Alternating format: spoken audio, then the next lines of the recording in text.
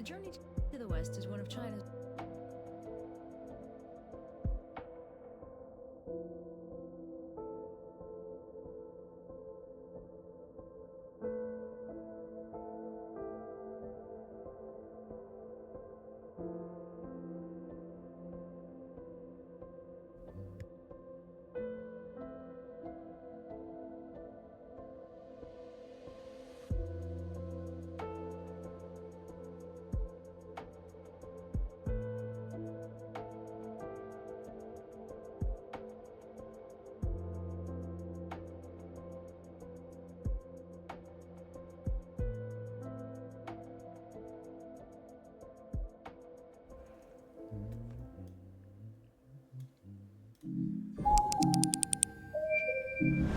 Good evening, ladies and gentlemen. My name is Jay, and you're very welcome to this lovely Monday new week. It's a fresh edition of Comfort the Titty, Steve for the personality.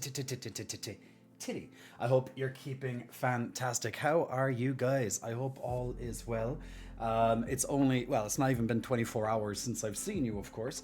So I'm sure everyone is keeping okay in the last 24, well, not even 24 hours. Now, it has been a big day in its own right, I suppose, for the world, in that, of course, it is the inauguration of the next US president, which is both a good and a bad thing. Maybe we will see certainly how the next 4 years plan out. So that's definitely something we're going to have to contend with. I'm sure there's going to be a hell of a lot of crazy policies and stuff signed in. I actually did watch the I did watch the speech because I was waiting to see would he say a particular thing during that, because otherwise I wouldn't really care, as in why do I want to watch it? But I was seeing would he mention a certain thing, but he didn't actually mention a certain thing. But from what I know, he's definitely going to be probably signing it in these executive orders, which I'll look into that. I'll read up on that later on or tomorrow or whatever. But yeah, I did actually watch it there earlier, and I've been just kind of getting a few things done. And right before this stream, I had another stream. Not that I was on the stream, but I participated because I was fielding it through the questions, through a moderation side of things. So that's why I was thinking I might be a little bit off. So I gave a kind of a rough approximation of, like, when I sent the message, I was like, okay, I'll give an extra like 15 minutes just in case, when I made the announcements today. For the stream, being like, okay, I'll give an extra 15 minutes just in case it might go on a little bit longer. But look, estimations are estimations. And then also, I was putting in the key into the door, and I turned said key in the lock, and then it snaps.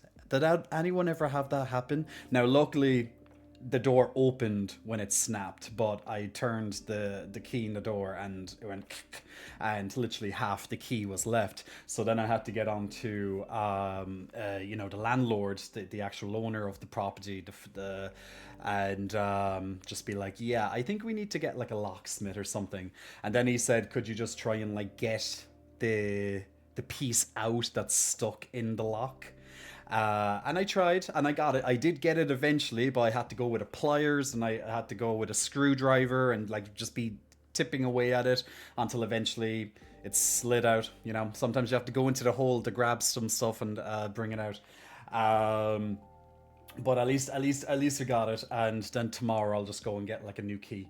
But I did mention to the landlord, being like, yeah, I think we're going to need to get a new lock eventually anyway, so just keep that in mind. because I was told by one of the housemates before that they were having a problem getting into the house, and this was ages ago, and I knew there was like, so the lock is a little bit like finicky. So yeah, I guess it was just a matter of time until something was going to happen with the lock. So yeah, it's like the lock just like broke the key in half. It's like, wow, that's interesting. I don't think that's happened to me before, or has it? I'm trying to remember, has that ever happened to me, that like you know, I put the key into the keyhole, turned it, and then the key breaks in half. I think it actually might have once before as well.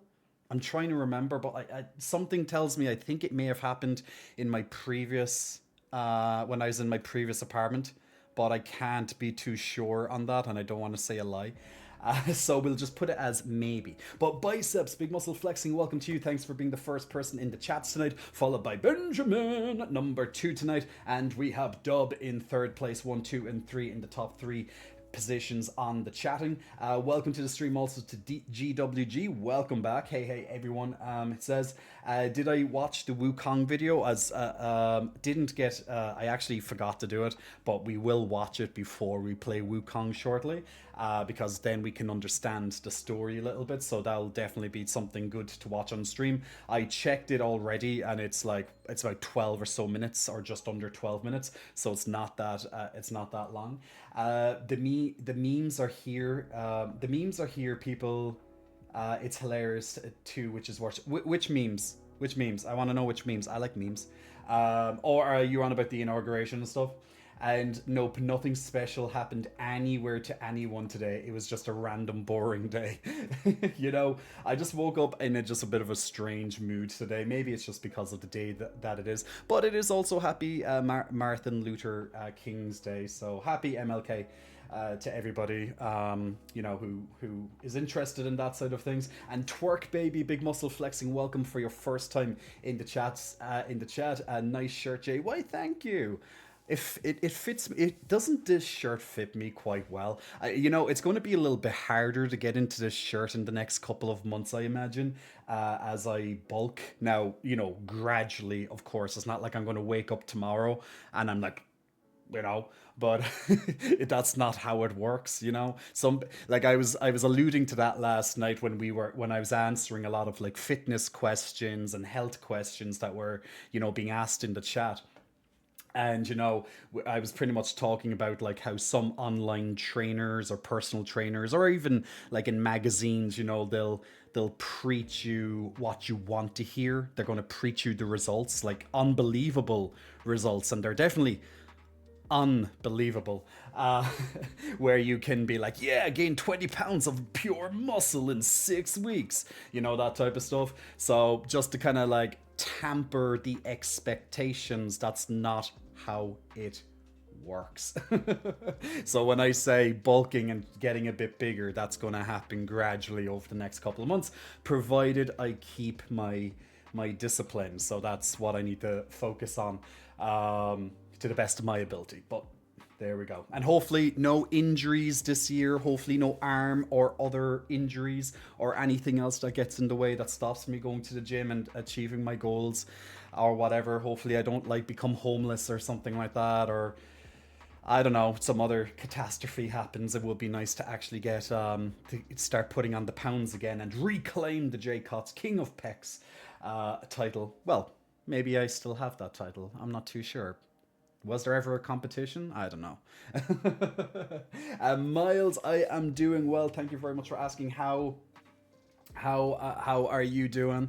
Welcome to the stream. Try WD-40 sprayed right into the keyhole in the lock. It might just be getting jammed from shite in there. You know what? I actually have WD-40 in with me, so I might do that. You know, I usually just spray it underneath my armpits because sometimes I get a little bit rusty and stuff. You know, if only that worked for humans, a little bit of WD-40 as well, just spray it in and we're back to good. But yeah, I'll definitely remember to do that. I'm actually, you know what I'm going to do? I'm going to put it right down in my notes right now, Dub, so I don't forget it. WD-40 on lock. There we go. WD-40 on lock. Thank you very much. So yeah, I'll do that just in case, because you know the last thing you want is spend unnecessary money. It's already a pain in the ass to have to travel to go to the locksmith tomorrow, but like, you know, that's just how it is. At least he's a good locksmith. I actually had to go to him before. It's not that far away, but still. It's going to be off the beaten path, so to speak. Cannabis asking for a sexy professor time. Let's get on the sexy professor. Let's become the sexy professor. We need to become the professor. And the only way to become a professor is to have glasses. Because now, this is my new outfit, guys. I am now the sexy professor. So yeah, we have sexy Professor J with glasses on now. So yay.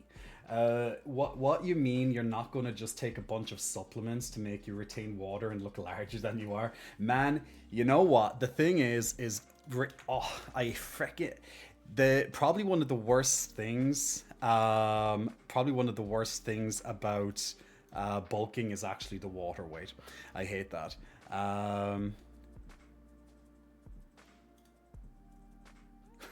Okay. Yeah, Ben, yeah, what you're, dear God. Yeah, I saw that outfit and stuff today. I was like, she's serving something all right indeed. All the memes about the inauguration. You know, when I open up X, literally the only meme that I keep seeing, and you probably already saw it, was Mark Zuckerberg. Like, just his eyes. His eyes were just staring down at someone's, I don't know who she is, but obviously, you know, down to someone's breasts. So there's that. That's literally the only meme that I keep seeing on X when I was looking earlier. But, you know, fair enough. And of course they're going to make a coin out of it, because of course they will. So just how it needs to be. Right? So, you know, look, people look, and, you know, you just catch them at the wrong at the wrong time, and there you go. It happens. It happens to anybody. Look at... You know, she looks like an attractive female, so, you know, can you really blame the guy just having a quick glance? The only meme I've seen so far about Melania was that she looked like the Joker from the 1989 Batman movie. She you know, it was just pretty much covering her eye line, so she could probably just stare and just like be in her own world. Which I can understand, because if you have to sit there and all the cameras are on you for ages, you know, I'm sure it's boring, and you know they're going to keep commenting anytime you do anything, right? So even if you're not sitting correctly or something like that, or you look in a way, or you give a glance or something, like, they'll pick up on that. So if I was Melania, I would probably would have worn some sort of veil or something, as if I was going to like a funeral. Just so, you know, you can't really see what I'm doing. That'd be good. Or else maybe I could put on one of those fake glasses so it looks like I'm actually awake, but I'm actually sleeping.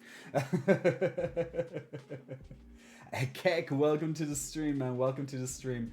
Does bulking increment? What do you mean increment? I'm not too sure what you mean by that, Biceps. Does bulking increment? Does bulking increase apnea? I'm not sure what you mean. Does it increment and does it increase apnea? You'll have to explain to me, because I really, or someone maybe who understands that, let me know, because unfortunately I cannot. I don't understand it. Oh, you're sick. Dad was sick and gave it to me. No. God damn it. Sorry to hear that, man. Hopefully you have a speedy recovery. But yeah, that's definitely not a fun time for anybody, right? Sleep apnea? Is that what you mean? Does bulking increase it? Well, yes, I guess technically it would, because one of the things about sleep apnea, if you think you have it, or if you do have it, or, you know, it definitely increases the chances that you're going to get sleep apnea. And the reason why I say that is typically because sleep apnea occurs generally in one of two ways. One being because you're overweight, so you have a lot of like excess fat, for example, that's being based around, you know, your respiratory system, and it's kind of clogging up that space, so it's making it harder to breathe. So when you lie down, for example, all that weight is pushing down on your organs and around this area in general, so there could be a bit of a collapse, you know. Obviously it can also occur depending on your jaw. your jaw position, or if there's anything wrong with your nose, or just the passage itself. And then another way on top of that is overweight, meaning having excess muscle, for example. So having excess muscle development in that area as well. So pretty much anywhere from your nose down to your lungs. It's kind of the same as fat, that when you lie down, it's going to start pressing down on you. And of course, Jay has quite a big chest. If just putting it out there, guys, like I have the twins, like they are, they're eye-catching, and that puts a lot of pressure, unfortunately. So people with a big chest, definitely it's going to increase their chances of having sleep apnea. Or if you have a wide neck, like one of the biggest things is if your neck is over 17 centimeters, I believe, that increases your chances of getting sleep apnea as well. So there are, like, it's just there's multiple different ways. Like you mightn't even have fat on you, or very little fat, and you might be quite thin and stuff, and you still will have sleep apnea. But that, as I said, the other one of the possibilities is because it could be because of your jaw, just how your jaw is positioned, and it's kind of not giving, it's not allowing your body to properly breathe when you're lying down, of course, and when you're sleeping. Or it could be something to do from the nasal cavity downwards. So there's a couple of different ways that you might get sleep apnea, but I suppose the main way would be a weight issue, whether that's muscular or actual adipose tissue fat. So that's why, generally speaking, if you're overweight, you have and when I say overweight, I'm also mentioning if you have a lot of muscle. Like if you weigh more than, let's say, what's considered healthy or recommended for your, let's say, your height and stuff like that. Like, when you go to the doctor, and if they ever measure you, they're going to do it on their idea of what is, healthy and whatever, even though I don't like that particular index. Because anytime I go on that index, I'm always overweight, even though obviously I'm not overweight, but according to that index I am. So,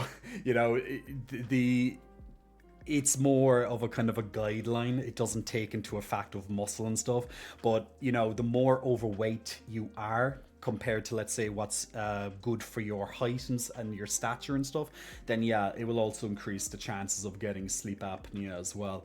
But there are breakthroughs.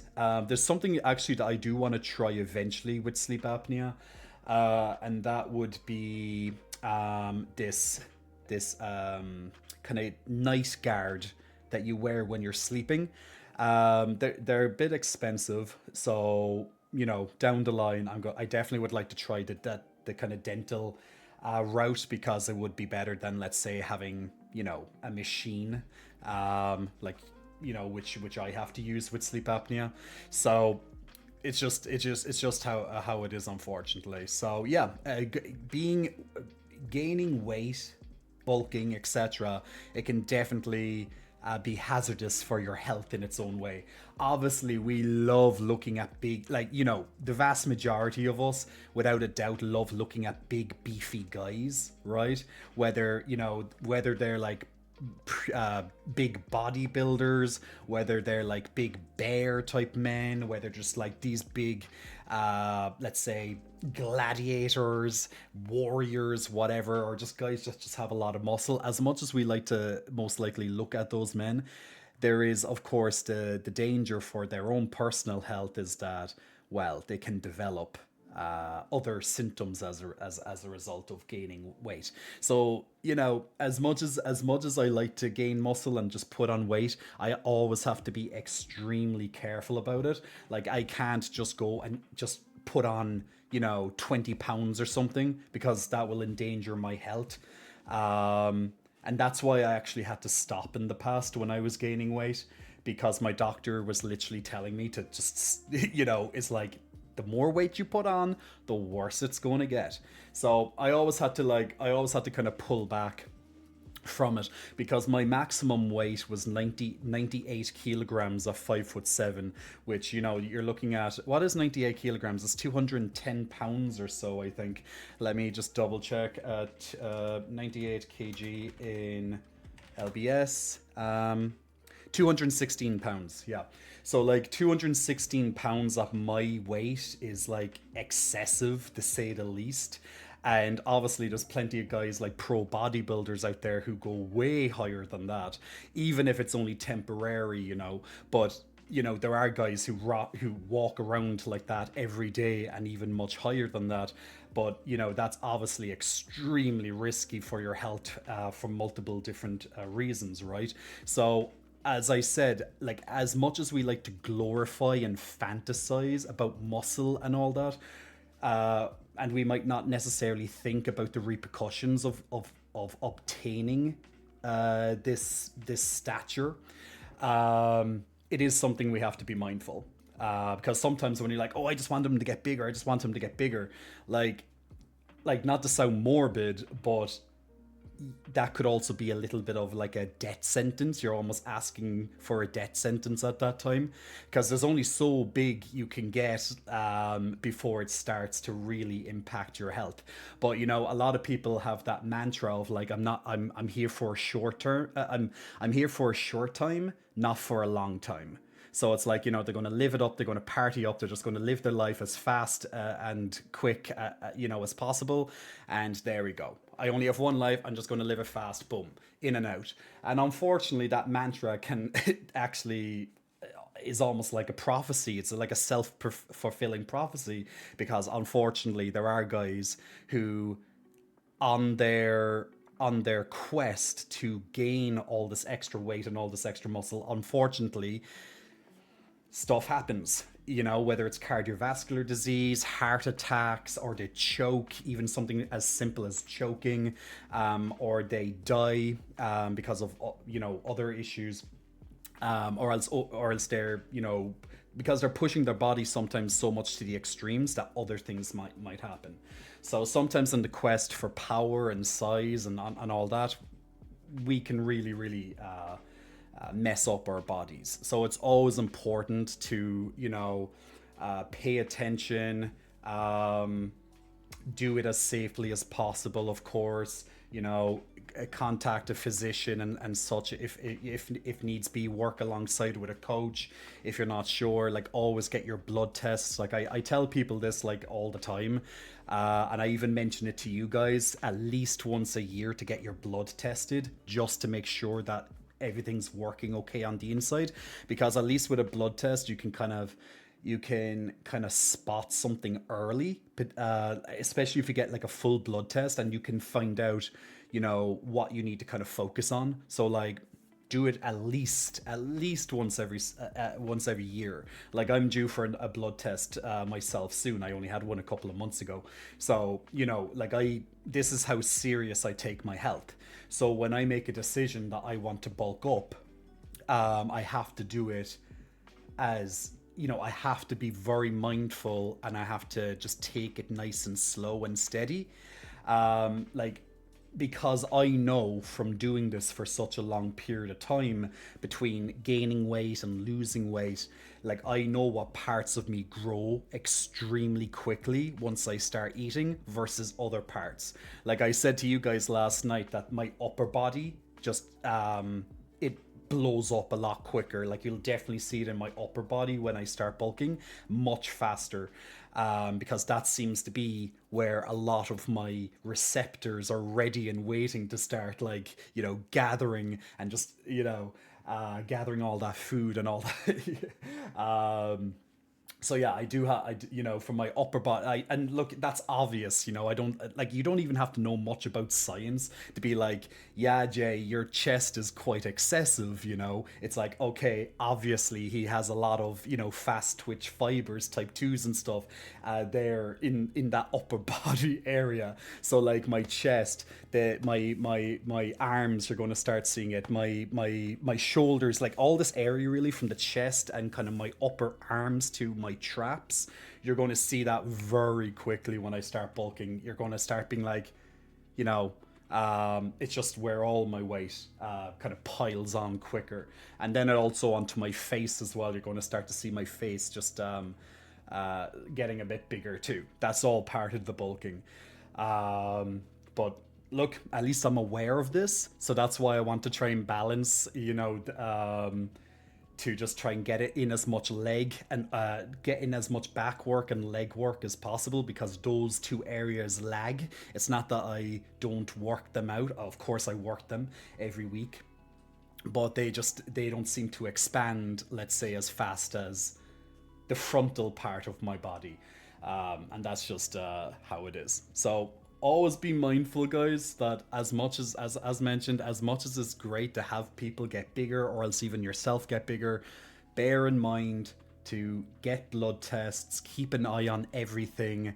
Don't overeat all the time, like eat what you're kind of meant to eat. Get a calculator, watch it, take down notes, do your weighing scales 3 times a week, get the average of each of those weigh-ins, do it at the same time. Let's say Monday, Wednesday, Friday or something, same time every day. Average those 3. Look in the mirror when people are maybe commenting to you, oh, did you get bigger, or oh, did you lose weight? It might not just be like a nice compliment, let's say, because you know how it is. It could actually, when people are kind of noticing it, they might notice it before you do. So there you go. Don't always just believe and trust a weighing scale. Sometimes just your own eyes in the mirror is more than enough, or else even other people might notice it. It's just these are all parts of it. Mojito Moan, Big Muscle Flexing, welcome to you. Thanks for pressing the follow button. Native, welcome back, guys. Guys like Nick Pullos and Jay Cottz, you mean? Yes, guys like Nick, and then last night we were going to raid Matteo, like me, Matteo, Nick, and all that, and now just me saying those 3 words, Dub is like, nice. Dub is now just kind of being like, I wonder what would happen if Jay, Matteo, and Nick were in the same room together. It's like it's like, yes, this will be a very nice time, I think. So yeah, who knows, maybe it will happen that we'll be in the same room at one point or another. Now Nick, of course, like me and Matteo, we're about the same height and such, quite similar builds as well. Actually, he'd be a bit bigger because he does a bit more of the bodybuilding side of things. He's more thick, goddamn Latino genetics. But then you have Nick, of course, and Nick would tower well above us, because Nick is like 6'3" or something like that, and he's just like huge. So Nick could be in the middle, and me and Matteo will be out to the sides, and just he can just put his hands on top of our heads and just be like, yeah. We're just gonna be like 2 little things next to him. He's just so tall. We need to take blood tests every 3 months. The reason is definitely to check my normal stuff like iron and such, says Nato. Yeah, like especially if you have deficiencies, like if you're aware that you have certain deficiencies in your body, yeah, you're probably all like, even your doctor might schedule regular blood tests for you to go to. You'd play video games. What else would you do? Well, we would play video games, and then we would have pillow fights in our underwear. That would be, there's a thought, I think. Yes. So that would be nice. Or maybe we can just like play around in like the mud. Maybe do a bit of wrestling in the mud. Why not? Prime, are you happy with that? Oh, Prime is sniffing the copium right now. It sounds like I've thought about this before. Not really, actually. I'm just good at thinking on my feet. Bedroom gladiators, yeah, exactly. Gladiators, attack, or whatever. What was it? Gladiators ready. Yeah. 3, 2, 1, and then it's like fight, or is it go, or whatever. Actually, I think it's just 3, 2, 1, and then it's just like the foghorn or whatever. It's like and then it just goes.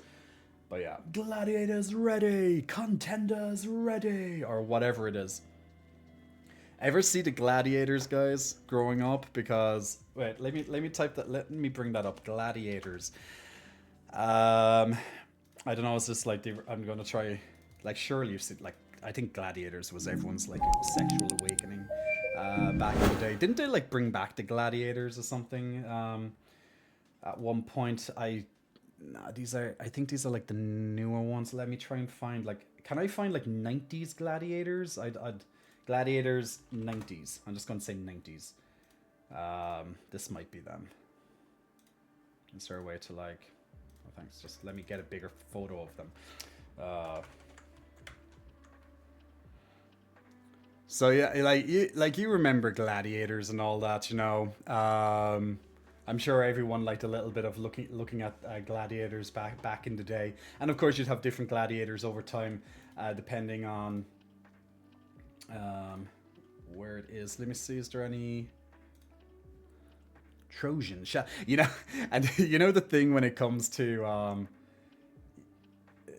no, I don't want to allow ads. Leave me alone. There's a reason why I don't put ads. Um, Wait, no, I'm clicking on the Daily Mail again, so it's going to do the same thing. You know, like when it comes to it as well, they have all these, you know, their own names. Yeah, like right now, like in this picture, it's like including Gold, Siren, Rocket, Fox, Can, Wolf, Warrior, Hunter, Cobra, Rhino, Ace, Lighting, Falcon. It's like, you know, they're just superhero names or something like that, you know? Rebel, Rio, Vogue. It's just, they have their own little gladiator's name, and then, yeah, it's fun times. You can roleplay Star Wars with lightsabers. That's true, we could use our lightsabers. That sounds fun. I enjoyed watching it. I really enjoyed watching it when I was younger. Yeah, the amount of sexual and nerdy things that will be happening. Oh, plenty. See whose tits are bigger. That yeah, there might be some measuring contests going on. Absolutely, you know, a little bit of inspections. It was always funny to watch them smack people off in those obstacle courses. Yeah, yeah. Like you know, you're always kind of, I suppose you're always rooting for the contenders, but at the same time, you just love when the gladiators win. But you know, it's nice when they're finally showing up every so often. Like this, I think this show probably came out there. You know, again, it was probably re-released not too long ago. You know, surely. I don't think. I think it was re-released. It wasn't just in the '90s. Um, I don't know. What would I say? Gladiators. Oh, 2024. Okay. Okay, so it actually, okay, they actually did bring it back. Ooh, who are you? Ooh, who are you? Let me see the cast of 2024. So, brand new home on the BBC. Okay, let me zoom in. Let's have a look at the gladiators of 2024. Um, you can tell.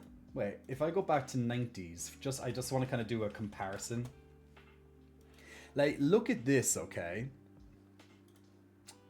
Like, look at how it is here. Look how real they look. Now, this is 90s, obviously, okay? So, like, there's not really much, like, editing, let's say, or making them look as appealing as possible. You know, there would be very, very little. Like, probably they got like a little bit of. They may have had a little bit of a pump, maybe a little bit of whatever beforehand to help with the cameras or whatever. So, like, you can remember the '90s, and you know, this would be a lot more of a real representation of what a human would look like. Yeah, like pretty similar. Whereas, look at this. Like, what the fuck is that? Like, no offense to any of these people, but none of them look real.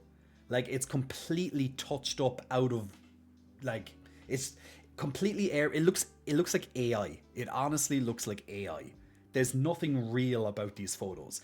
Are these people real? Well, yes, because we saw that they were real. I suppose in the TV show, but it's complete. They look like AI. Like, literally, someone could type into probably like Chat GPT or whatever and be like, yeah, put, I don't know, whatever, 12, 15, you know, gladiators, blah blah blah, blah, and this will be probably something that the AI would draw, you know. but none of this looks real. It's just completely like airbrush and it just looks too, let's say, perfect. Like, I don't like this photo at all. I don't think this is really representative of anything. I think this is just, this isn't appealing. As simple as that. As I said, no offense to any of these people. I'm not like judging their looks, just, you know, just in case people are like, this isn't appealing, who the fuck is he to say that? That's not my point, okay? Just in case someone's just coming into the chat and I'm like, none of these are appealing. I'm just on about that they don't look real because the airbrushing or any Photoshop, or it just looks like AI. It just does not look real. In comparison, as mentioned, this, which is in the 90s.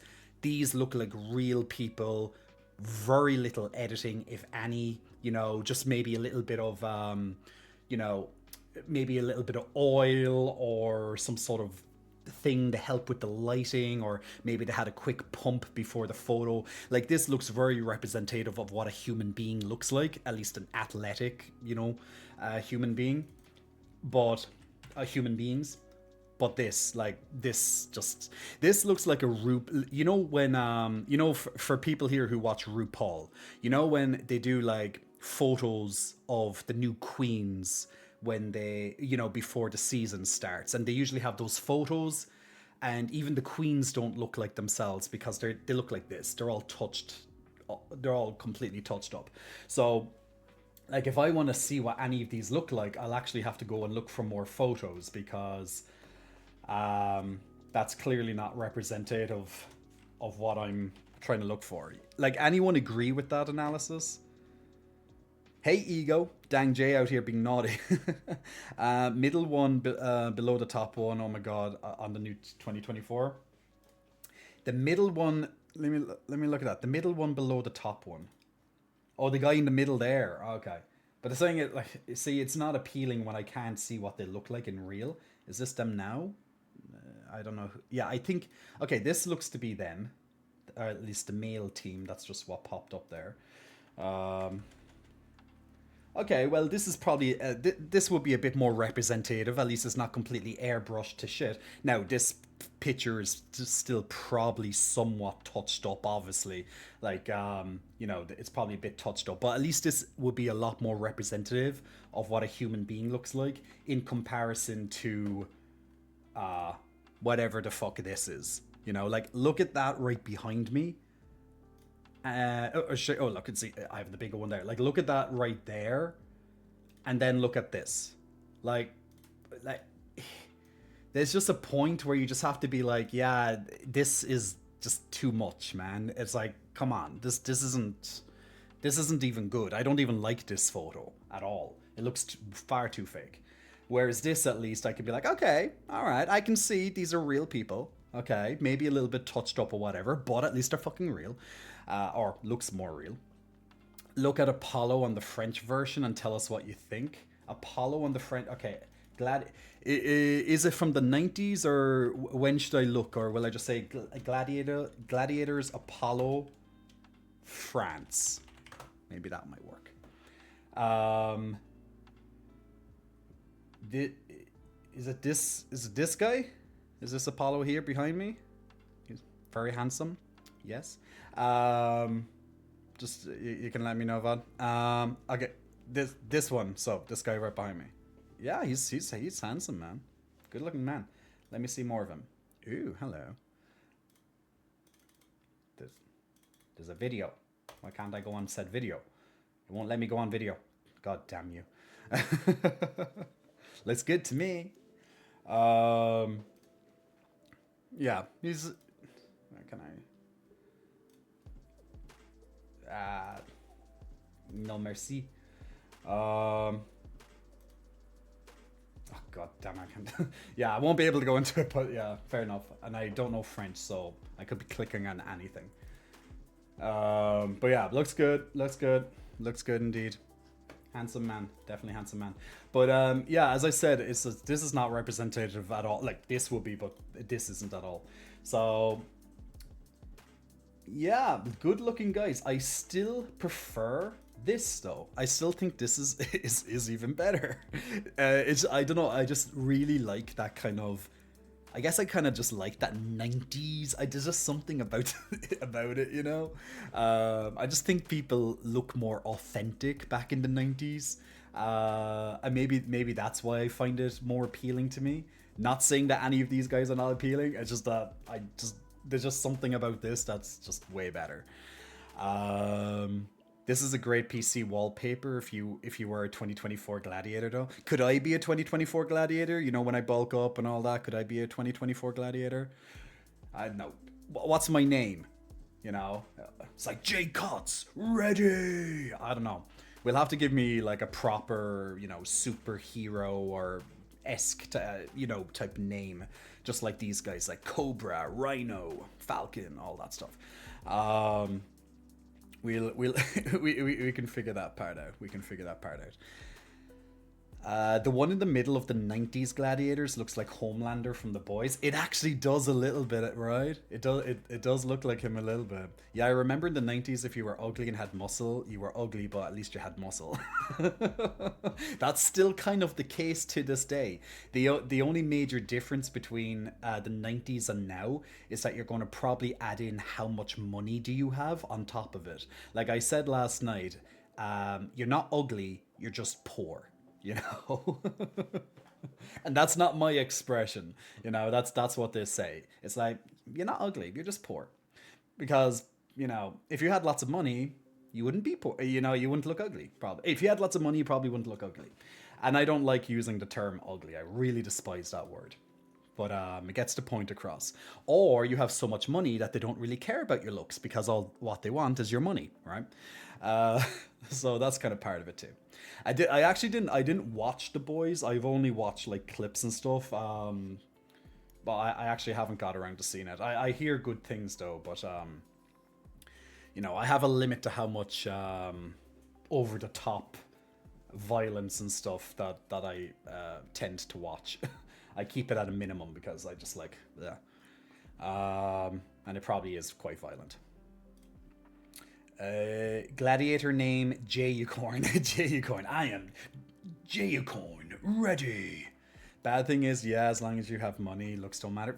There you go. Not as important as, yeah. Greetings from Russia, sexy boy. Maverin, welcome to the stream. So there we go. God, do you know what? I hate when I put on the glasses and I have that little mark by the side of my nose. I wish there was a way to kind of get rid of that. Does anyone here have glasses? And is that nose a good way to get rid of that mark? Like, when you put on sunglasses and it's a long time and then you see that mark that'll, or is it just me? Nah, everyone gets that kind of mark, right? But is there a way to actually get rid of that mark? I never actually looked it up. How to get rid of mark from glasses. It's just, yeah, pain in the ass. But yeah, it's like anything that kind of sticks onto your nose, really, it's going to leave a bit of a mark, right? Yeah, I think contacts. Well, yeah. Well, I'm not going putting in contacts just anytime someone goes sexy professor. Okay, guys, one sec. I'm going to put in contacts. I don't wear glasses anyway. Well, only if my eyes get extremely tired after looking at the screen for hours and hours. It's more to kind of help me prevent eye strain. You have the same thing. I think we all probably have the same thing. Just joshing. Hey, just joshing. How's everything, man? Getting the H2. Oh yeah. And then just joshing, asking for a pec flex as well. We'll get that done for you, man. But yeah, there's the gladiator, and that's always a good thing. So yeah, there's bulking. Literally coming from talking about bulking, then talking about sleep apnea, blood tests, gladiators. You never know what topic is going to come up on the stream. Now tonight we're going to be looking at before we play Black Myth Wukong tonight, we're going to watch a little bit of a story that kind of talks to us about the overall story of Wukong from Journey to the West that Dub actually sent me. Now it's only part one, and I think that will be probably enough for now anyway. I don't know how many parts that is, Dub, but there's it's over There's over more than one episode of it, so but we'll definitely give it a watch. It's only 12 minutes, so we can watch it just so we can get a little bit into the story, since it is based on that story.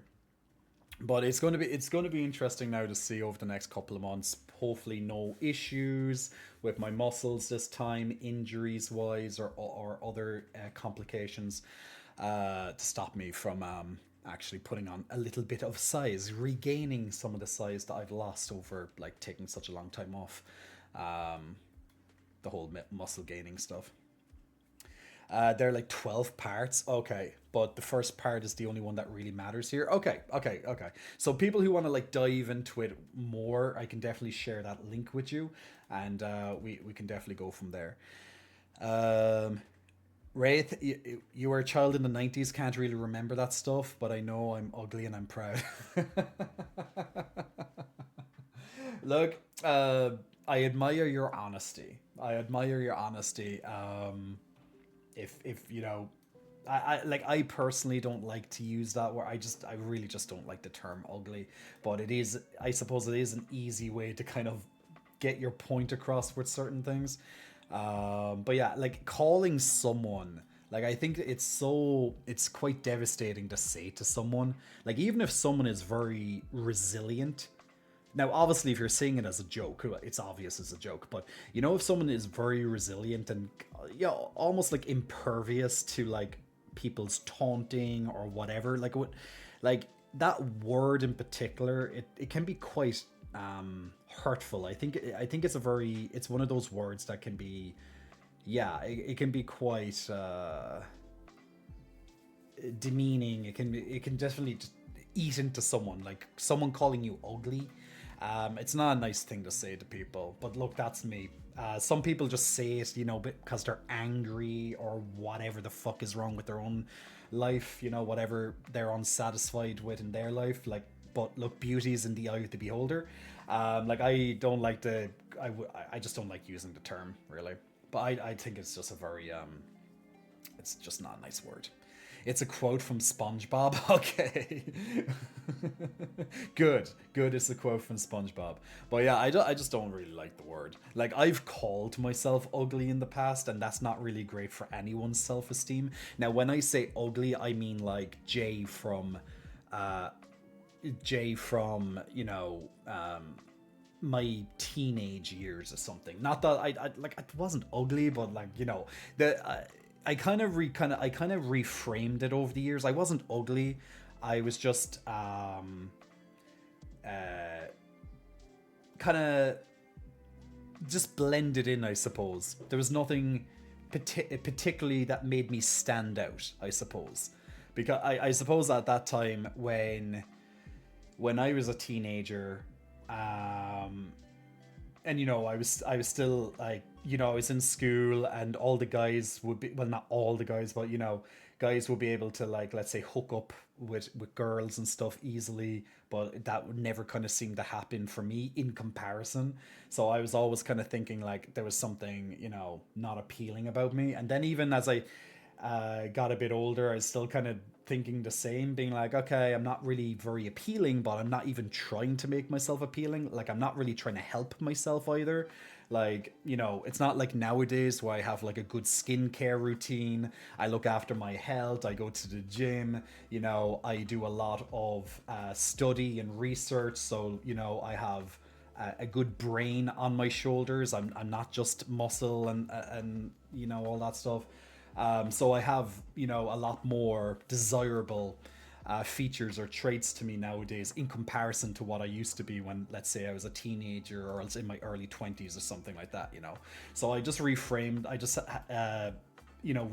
it from there, being like, okay, if I think that I'm not appealing to people and I'd like to be more appealing to people, what can I do? That will also obviously benefit myself. I'm not just doing it so I'm more appealing to people, but it's like, okay, what can I do to improve myself? So these would be kind of things that I would have asked myself, and obviously over time I would have added to that list over time, being like, okay, I want to improve this, I want to improve that, for myself. Because when you're happy within yourself, you definitely will look more appealing like your energy will definitely like call people to you, you know? Like energy is infectious.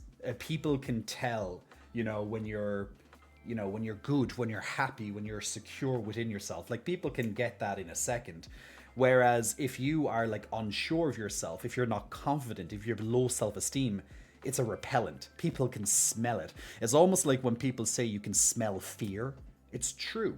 Like, you know, you can just you just sense it. You can tell that someone is afraid. You can tell when someone is, you know, uh, not confident and whatnot. Like especially if you're like keyed into people. Like I'm very good at reading people's energy. I'm very good at looking at reading people's body language and stuff. So you can definitely tell when someone is full of shit. And they're just pretending, or when someone is definitely not confident, or versus when someone is really secure within themselves. Like, it's a very, very different vibe. And I think, the more secure and the happier you feel about yourself, definitely people are just going to like gravitate, in your direction. Large banana, confidence breeds confidence underneath all the hang-ups and neurosis.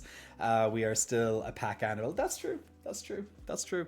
Like we can definitely we can definitely pick up on all that stuff. It really does. And like what is confidence anyway? Like confidence is something that you build. You can't just wake up and be like, okay, today I'm confident.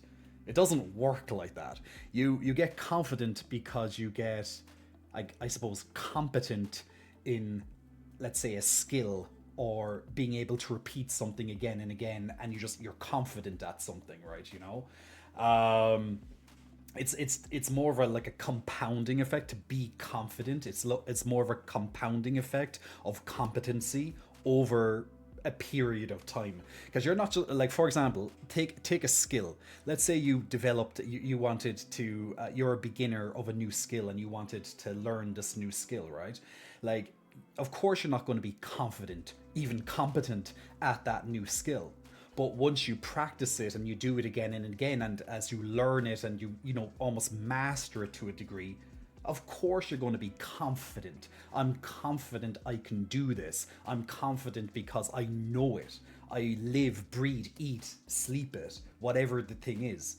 Like not only are you competent at it, but you're confident. So I honestly believe that confidence is a result of just stacking all these different competencies. Because when you're not confident, it's going to show. Like, you could be a confident person, but when it comes to certain things that you're not, maybe you don't know much about, you're going to start to maybe back away a little bit. You're going to become maybe a little bit more shy and stuff.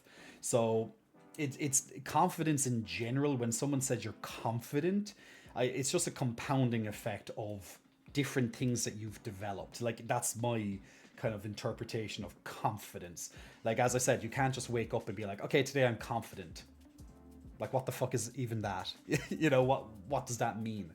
If someone says, oh, he looks confident, that's because he's practiced. He's probably looks confident because he's done whatever it is that you think he's confident, that's given you that aura about him, that idea about him. He's done it so many times.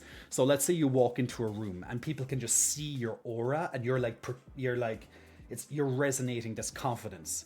It's because you're comfortable probably being in these situations. Now, you could probably mask it to a degree, of course, but like it will definitely reveal itself. Like, let's say I walked into a room full of people, and I just, because I was confident at, let's say, socializing, or else maybe whatever these functions, these meetings, whatever it is, these meet and greets, or whatever this thing is. Like, if I'm confident, I'm going to portray that confidence. Like, I could be confident when I'm alone and just doing one-on-ones. I could be completely different when I'm in a group of people then. Or let's say if I have to give a speech, and I'm up on the stage. Like, I could be shit at speeches. I'm not going to be confident within myself. I could try my best to give myself and be like, you can do this, you can do this. I can really try and hype myself up. pump myself to being able to do this. But in reality, I'll be confident on stage more so the more I practice it. So the more I'm good at public speaking, let's say, the more confidence I'm going to exude when I'm on the stage.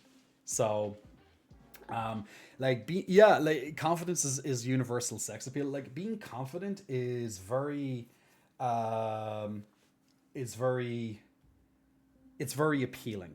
It is very appealing. um like there is a little,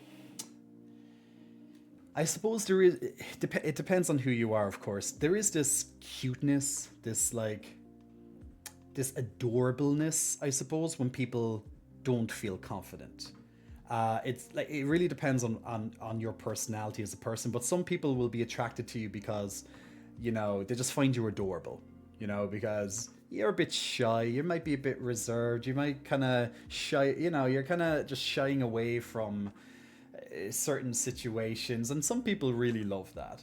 Whereas the guy who's exuding this confidence and stuff, maybe they'll feel a little bit like, okay, he's not on my level, or okay, that's not, my thing, or whatever. Like they might gravitate to the guy that's, just this kind of awkward, shy guy.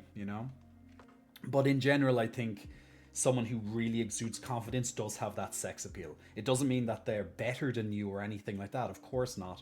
But when you see someone's confident, it's infectious. You like really get enamored by that person. At least definitely I do, and I've seen it so many times. It's like, when you admire like a celebrity, or maybe someone who's in charge of something, and when they walk into a room, like all eyes are on them, or people are like commenting like, wow, look at him, and oh what. It might not necessarily be because of his looks or whatever, or her or whatever, but it could literally just be because of what they're showing, what they're bringing out there. So confidence, it's something you build. You don't just wake up and you're confident. That makes sense. In order to do something for myself, I finally want to start eating better, and later lose a bit of weight too. That's great. Like as a result of eating better, your definition of eating better, of course, you will automatically lose weight because of those choices. Like if you're gaining weight, if you're gaining too much fat, for example, yes, of course there are like internal issues, like you might have problems, of course, like a thyroid and stuff like that, like issues that literally will make you gain weight faster, la la la. Of course, there's that side of it, but the vast majority of the time, outside of those health issues where things aren't quite working the way they should be, um, outside of those issues, realistically, people gain fat because of bad choices. Um, Now, maybe you want to gain fat. That's different. But like, sometimes people just look, and one day they just like, how the hell did this come? Like, how the hell did I like? Where did this belly come from? Like, where did these 20 or 30 extra pounds come from? It's a culmination of bad choices, you know? And it's the only way you can realistically look at it. Like, to get yourself out of the victim side of things and being like, okay, how did I get here? Because I didn't make good choices for my health. Okay, let's dive into that further. Let's talk about the bad choices. Okay, instead of eating this, and this, the stuff that would be recommended and been good for me, let's say, I continuously allowed myself to indulge on X, Y, and Z, which I know are not so good for my health. It's a culmination of those choices. And then other times it's like, oh, I'm being too lazy, I stay sitting down all day, I don't go out and exercise, I don't even take walks, for example. I just, I'm sat down at my job every day, desk job, whatever, and when I get home I lie down on the couch all evening.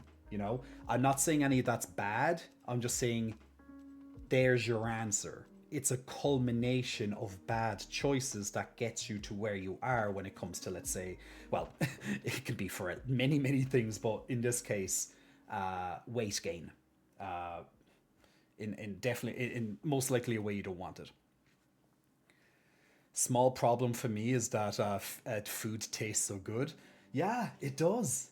I fucking love food, man. I love food. Like my brother, my brother always says to me, "It's like Jay, if you didn't work out, you'd be fat as fuck." That's literally what he says to me. If I didn't work out, I'd be fat as fuck, and he's it's true. I would be fat as fuck. Because I'm just like yum, yum, yum, yum, yum, yum. I will eat and I will eat. Now, right, like at least I used to when I was living with my brother. But you know, when you start living on your own and you kind of I definitely regulated things better. But I can easily overeat.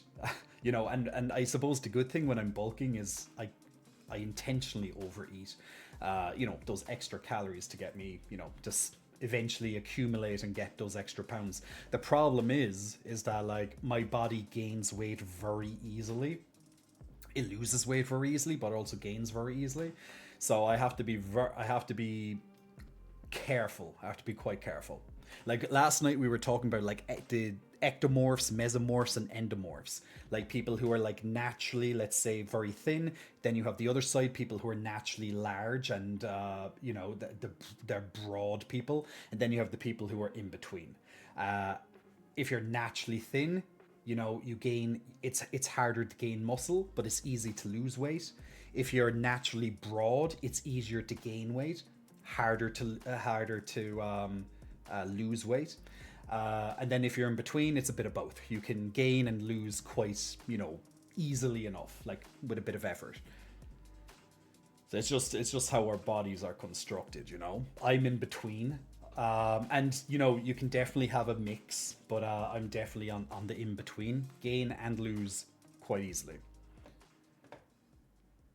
For example, I also put on weight through medication. Yeah, like medication definitely, like there are medications out there that one of their side effects is that you might, you know, it might affect your appetite, for example.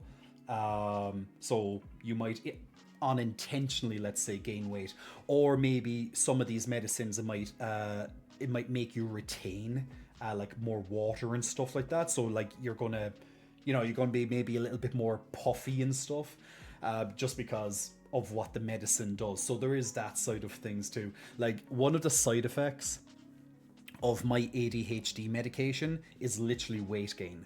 So anytime, like I have an appointment, it's this week. I have to check my calendar. I think it's this week. Like I have my appointment with my ADHD doctor this week, and like one of the questions that they'll always ask me near the start, like it's one of the first questions they're going to ask me, how is your weight? Have you noticed any extra weight gain? You know, it's just part of that medication for me too. So um, it's a side effect. It's definitely a side effect. But I also want to do something good for my body, and if I cook healthy, if I cook healthy food, the boyfriend automatically eats healthy too. Yeah, like strength in numbers, strength in numbers. Like let's say now if you're in a relationship, guys, and if you both decide you want to get fit together, or you want to gain weight together, or whatever it is, be healthy together. Um, you're doubling your chances, and one of the main reasons for that is because you're being accountable to each other. Like last week when we had the stream and I was talking about goal setting for the year ahead, like one of the points within that was having someone to hold you accountable, you know, like making sure that you actually do your goals and stuff. And that's one of the reasons why that if strength in numbers is kind of like the herd mentality, that if you say that, okay, this year I'm gonna, you know, we're gonna, okay, you're going to say to your boyfriend, for example, okay, we're getting up every morning, that, well, whatever mornings we're going to the gym, and we're going to the gym together. We're going to have this breakfast together. We're going to the gym together, and we're going to look after our diets together. Like, you're going to have a much better uh, uh, chance of success if you're working on it together. Whereas, let's say you're in a relationship and one of you are eating healthy, let's say, or one of you are trying to gain weight and the other one, let's say, is trying to lose weight. You know, you're both being healthy. Like one maybe wants to put on a lot of muscle, one wants to lose a bit of fat, or they're trying to tone up. You know, maybe they're already muscular and they just want to, you know, it's going to be, they're going to obviously encourage each other because they're both doing something in that realm, but it's opposite at the same time. So it might start, it might affect the overall results, because you're going to come home and one of you are going to be like piling in all these extra calories because you want to gain weight, right? And then the other one is like they're eating their, you know, their salad or whatever. It's not conducive to the overall effect. Now, that doesn't mean that it can't happen. It's just, it's a lot easier when two of you are on the same page, being like, okay, we're going to do this together. We're going to lose weight together. We're going to go out exercising together. We're going, whatever it is, we're going studying together. We're going to work together on this thing. You know, there's just that strength in numbers, and it's the accountability effect of it. Beautiful in Blue. Hey, Terrificatory. Beautiful in Blue. Oh my god. Beautiful in Blue could be the gay answer in Pretty in Pink. I'm gonna need to get writing. Terrificatory, get writing, man. I want a full thesis on Beautiful in Blue. Go. You have like 3 hours to do it. I want it by the end of the stream. Go. Large Banana. Do you also have the fun of being told your BMI is too high? Yes.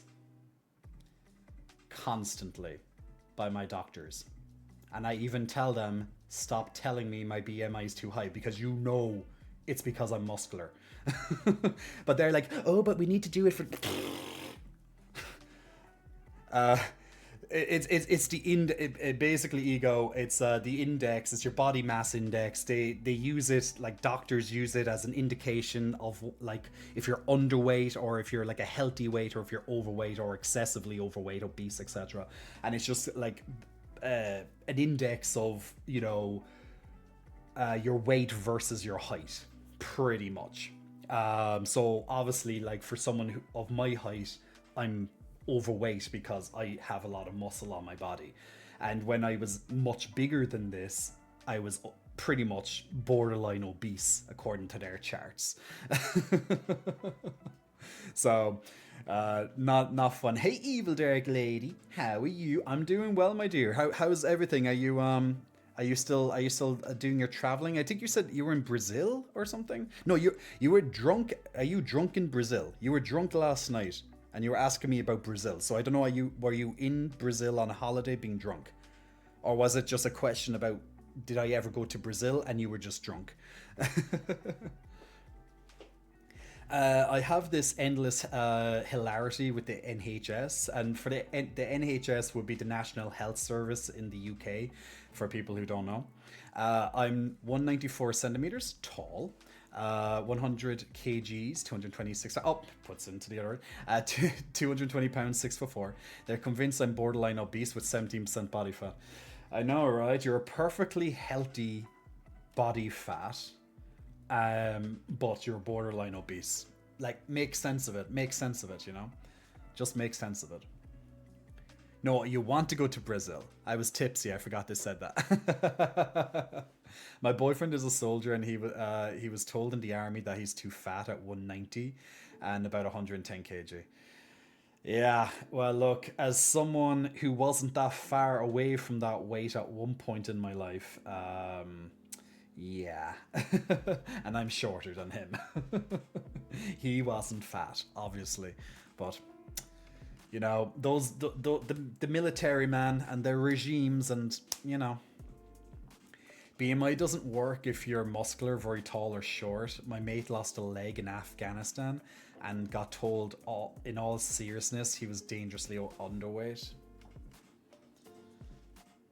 Yeah, let that sink in. It's like, is it because I'm missing a limb by any chance? Like, I'm literally like missing something that could be a large portion of my overall weight. Like, a leg can be quite heavy. You know what? Like, how could a doctor just literally look at him and be like, "You're dangerously underweight," according to the BMI? It's like, yeah, I have one fucking leg. But yeah, man, not a great system to kind of live and die by. It's good for like it's good for like what I suppose it's adequate for what they need it for, but it's not a great reference. You're dangerously underweight. I'm missing 30% of my body mass. Yeah, exactly. So that's those are a couple of things just to kind of keep in mind when it comes to weight gain, and like we went into the world of confidence there and how I see it and all that. So we went on a little bit of a journey there. But speaking of journeys, we are going to start looking at Journey to the West. We're watching it's just under 12 minutes in duration, so it's going to tell us about the most important part of the Journey to the West, which is what Wukong is based upon, and it's going to be talking about the Monkey King. So let's have a look at that, because that will lead us nicely then into Wukong itself. Let me just finish off your comments though before we do that. I never try to stress weight too much, only because I'm used to being active and working out. BMI was invented by a French statistician. I'm just going to say he was a statistic person. It doesn't. It's fuck it. Can't say that word, man. I just can't say it. Statist. Nah, I'm not even fucking trying. It's one of those words that I find difficult to say. It just when I say it, it just doesn't sound right. So I'm convinced I'm not sounding it right. And then when I try and say it again, I just get tongue tied, and then I'm just like I get like frustrated that I can't say it. So I'm gonna have to like break it down. Yeah, annoying math person, exactly. I'm gonna have to break it down until I get used to saying it. So then I can confidently be like, man who does statistics. Just in that format. In the 19th century, he was trying to determine the literal average Frenchman. Goddamn French. Uh, it was only intended as an easy way to combine height and weight data. It sounds like a. I think the science versus the common use of the word is always interesting. The Rock may be technically obese, but I wouldn't see him as obese. Yeah, exactly. I still have to find my sport. I was in the gym for a long time, and because of the weight training, my immune system was down, chronically ill, and I was sick all the time because of the gym and all of the germs there. Well, look, like any like to be fair, sports and gym, it's full of germs. Like at least contact sports. So yeah, maybe try and find maybe a sport that you're just not in contact with people. Maybe something like tennis or something, because the other or something that involves just being away from the other player, right? Because at least with tennis, you get, just as an example, at least with tennis, you're on one side of the court, so you're far away. It's your own racket. The only thing would be the ball that could get a bit, you know, that could get some germs on it, I suppose. But look, can't be perfect. Maybe you can wear gloves if it's really, really, needed. And also, there's a lot of running involved, back and forth. Like doing even just a couple of minutes of tennis is fucking is a lot of cardio. So just an idea. Poke people with a long stick would be a nice sport. Do you just like sit down and just poke them with the stick? Be like, hey, you move, go over there, do it. It's like what it's speaking of tennis once again. You know those the referees, whatever they're called. Yeah, the referees. They usually sit they usually sit high up so they can easily like see whatever is happening on the court. You could literally be one of those referees with the whistle, and you're just literally there with a long stick, and you just poke the other players when they make a mistake. There, that's probably a job, or else it's even like a lifeguard. You know, just the only thing with a lifeguard, you can't just like poke someone who's drowning. You kind of have to dive in and help them. So yeah, let's go back. Let's go back to the tennis idea. That sounds that sounds more something you can do with a stick. But yeah, poking someone who's drowning probably isn't a great idea. Yeah, I think that's frowned upon. You know, it's like, why did he drown? Well, he was, I just poked him with a stick while, kind of didn't really help. Just sat there and, yeah. Hey, you, stop drowning. Yeah, stop drowning. Swim better, you. Float. Would swimming be a good recommendation? Recommendation for what? Oh, as in like, yeah.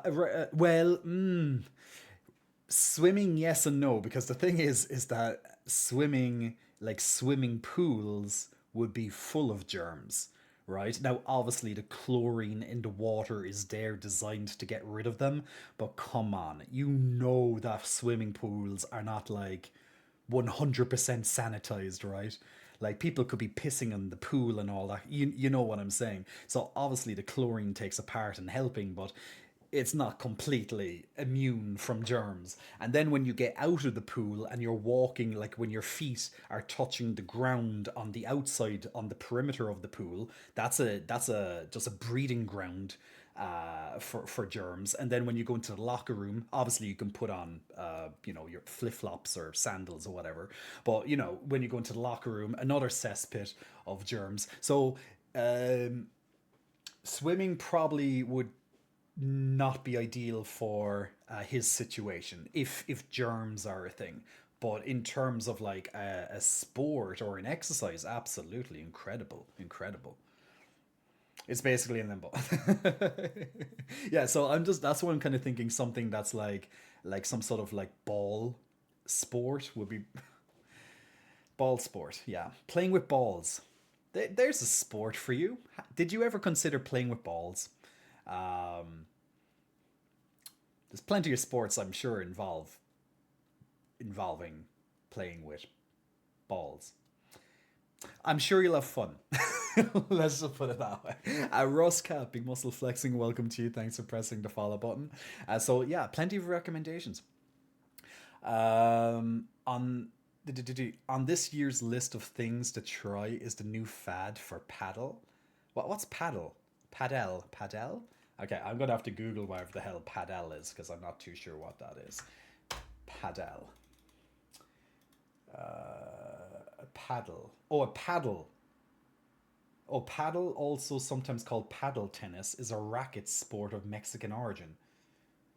Isn't that just tennis? Like you have a racket, or is it if it's like one of those paddle? Is it like badminton or something? The main differences are that the main differences is that the court has walls and the balls can be played off them. Pretty much balls to the wall. Okay. In a similar way as the game squash. Huh. But they have stringless bats. Okay, so it's very similar to squash, but you have this paddle instead of that. Yeah, it's pretty much the same thing. You just have a slightly different device. Yeah. And there's probably like different rules and whatever, but yeah, it seems to be very similar to squash.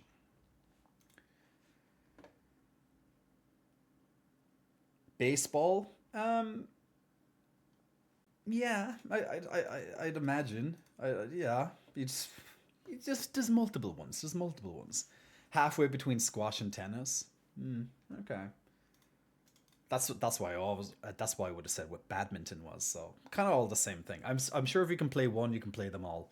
Just you know, the problem is also that I live in a village and the nearest big town is a good 2 hours away. Jesus, that you're quite remote. So I had also thought about yoga or something. Well, yeah, yeah, yoga is really good. Or simply going for walks. Why not do both? My body doesn't react well to stress or excitement.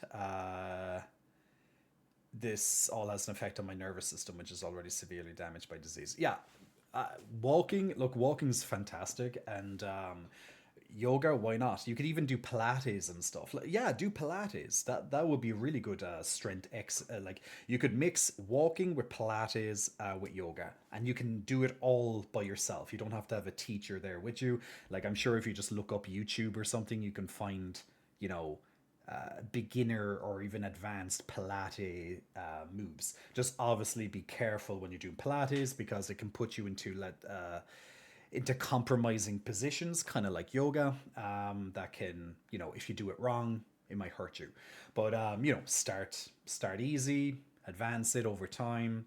But yeah, like a mixture of Pilates and walking and yoga. Why not? That sounds like a good mix, especially considering your remote. Even like home workouts, even just using your body weight, that would be a good one. Calisthenics, exactly, which would be exactly that. Parallel bars, yeah. So like all of that stuff would be good. Anyway, so let's move on. Let's move on from there. Let's have a look at this journey to the west. As I said, it's only 12 minutes at this part. Obviously, guys, you can continue chatting about that in the background, but I'm just going to forward the stream a little bit, so we get one thing off my agenda, one thing at a time, and then we can play Wukong as well. To the West is one of China's 4 great classical novels. let me It's an get- ancient allegory for enlightenment, and it's approximately 2,000 pages long. As such, it's not exactly a text I could easily summarize in a single video of rational length. Anyway, Okay, The she's a Journey bit to the West is fast, but packed I full of guess, symbolism, dense literary context, and some majorly influential characters. And it's widely agreed upon that the most memorable of these characters is Sun Wukong, the mischievous Monkey King. Sun Wukong's most famous mark on the modern world is probably Dragon Ball's Son Goku, a character specifically designed to emulate the abilities, appearance, and She overall speaks very impulsive fast, doesn't goofiness of she? the original Monkey King. But Sun Wukong's influence is far from being restricted to anime. that's how she Stories can based get on the done so character's fast. exploits have appeared in almost every form of media, which is why it might come as a surprise to learn that he isn't the main character in The Journey to the West. That honor belongs to the monk Xuanzang, a character so vital to the plot that we don't even know he exists for the first 7 chapters, which are instead devoted exclusively to the life of Sun Wukong and how he made it his mission to single-handedly piss off every deity in all 3 of China's major religions. Now, I am nothing if not faithful to my source material, so in keeping with the structure of the text, this first video will be covering the history of Sun Wukong, and then in later videos, we'll see about actually getting to the rest of the not inconsiderable length of this text. So our story begins on Flower Fruit Mountain, an island paradise full of dragons, magic birds, immortal peach trees, and one really big rock. Allow me to direct your attention to this rock, as it is about to perform a magic trick. Ta-da! The rock splits in half, revealing another rock! But this rock is special. It's actually a rock egg, no, not that one, and it appears to have inherited the magic prowess of its daddy rock, as it scarcely existed for more than a minute before it abruptly transforms into a stone monkey. Now, this monkey may have spontaneously generated barely 3 seconds prior, but he already knows his manners, so he bows to the 4 cardinal directions, and in the process inadvertently activates his laser eyes, which cause quite a disturbance when they shoot all the way into the palace of the Jade Emperor, the head honcho of heaven himself. So the stone monkey hangs out with a friendly population of not stone monkeys who one day decide to follow their favorite river up to its source, whereupon they find that it comes, unsurprisingly, from a big fancy waterfall. So all the monkeys are like, oh man, if only one of us were impulsive enough to jump into the waterfall and see what happens, we'd make him the Monkey King. And the stone monkey is like, did somebody say impulsive?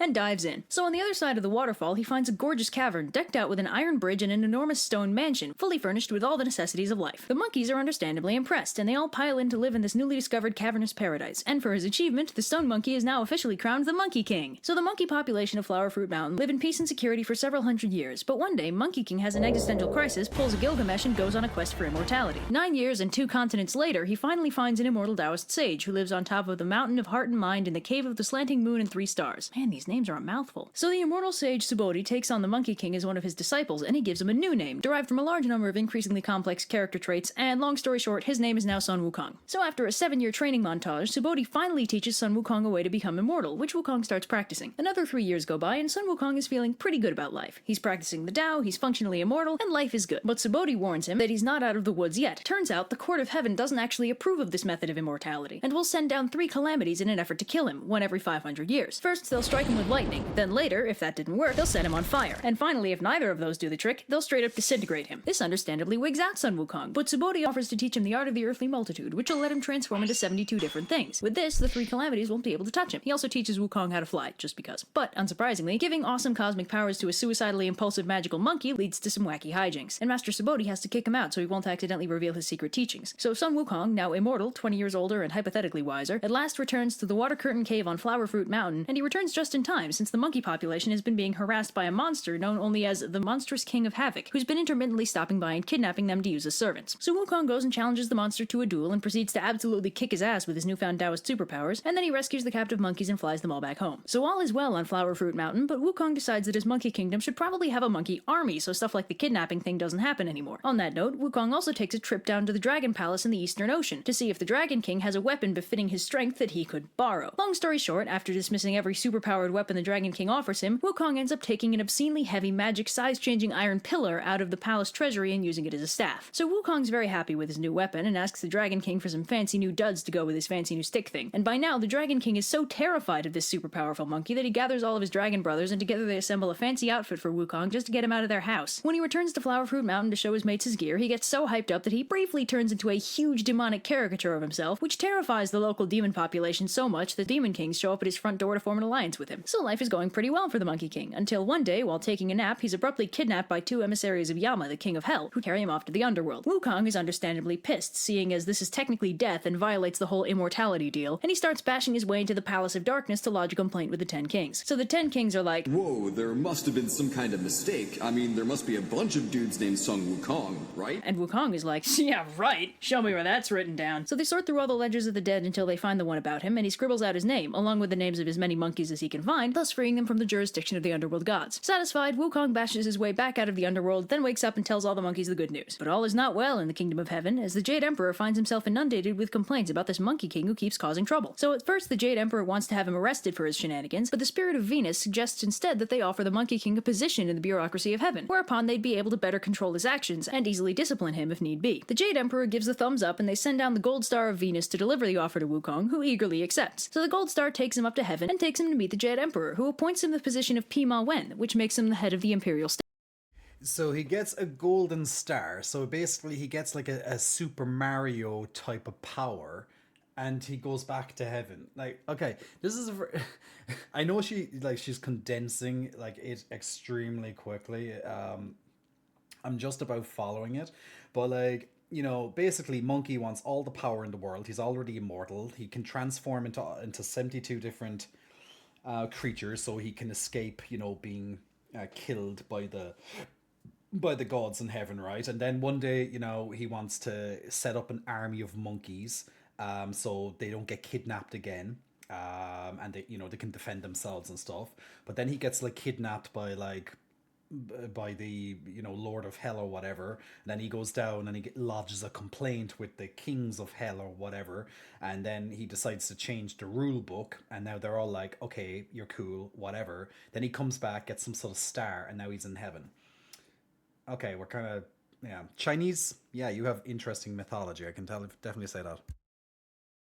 Stables. So Wukong thinks that's pretty sweet, and he's fairly chill with the whole situation until he thinks to ask what exactly his rank is, whereupon he is informed that Pima Wen is actually the lowest possible position in the entire bureaucracy of heaven. Wukong, being a bit of a diva at this point, is understandably pissed, and once again bashes his way out of heaven and returns to Flower Fruit Mountain to sulk. So Wukong decides to make himself feel better by calling himself the Great Sage equal to heaven, and meanwhile the Jade Emperor learns of his temper tantrum and sends down several celestial soldiers to capture him. The first among these is the Mighty Spirit God, who challenges Wukong to a duel. Wukong's like, "Dude, just tell your boss I want a better title." And the Mighty Spirit God is like, "Why don't you tell him yourself? In hell!" and gets utterly destroyed for his troubles. So then Prince Nada confronts Wukong, who's like, "What are you, 12? Look, kid, just tell your boss I want to be called Great Sage equal to heaven, alright?" And Nada's like, "I'll show you who's 12, and transforms into a big scary monster with a butt ton of weapons. Wukong is, of course, unimpressed, and matches the transformation with one of his own. They fight for a while until Wukong gets the drop on Nada with a duplicate and smacks him with his stick thingy. So they tell the Jade Emperor what happened, and the Emperor is all like, "How dare he resist arrest? Clearly we must execute him!" but the Gold Star of Venus, apparently the only voice of reason in the entire heavenly bureaucracy, suggests that rather than risk their entire army on one super powerful immortal monkey, they just give Wukong what he wants, an empty title. So they do, and a department is set up in heaven for him to lounge around in and not cause trouble. Unsurprisingly, Wukong is completely down for spending his days languishing in heaven, being weighted on hand and foot by celestial spirits determined not to give him a reason to go on a rampage. But one of the resident Taoist immortals suggests that Wukong might end up getting bored, which carries with it the terrifying possibility of the great Sun Wukong rampaging through heaven looking for entertainment. So the Jade Emperor assigns a relatively harmless but time-consuming duty to Wukong, tending the Garden of Peaches of Immortality. Wukong's super down for that, but quickly finds that having to maintain a garden full of delicious immortality-granting peaches without eating any of them is impossible for his poor impulsive brain to handle. So, if you've been taking notes, this means he's now double immortal. But this comes back to... Okay, so they had to keep him entertained. So basically, the Monkey King is a monkey on some serious ADHD. That's it. Like, the whole story of Wukong is a monkey with ADHD. There we go. Very easy to... Now I understand it. Now I really understand it. To bite him on the butt when the time comes for the Queen Mother of Heaven to hold her annual Peach Festival, and her 7 color-coded immortal maidens enter the grove only to find that it is notably lacking in peaches. They inadvertently wake Wukong up, who decides that he wants to go to the festival too. So Wukong paralyzes the maidens, impersonates a local immortal who was invited, then scoots on into the banquet hall. See, stuff like this, it's why you weren't invited in the first place. So when he arrives, he's immediately distracted by the smell of wine and proceeds to make off with the entire supply of heavenly booze, which also makes you immortal. So Wukong, now triply immortal and thoroughly drunk, inadvertently stumbles into Lao Tzu's little slice of heaven while searching for a place to sleep it off. And if you want to know who this Lao Tzu person is... I'm working on it, goddammit. Ninjas, oh god! So drunk Wukong stumbles into Lao Tzu's palace to say hello, but he can't find the sage anywhere. But he does find Lao Tzu's alchemical lab, in which he finds several gourds full of pills of immortality. 3 guesses as to what Wukong does next. So Wukong, now quadruply immortal and abruptly sober, realizes that that might not have been the smartest move on his part, and opts to flee back to Flower Fruit Mountain to escape the consequences of his actions. Meanwhile, the 7 immortal maidens, the wine carriers, the people in charge of the banquet, Lao Tzu, the officials from Wukong's department, and the immortal Wukong impersonated, all independently present their grievances to the Jade Emperor, who quickly puts 2 and 2 together and dispatches pretty much the entire army of heaven to apprehend Sun Wukong. Now, of course, because Wukong is absurdly powerful, this is ineffective, and what was supposed to be a simple capture mission turns into a full-scale battle between the forces of heaven and Sun Wukong's army of demon monkeys. Now, while all that drama is happening, who should arrive at the heavenly palace but the Bodhisattva Kuan Yin and her disciple Moksha, who came for the Peach Festival and are understandably surprised to find the heavenly palace in complete disarray. So Kuan Yin asks what all the fuss is about, and upon being briefed, she sends Moksha down to get a sense of what's going on. So Moksha arrives at Flower Fruit Mountain just in time for Wukong, who's been thoroughly kicking the collective asses of the army of heaven, to demand a fight with somebody. So Moksha and Wukong battle for a while, but Moksha unfortunately can't quite keep up with the Monkey King and has to return to heaven in defeat. But Kuan Yin, now better briefed on the situation, suggests a god who could be sent to fight Wukong, Erlang, a powerful loose cannon of a deity who don't play by the Jade Emperor's rules. So they summon him, and he goes to confront Wukong, who's like, "Oh, hey, if you don't mind, could you send out the Devarajas to fight me? Because I'm kind of getting bored over here." And Erlang is like, Not as bored as you're gonna be. and they fight. They both end up turning into Godzilla-scale monsters, but Wukong inadvertently terrifies his own army into a rout with how scary he looks. And in turn, the sight of his own fleeing army disheartens the Monkey King, who shrinks down and runs away. But Erlang isn't going to be evaded that easily, and he uses his magical third eye, he has one of those, to find Wukong, who's turned into an innocent-looking sparrow. Erlang Aha, so Erlang is the guy that we meet at the start of the game because he has the third eye. So I was thinking he was like a prince or whatever, but Erlang is actually, well, I don't know. I don't know, is he going to be like the villain, quote unquote, but he's the guy who actually does defeat Sun Wukong at the start of the game. Okay, so now that actually makes sense because Sun Wukong turns into a sparrow or whatever, and then he also turns into a sparrow or hawk or whatever, sparrowhawk, and yeah, okay, now I'm kind of understanding it. Okay, cool. responds by turning into a sparrowhawk, in response to which Wukong transforms into a cormorant, and this kind of goes on for a while. Shapeshifter duels are fun. In the end, it's our buddy Lao Tzu who manages to capture the Monkey King by entrapping him in a diamond snare. Wukong, captured at last, is brought to the monster execution block, where apparently the Court of Heaven forgot the meaning of the word immortal, since nothing they throw at him hurts him in any way. So the Jade Emperor is at a loss as to how to kill him, but Lao Tzu has a suggestion. If they stick him in his And he's quadruple immortal, yeah. magic brazier of 8 trigrams and leave him there for 49 days, they should be able to separate out the elixir of immortality from his body, and, as a happy consequence, leave the troublesome Monkey King about as dead as you can get. So 49 days pass, and they finally open the brazier to extract the elixir, only to find that it's still firmly attached to Sun Wukong, whose only issue with the experience is that the smoke gave him awesome-looking red eyes. So Wukong is 110% done with heaven, so he starts fighting his way through the entire heavenly army. The Jade Emperor, now completely out of options, finally calls on his last resort, the Buddha himself. So Buddha and his 2 best disciples, Ananda and Kashyapa, go to deal with Wukong, who is at present fighting 36 thunder deities, because why not? So Buddha asks Wukong what he wants, and Wukong's like, "You know what? I'm kind of feeling like overthrowing the Jade Emperor today. Wouldn't that be fun?" And Buddha's like, Tell you what, I'll make a bet with you, okay? If you can successfully jump out of the palm of my hand, I'll believe that you're qualified to rule heaven in his place. and it's time for another exciting round of What Will Sun Wukong Do Next? Let's hear it, ladies and gentlemen.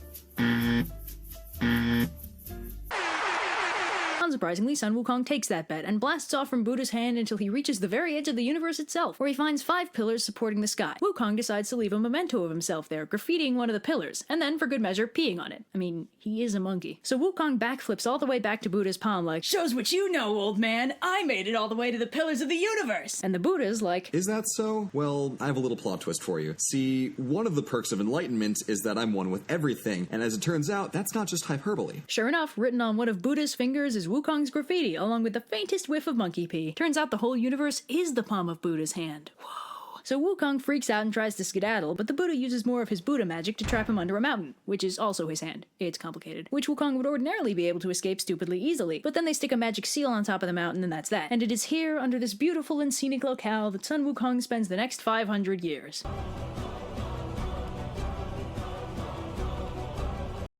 Okay. Did you catch that? Do you understand it now?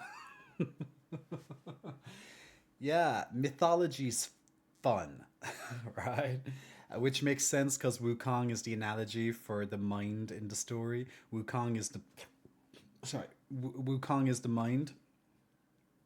The monk is the soul, and Pigsy is self-entitlement.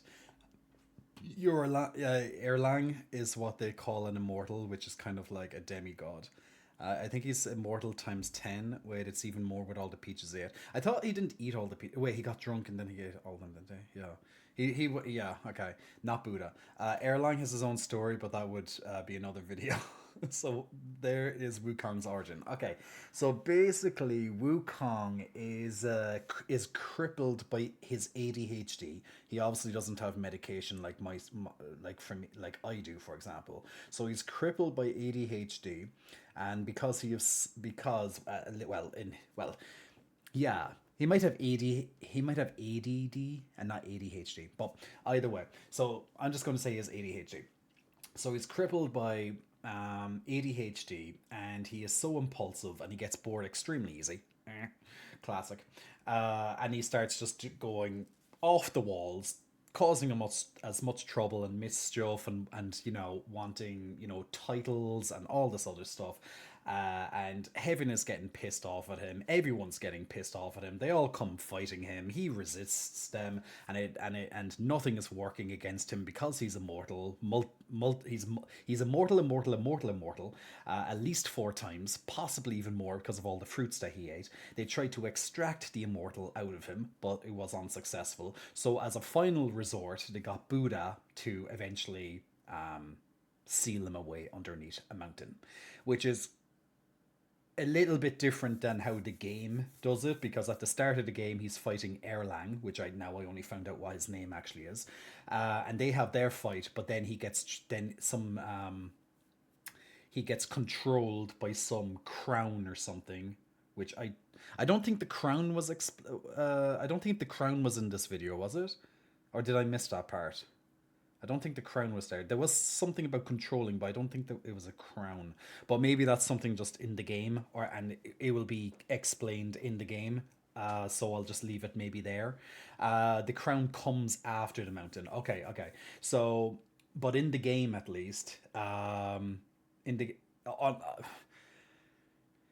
maybe the game takes place after the 500 years of being in the mountain, and not before it. So I'm not too sure which it is. Is it before or after? So, because maybe he escapes from the mountain and then he goes and fights Erlang and the gods and all that, and then they turn into the hawks, like it explained there. And then the crown comes onto him, and that's why he eventually gets turned into stone, or encased in stone or whatever. So it could be maybe after the whole Buddha thing. That was the pre-story lore before Journey. The moon goddess gives it to the monk to help the monkey in line and follow the monk. The game probably just took some creative license. Okay, so do you think the game is taking place like after he gets out of the mountain or whatever, or is it it's after the journey? Okay.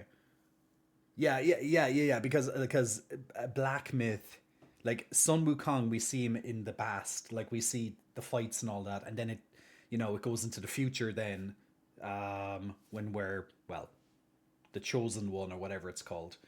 I forget what he's called, the destined one. When we are a different monkey, which I'm assuming we're some sort of ancestor or something to Wukong. Yeah, I'm still trying to figure those parts out, but at least I kind of understand the craziness of the journey, even if it's just focused on one part of it. Destiny's Child. Okay, so yeah, he's like Kelly or something, because Beyonce is currently frozen in stone, and someone has to be Kelly. So Kelly. So we're playing as Kelly as we journey to maybe free Beyonce. I have something like that. Would that make a bit more sense? Kelly, can you, because Beyonce even literally says it, Kelly, can you handle it? I don't think you can handle it. Like in Bootylicious. So basically, Bootylicious was inspired by Journey to the West. This is literally our conclusion. And I don't think it's too far-fetched to come to that conclusion either. Everyone happy with my conclusion? I am. I think it's a great conclusion. Thank you. Someone was giving me a nice compound. So I think I'm pretty happy with that conclusion. But yeah, and I literally read the first comment underneath that video, and it's like, I read the book. This isn't an exaggeration. I kept expecting it to be. This is exactly what happens. I'm like, that sounds like a crazy freaking book. But people love the book, so there you go. Is it like a big book, by the way? Journey to the West book. Is it like I want to say is it quite a chunky? Is it quite chunky? I need to because when I type in images, it's all straight on. I want to see is it a chunky looking book. This one has 3 parts. Okay, now there's one with a big stack of stuff there. So okay, it could be a bit chunky. So some of them are separating it into I don't know, into maybe different chapters or something like that. Almost like some sort of anthology type thing. It's almost like Lord of the Rings. You can literally get the Lord of the Rings book, and it's a big chunky monkey. Speaking of monkeys, it's a big chunky thing. Or else in newer editions, they split into 3 just to kind of make it easier than just going through this big thick book. And yes, Journey to the West is roughly 2,000 pages. Yeah, it's pretty sizable. Pretty sizable book. So according to the wiki, Dark Myth is supposed to be a version of the story that focuses on the darker themes of the story. People love crazy and they and they love weird. You know what? 100%, 100%. Is that longer than Romeo and Juliet? Much longer than Romeo and Juliet. I read Romeo and Juliet, and you can get through Romeo and Juliet quite quickly. Looks like 4 volumes. Yeah, there's there is 4 volumes here. I'm looking at multiple different ways that they're doing it, but here, for example, there's 4 different volumes. But I'd imagine there's one big chunky book of it too. But usually it seems to be split into 3 or maybe even 4 books from what I'm seeing here. So I guess they just split it whatever way they feel is good. I'm not even sure what this big stack of them is for, but they look quite yeah. This might be some whole series there. I have no idea. The Journey to the West, books 22, 23, and 24. 24 books, nice. 3 classic stories in simplified Chinese: the False Buddha, the Monkey Doctor, and the Demons of the Spiderweb Mountain. They have a whole series here. Oh, good, because I hate Romeo and Juliet. Why did it have to be a monkey king and not a wolfy king with abs? Right. They could have just like completely sexualized it, you know, but no, they wanted to go with Monkey King.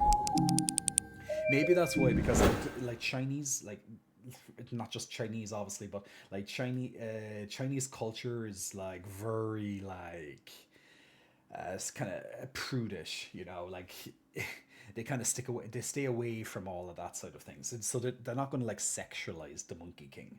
Whereas if I was writing the book, I probably would sexualize the Monkey King just a little bit, at least, you know, just keep, you know, make it a little bit eye catching. Got a horse demon that is thick. Right, right. We got horse daddies. We got muscle horse daddies. That's what we got now when we're playing the game. But yeah, so if you're just joining in, guys, we were looking at pretty much a breakdown of a very oversimplified summary of Wukong, through what, at least the beginning, just focusing on Wukong of Journey to the West, because just so I could somewhat understand, I guess, his journey, even though this is kind of taking place after the fact, but at least I have like the kind of the backstory to it. But in saying that, we're going to start looking into the game at the same time. Oh, these were written pre-Qi Dynasty and all that, Jay. There's lots of sexualizing in story. Oh, is there? Ooh. Sexy Wukong with titties. Sexy Wukong with titties. Speaking of titties, I think we can strip off a little bit. Because I'm wearing 2 layers. I'm feeling a little bit warm now. It's actually pretty farcical sexuality too, since it's all directed to the monk, and he is very non-sexual. Interesting. But yeah, sexy Wukong with titties. See, as we can see here, there's no titties on display. There's just there's not really much to say here. It's just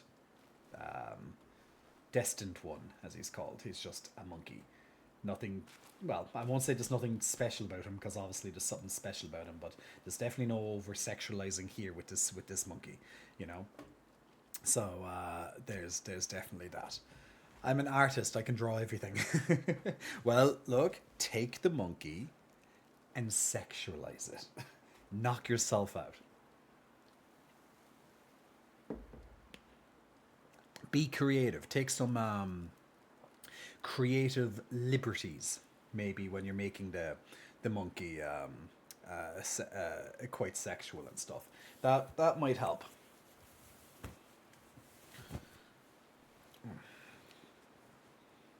Jay's feeling a little bit warm.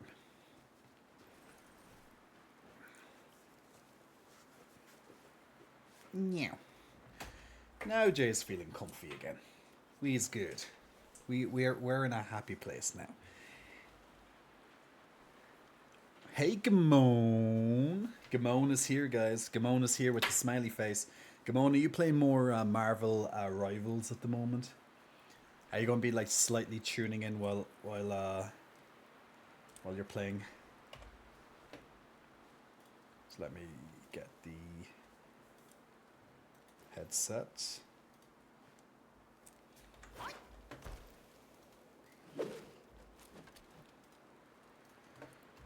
Okay, yeah, that works.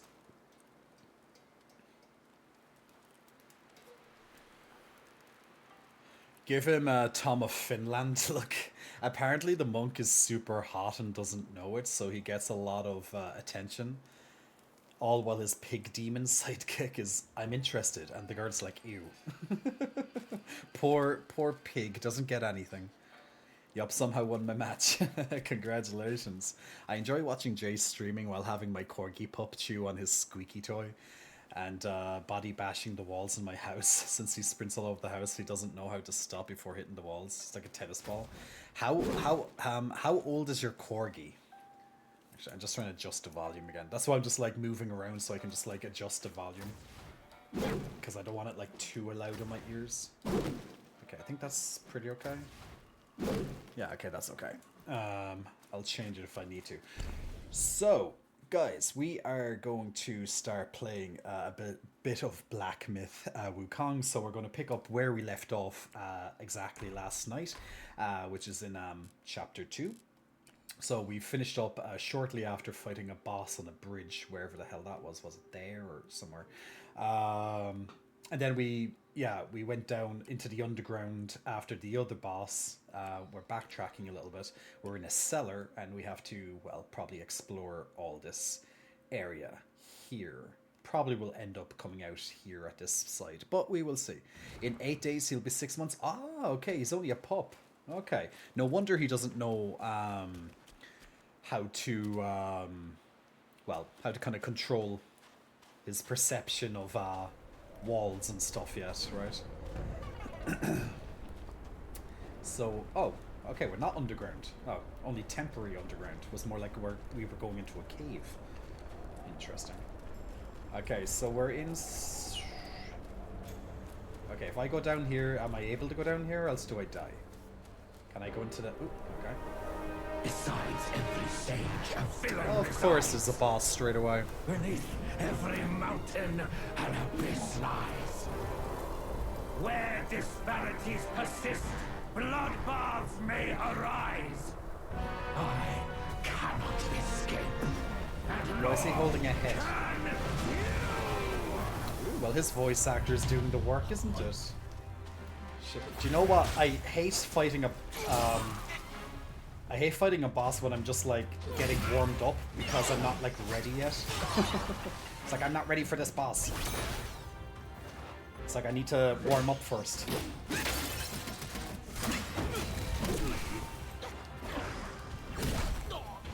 Oh yeah, this is a good way I suppose to warm up, right? Hiya!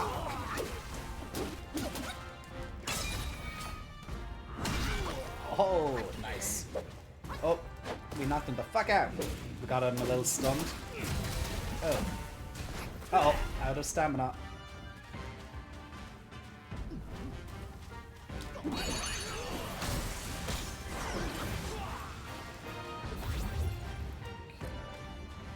Okay, let's go into Wolfie time. Wolfie time. So we're going into our lovely fire Wolfie. Maybe we can set him on fire if we get enough strikes on him.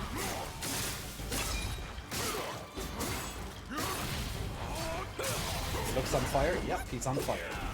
Good. Ooh.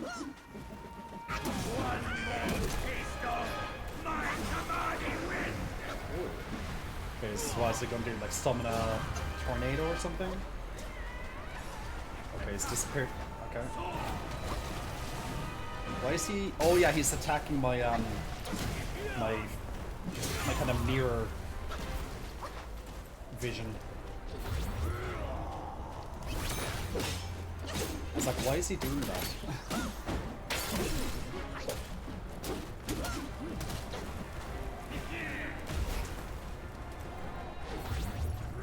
So just like trying to learn his attacks at the... What the hell? What did he do? Did he just pick up like a statue and throw it at me or something? It's getting a little bit hard to see, it looks like. Ah, fucker. Ah. Uh-oh.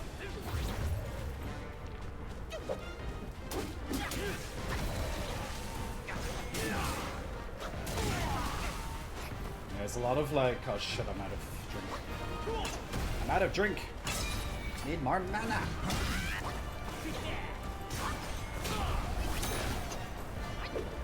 It's like, you have insufficient mana to cast this. It's like, well done. Oh, he continued on his attack after that? Or what was it? Okay. Not bad for a first attempt, to be fair. Considering I'm just like warming up again. He's not hiding the big head. Like, it's just like picking up fucking mountains or whatever and throwing them at me here. Hey, glitching fox, big muscle flexing. Welcome to you. Thanks for pressing the follow button. I also noticed that I changed my stance and I couldn't remember how to get back to my other stance. I was like, why am I not doing the counter? Because I had the wrong stance. It's like, because I literally just picked up the game, and you know, like, even I know I was playing it last night, but even yesterday when I didn't play it for a couple of days, I was, you know, I got into it. I was like, how do I even do this stuff again? Like, how do I, you know, it just takes a little bit of time just to kind of get back into it. It's like loading up a game right after, you know, not playing it for a few days or even a few hours. You just need to kind of get into that kind of repetition again. So it's all syncing. I'm just going to have a quick look at what's up here, now that I know that that way's a boss. See if I'm... What's this guy? There's an NPC over here, and a meditation place as well. Let's talk to the NPC, though. Hurled by gales to and fro, changed from our former glow. By the way, by getting this corgi pup, I learned that the saying "the dog imitates his owner" is very true, for good and bad. I wonder why Arthas, my corgi... You named him Arthas? You will be the one true king. It's like my son. You know, when you were born, the what is it? When you were born, the winds, they said Arthas or something like that. That's like the introduction to Wrath of the Lich King. The signs told me you would come here. Arthas Menethil. Such is destiny. What's done is one step before what's to come. It houses a treasure that none other can see. A scale shed by the old Long King of Jing River upon his beheading. Have you seen it in this ridge, young friend? So is that like Sun Sage? Is he like carrying the head of one of the beheaded emperors or something? So this is what this guy's saying. So one of those heads must be one of the emperors of the past, and he's holding it for some reason. I'm sure that a lot of people ask you why is your dog called Arthas? Like they have no idea to the reference. Yet if you told me, oh, my dog is called Arthas, I'll be like, Warcraft. Warcraft 3, Arthas Menethil turned into the Lich King. When the there you Long go. King defied the court, the Jade Emperor was set to punish his entire house. The four sons of the Long King, deities of the four waters, You're on your period. fled. Deities. Not even they have control over their destinies. Once caught in the threads of karma, all are mere offerings on the platter. Four longs for the four waters under the sky. Their destiny is sealed, as yours and mine. When the Long King defied the court, the Jade Emperor was set to punish his entire house. The four sons of the Long King, deities of the four waters, fled. Deities. Not even they have control over their destinies. Once caught in the threads of karma, all are mere offerings on the platter. Four longs for the four waters under the sky. Their destiny is sealed, as yours and mine. Did he? Okay, is he When repeating? the four Okay, yeah, sons, he's repeating. deities, Um, not even they. Once caught in Sometimes I'm like, just give me a four quest or longs. something. Okay, let's meditate. People told me my corgi will kill me one day because I named him Arthas and I'm technically his dad. Yeah, he's gonna come and like put a sword through you when you're sleeping.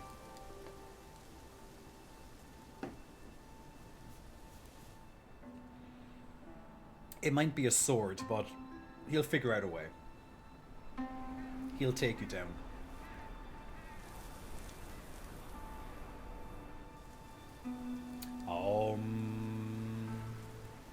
Have I reached Nirvana?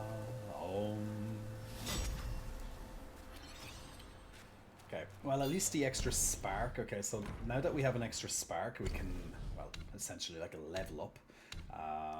We can do something. We can put it into something that might help for the fight ahead. As you know. Let me have a look. Hard attack, each 10 point.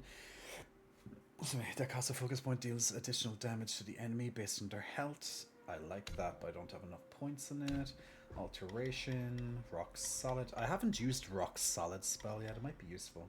Might be more useful on that fight compared to the cloud step. See, I'm still trying to figure out what ones will be more useful.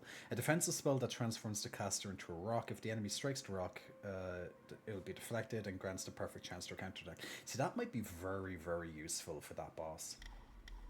I might like the cloud step. It's good, but I think I think the rock solid. I like being rock solid anyway, but that's besides the point. Don't we all? But I think the rock solid might help a little bit more there. Yeah, let's try it. What was I doing? Oh yeah. And put a point into it maybe too. Let's see what type of things it has. Rock solid can be cancelled at will. Rock solid reduces the cooldown. Well, moderately reduces the cooldown of rock solid. We'll just put on the cancelled at will. That might be important to be able to move around. I'll also have to go back to a shrine. Where's the closest shrine? Is it this one? Or was it this one? Oh shit, I can't remember which. It's this one. So I can change the spell. You like the cutscene? Yeah, the meditation cutscenes are just very chill. It's just like gives you, you know, while he's meditating, it gives you a little bit of a look at the environment. It reminds me of meditating in Ghost of Tsushima, and Ghost of Tsushima was a brilliant game. I don't mind it, at least people will remember me because of the story will go viral. A man killed by his dog by holding a sword in his mouth, Elden Ring, wolf boss style, yeah. Even not even just Elden Ring wolf boss style, but even Dark Souls 1, when you had the big dog and he had the sword in his mouth. What was his name again? Oh, I can't remember the dog's name. But yeah, what was I doing? Spells, set spells. Immobilize, Pluck of Many, Red Tides, Rock Solid.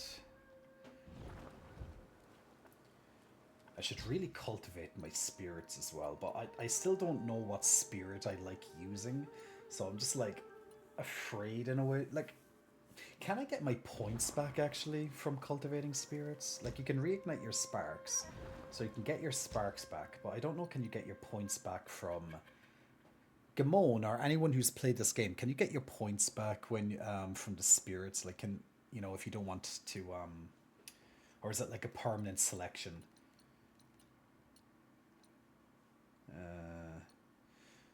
Because it would be like, I don't have any of them leveled up, and I really probably should, you know. Yeah, Sif, that's the one, Sif. Yeah. Sif would have been named after Thor's wife, if I believe, from mythology. Don't know if they were implying that, but just checking. Magically, slightly increase attack. I just don't know which one I like. Magically reduces the stamina for jumping. Grants a small amount of focus on hit. Hit former Nana, draw the. What does this do?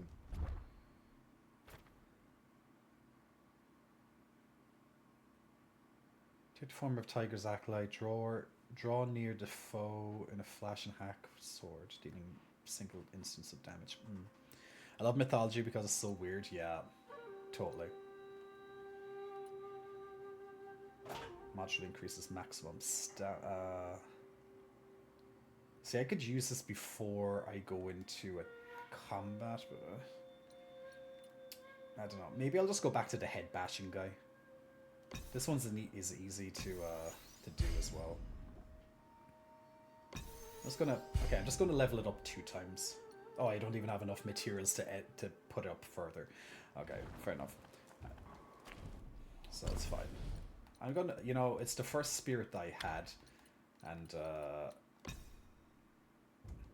it's useful. But I haven't kind of found the spirit that I really like yet, and that's why I'm like, you know, constantly changing in between them. Okay, so we're going to go back to that boss now and give him another go, because he caught me by surprise, and I obviously wasn't prepared. So let's see how the second round goes against the Wind Sage. Why do you have to come back? Because I want to see you. Ah, he missed my attack there.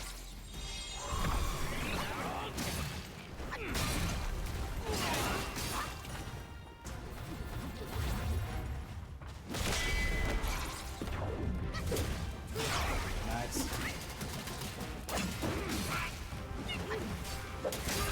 I don't understand sometimes why my counter isn't coming in through it, even though I've had the points. Motherfucker. How did he just break my... He just took out my immobilize straight away. This is a really bad start.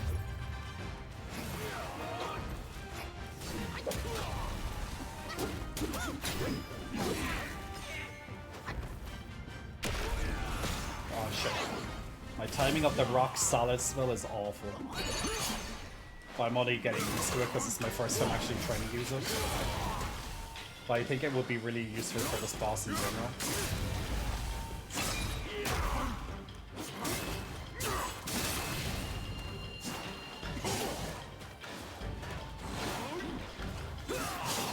Go, fire, Fluffy. And isn't it great? I come out of form right as he's going to hit me, so I lose a big chunk of health.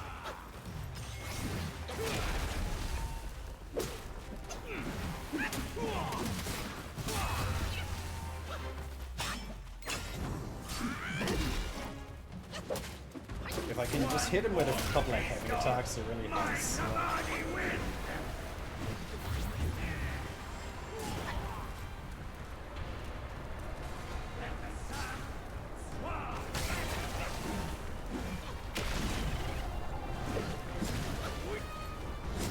Very flashy, isn't it?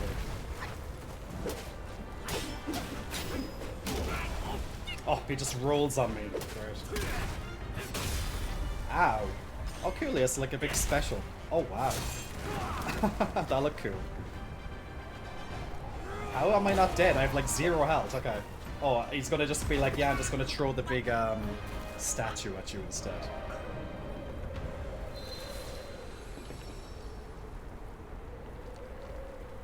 Do you know actually what might be really good against that big mountain if I can't avoid it is just like do the rock solid spell.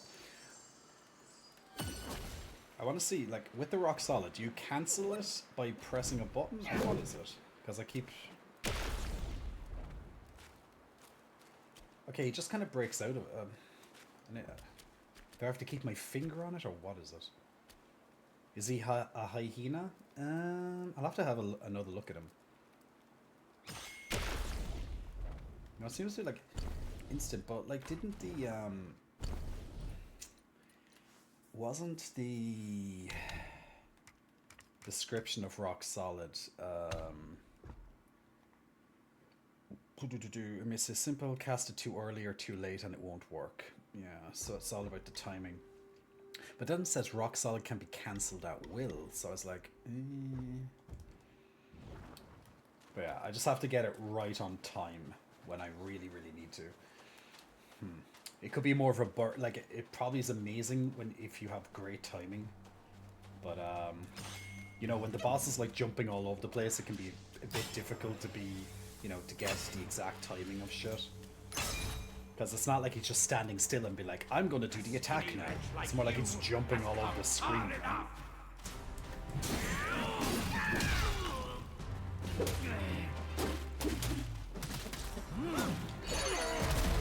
Nice.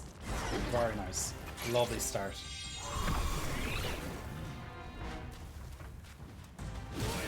Oh.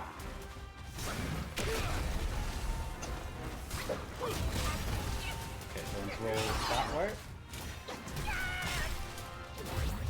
Man, my duplicates. Go on, Fire Wolfie. Fire Wolfie to the rescue. Go, Fire Wolfie, go.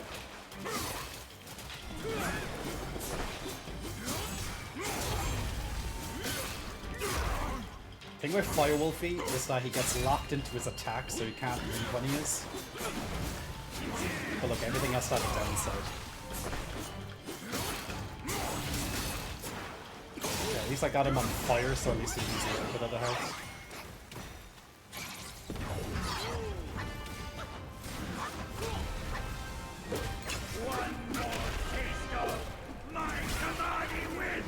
God damn it, he blocked my fucking... Oh, I can't get out of it. Oh, just did. He blocked my thing again.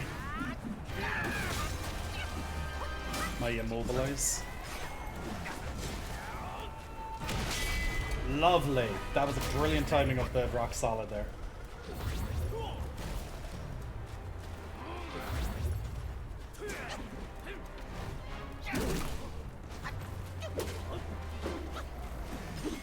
But yeah, it's beautiful when you get the timing right. It's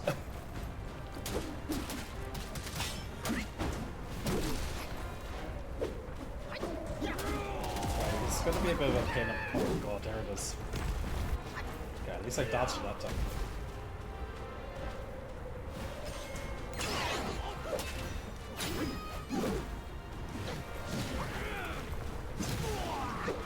So I was trying to like pay attention to all these little like fancy moves.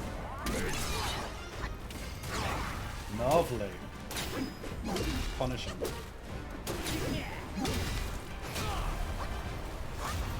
Lovely.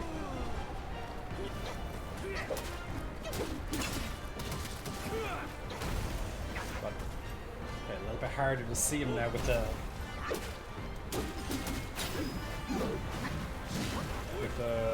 whirlwind that he's doing.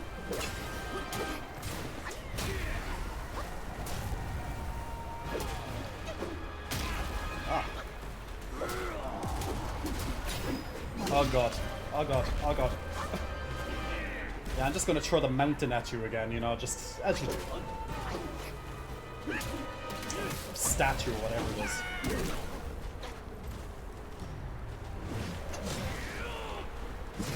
Let's go. Oh, back away.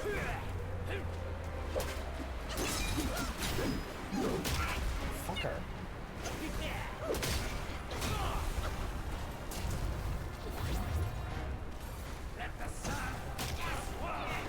Yeah, it's that sand swirl or whatever, you bastard. Ah, it's so hard to see him when he goes into the whirlwind, man. But that's the point, Jay. He plays dirty, this bastard, anyway. It's not a fair fight.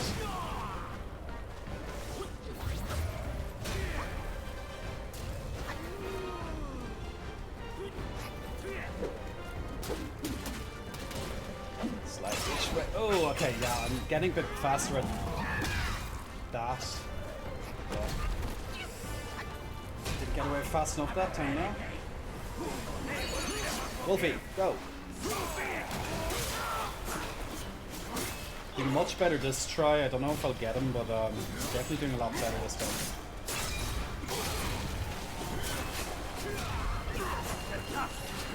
So I have very little health, that's the problem.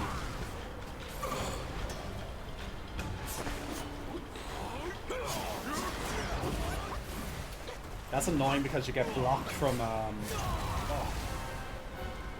you get blocked because of the sandstorm, so you can't always get the opportunities to attack him like you think you would.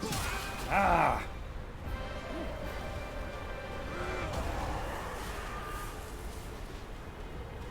Right, he's gonna do his combo and that's gonna be very hard to do. Good dodge though. It's so hard to see where he's doing.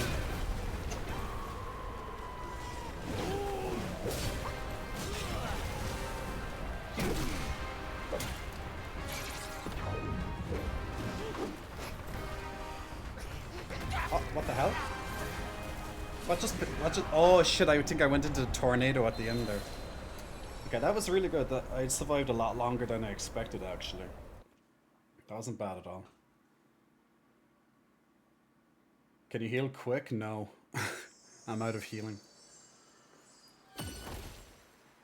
You just have to kind of get used to the different combinations. It's harder because of the whirlwind, so he's like dipping in and out of the whirlwind, and you know, it's not simple to see where, you know, what he's going to do next. So it seems when he's doing the sand bending, he solidifies the sand into a statue and falls down here. Okay, let's try it again, shall we? Coming in with a full charge because we're both gonna dance straight away. That's my dance. See, I love that dance. Then hit him again. Get out the duplicates.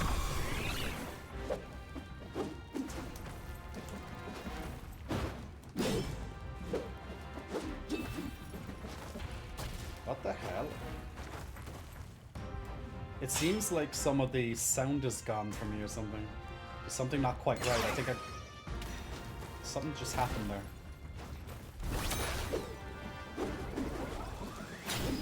Yeah, there's something wrong with the sound, so I can't hear the impact of my attack, so it's harder for me to judge a few of the things. Lovely. Ah, this is really annoying because I can't, because I depend a little bit on the sounds and I can't hear them. What a weird bug this is. The impact of, you'd be very surprised how the impact of the sounds really can impact your gameplay.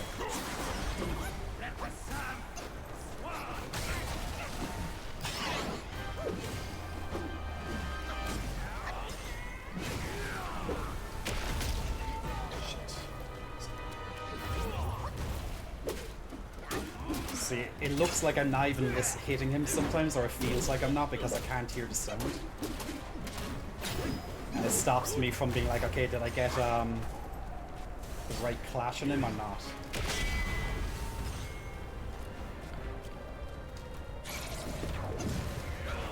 Nice. Nice. Nice counter.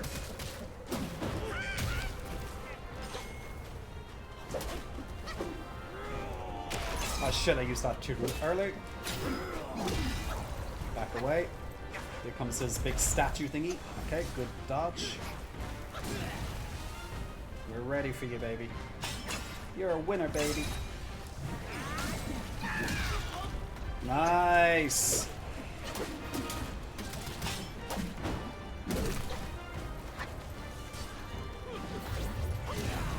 Lovely.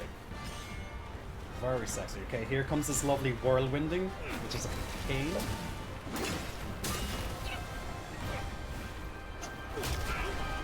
I knew we was going to do the back away. Oh! There's that kick again. That's kind of like a grab attack, I guess. Brutal.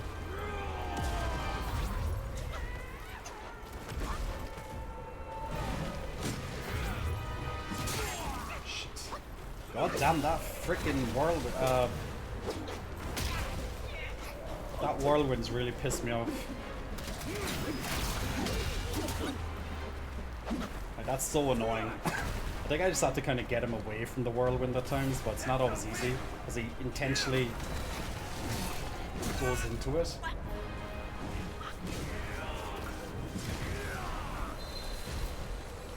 I had some really good plays there, but what really put me off is that the sound disappeared from the attack, so I couldn't hear it, and I really, it really helps me focus. But yeah, he's quite challenging, yeah. We'll get him. It's only a matter of time. And I'm not even using my items, and that will obviously, well, help. Indeed. Undo sounds? No, I want the sounds.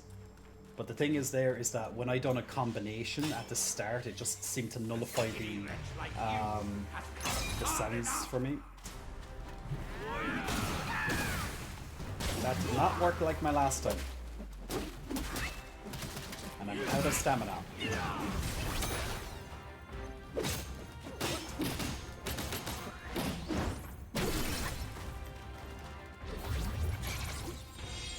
Duplications out. Let's go.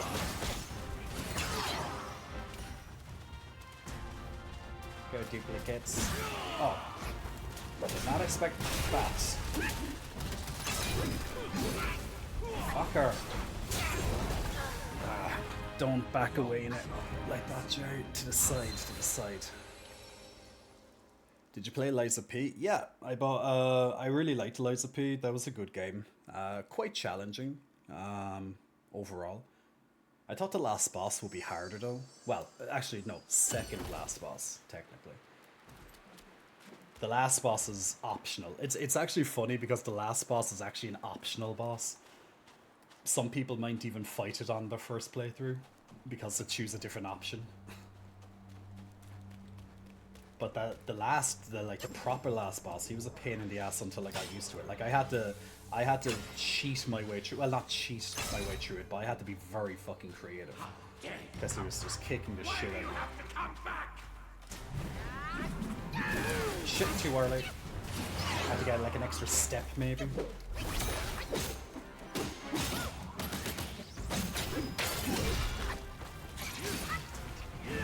I cancelled my freaking attack. God, I'm just going to let him kill me because that's...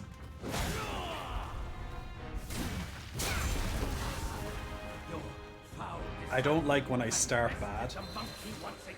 So I rather just finish the fight early and just get a better go the next time.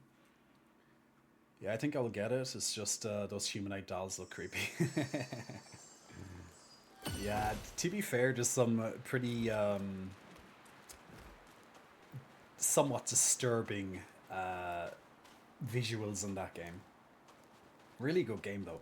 Like for a company's first time making a type of game like that and pulling it off the way that they did is truly impressive. A skinny wretch like you has come far enough.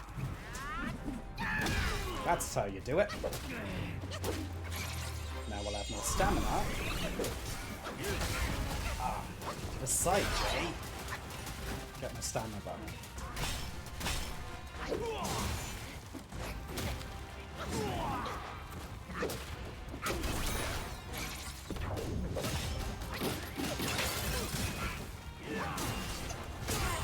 Fuck. I keep telling myself, don't back away like that, and I keep doing it. Go, Wolfie, go, Wolfie, go! Go, Wolfie, go, Wolfie, go!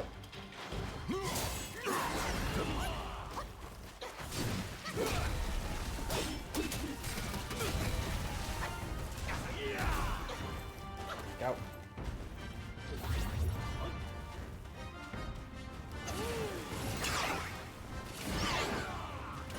Nice. Sometimes it gives like a very quick break. Lovely.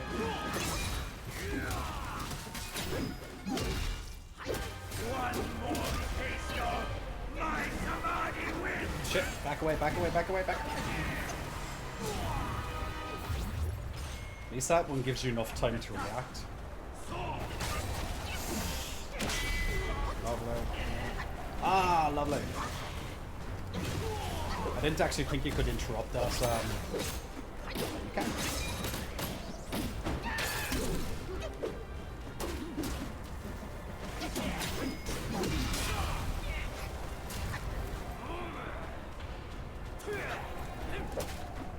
It's on this trip there.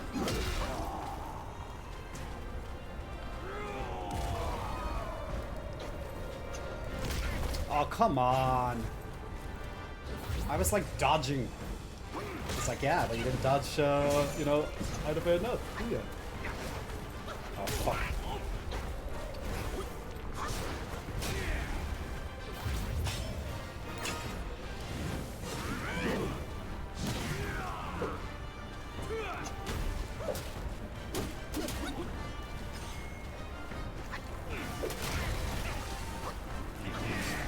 So many little mistakes. I said back to the side of them.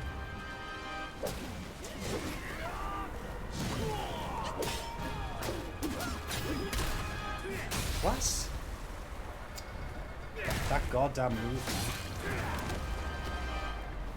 It's like kind of like a grab move. It's...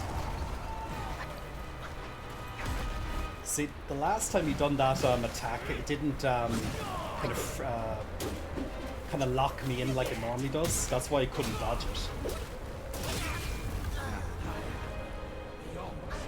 Whose head is that? I don't know whose head it is, but it's some sort of emperor. It's like an ex-emperor or something like that. Seems like he does the whirlwind. It seems like he does the whirlwind. He has downtime for that charge attack that you use this on him. he said. Do you want a tip?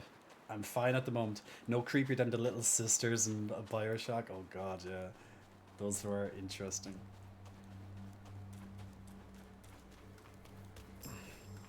Yeah, maybe you could stun him out of that attack. I think I just have to get my opportunities in on a heavy attack as often as I can. You have to come back.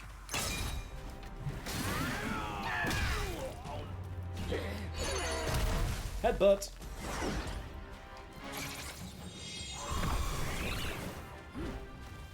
Actually, that stun probably would have been lovely.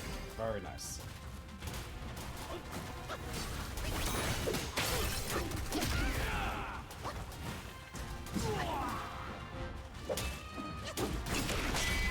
Lovely.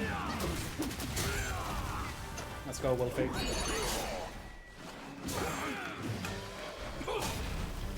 Oh, how dare you jump over my Wolfie attack? That's not fair.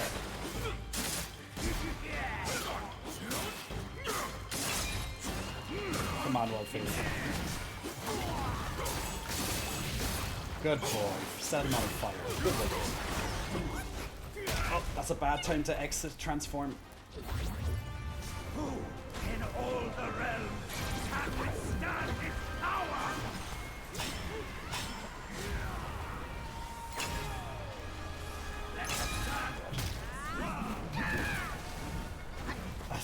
I was charging up a heavy attack when he was charging at me, so that was shitty. I was like, yeah, you locked into that, Jay, and you lost. It started off quite well, though.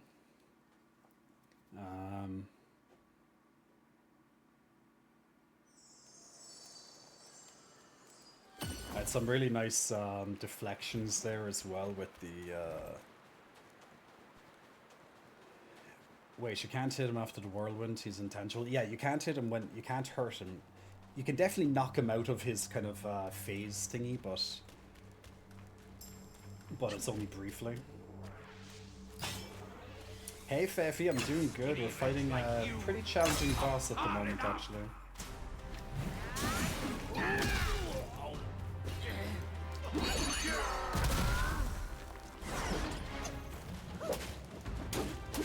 Okay, just going to get in as much hits as I can, and then there, of course, I summon out my duplications and stuff.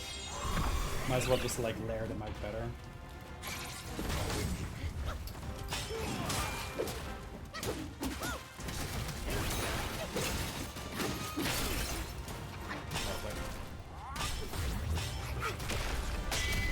Lovely.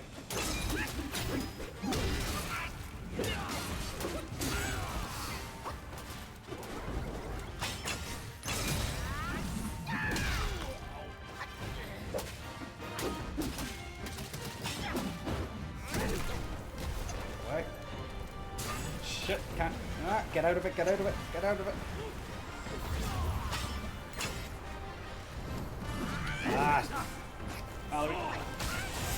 I find it very difficult to get out of that attack. I'm not too sure how you get out of it. The other ones I can do quite well, but that first one I find very difficult. Nice. Oh, yes.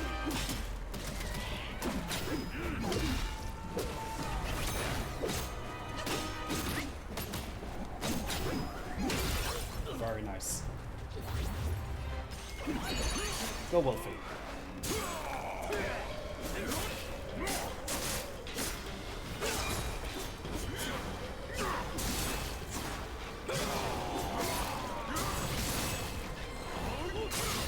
Lovely. Uh-oh. Lovely. I waited with my fuck. I waited with my stone form for that.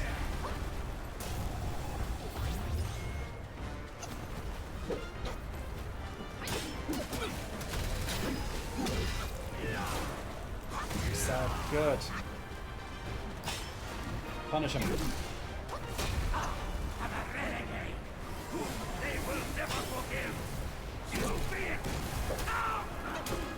Okay, so I I was thinking I could maybe stun through that, but apparently not. What the hell? Okay. Oh! Shit! Went into the whirlwind there. Come on, Joe, you're doing really good.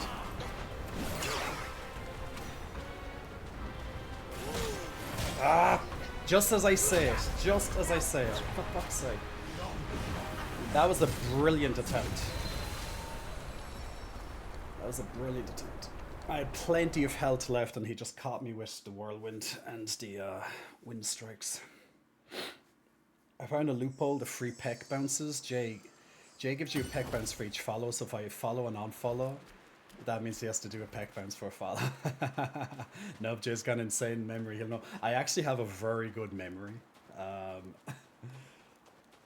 Surprisingly. It depends on what it is. Some things I find it difficult to remember, but other things, easy. I remember names quite well. Yeah, that was really good. And if you manage to do them all with, I don't do any consumables. Ah, shit. Oh no, what am I doing? This is not the way I wanted to start this fight.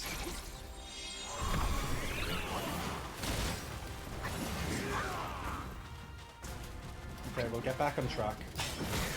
Oh, this is very, very far from... Oh shit, I didn't mean to press that button. Okay, Wolfie decides to come out. Yeah, this is a very, very shit beginning, but look, we might be able to salvage it.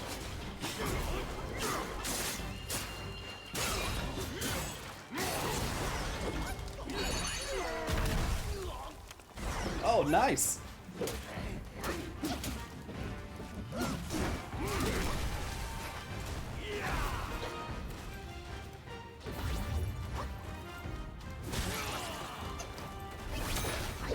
Freeze, you motherfucker.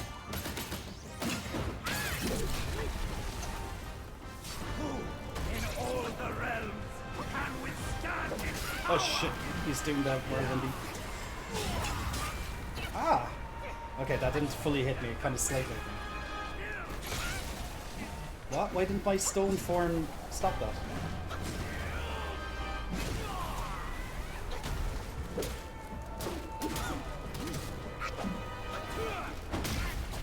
Okay, my storm form is not seeming to be clicking the way I want it to do.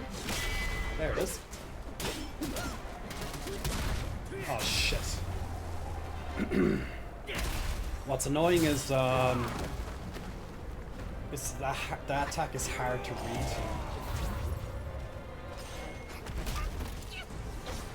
Is it consistent?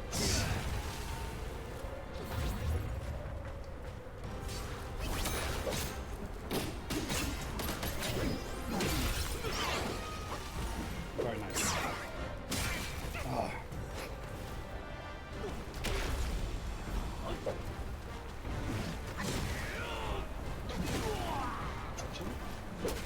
I like when I perfectly dodge that, it just feels so good.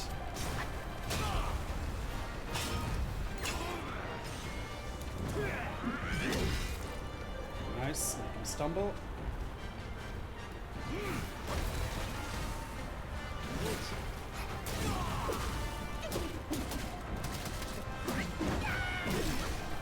Nice. Ah shit, just as I was doing my cloak, he decides to... Oh god.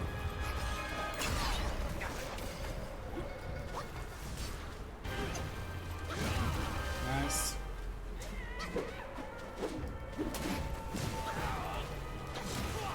Comes. Roll. Well done. Back away, back away, back away. Ah, bastard sidestep me. Uh-oh, out of stamina, out of stamina. Not good, not good.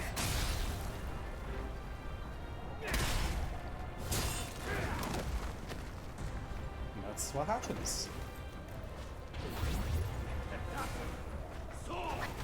Okay, now I learned how to get rid of that. Okay. Okay, I should be able to do this combo without taking damage. Because I just learned how I actually finally stopped taking, like, don't get hit by that. Go Wolfie. Uh-oh. Okay, at least I'm Wolfie, so yeah, getting hit by that as Wolfie is not a bad problem. It's more a problem when I get... Oh shit. Back away, charge, go.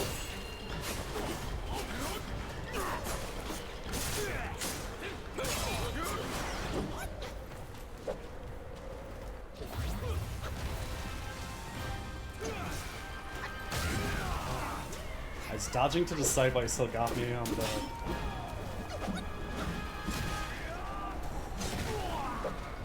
It looks so good actually when you dodge at the right time. I'm really happy with it. Yeah, I'm just gonna get him away from the wall. Oh, here we go. Let's sit down.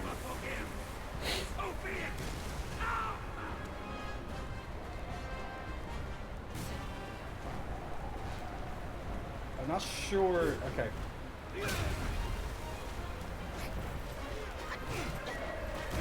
It's acting.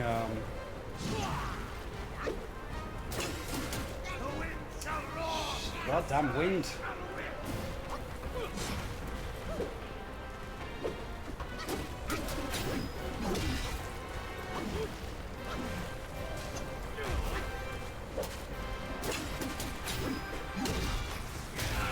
Ah. That wind is so irritating.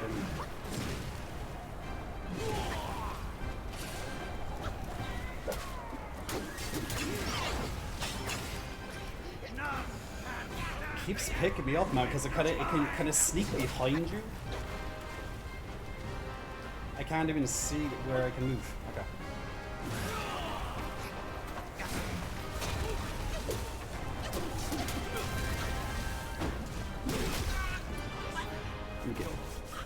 I'm doing quite well, but there's still one or two things that I'm finding quite difficult. It's that wind and trying to get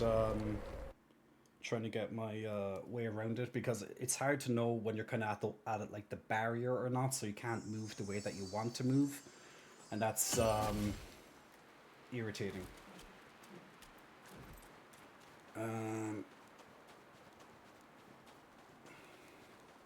The cloak does nothing in the area. No, it gives you the focus, yeah. Yeah, well, I still like the increased focus. It's better than nothing. That's why I use the cloak. It's not fair enough. This is how I like to start it.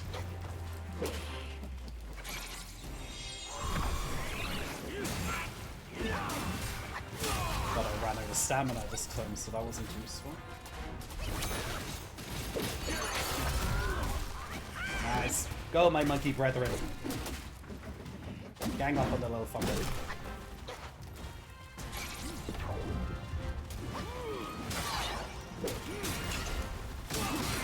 Oh, nice shot. Well done. Ah, for fuck's sake. Like, I felt like I dodged that.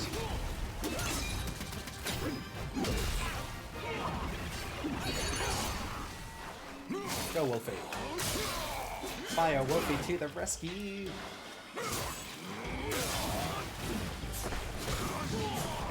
You back away from me, I charge. What? That felt very quick. Oh god.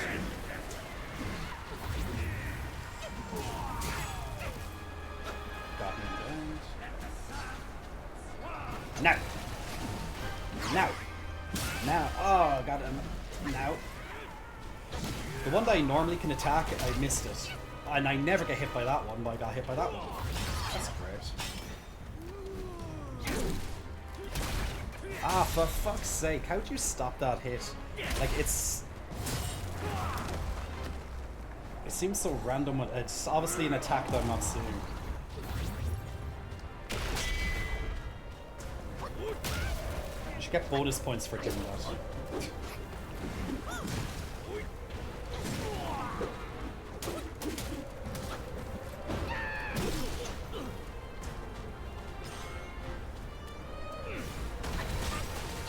Dodged into front.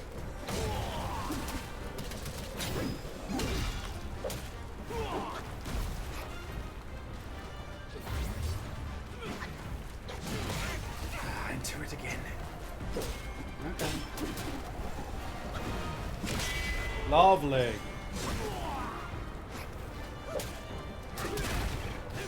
It's that hit. It's so hard to know when he's doing the kick. Like, he's in the fucking whirlwind, you know? And it's like, how do you know he's going to do it? Just don't. No, I'm not going to... Definitely not going to kill him this time. I'm just going to let him...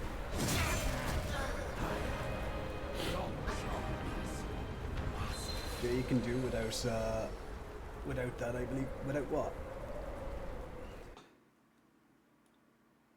I don't understand. I can do it without what?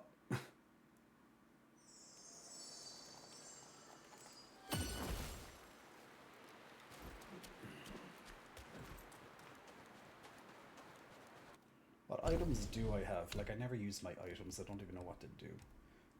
Poison resistance, shock resistance, damage reduction. Storm zero, head about. I don't know what's wrong.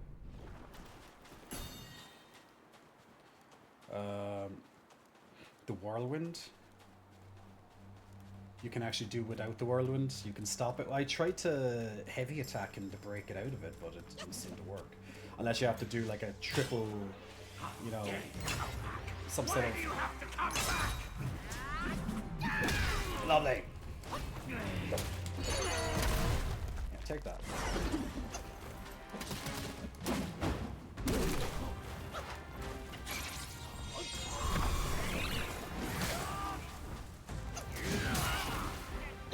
Decent start.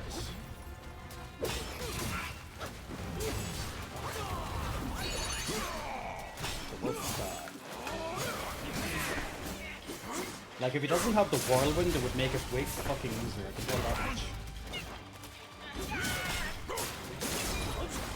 There's probably a way that you can stop the whirlwind. I'm just not. Wait, didn't I pick up an item or something before about the whirlwind? I think I picked up something last night about whirlwinds.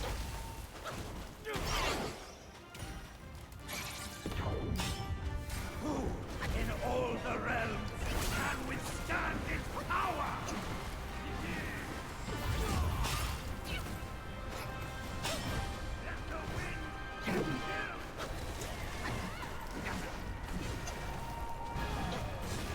Let's go. Good job. One more.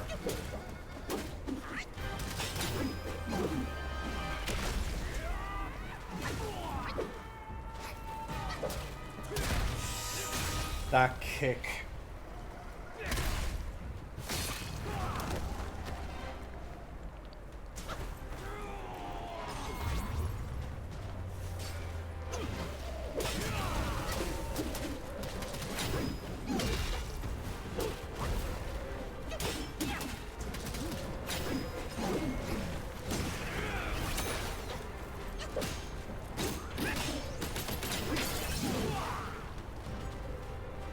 Stop breaking out that shit.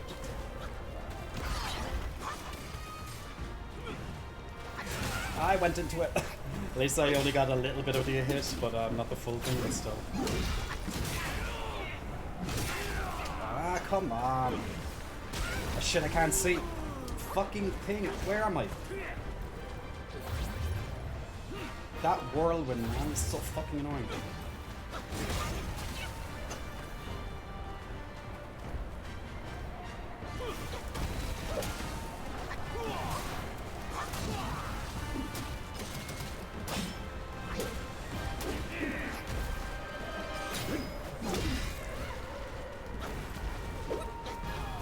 Like, come on, fuck on.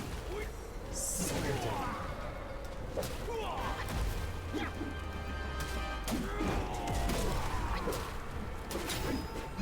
oh, oh, come on, it didn't even lock me into the graphic. I didn't even know he was doing the fire. Oh, great. I didn't even know he was doing the throwing thing because it didn't lock me in. It always locks you in it.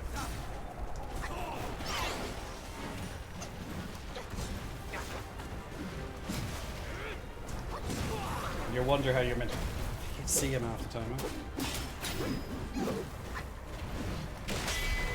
Lovely. Like, you swear when you do a perfect, when you do the, you swear if you perfectly guard that, it would stop him, but no. It just protects you. Romancing, big muscle flexing, welcome to you. Thanks for pressing the follow button. He's gonna spend days getting the sound out. I'm just gonna double check my there's something that there was something about maybe it was in my items. I don't know where it was, but actually, can I upgrade my weapon? It's a while since I upgraded my weapon. Just making. I have to double check that I'm not using like a less powerful weapon than before. No, okay, I'm fine. Maybe you probably get one after this fight.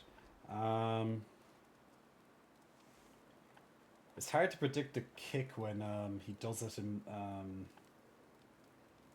when he does it while at the edge of that whirlwind thing. Was there something to do with that whirlwind? Wait, give me 1 second there, guys. I just need to take a quick peek.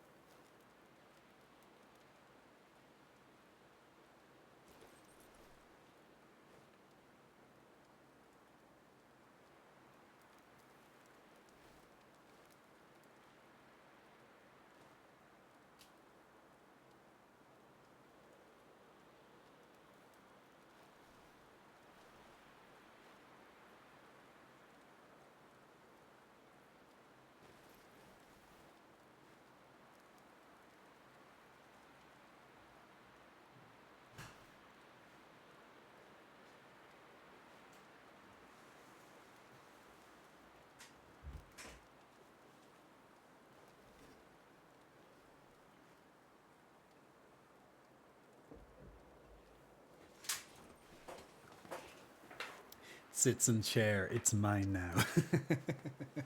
You want to sit in on my throne? This is my throne, Gamon. Did you notice that whenever you get hit by that move, his left leg glows? No, I actually haven't seen it. Because usually it's my vision is blocked by the wind, so I can't see him sometimes. I'll try and keep a... Wait a second, actually. No, that's not good. I charged it too... Ah, shit, I tried... I don't mean to go into him too early.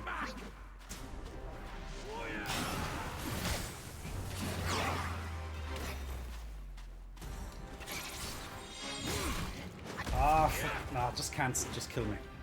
That was such a bad start. I went too close when I was charging up, so I ran out of stamina. I done it too early. My vision is blocked by the giant rat man trying to kill me. Guess our priorities are different, yeah. It's not just the giant rat man or whatever he is trying to kill me. It's also the whirlwind on top of that's blocking my vision. Maybe I should do the cloud step again. Maybe it's better than the... But I'm not really dying because of that, is it?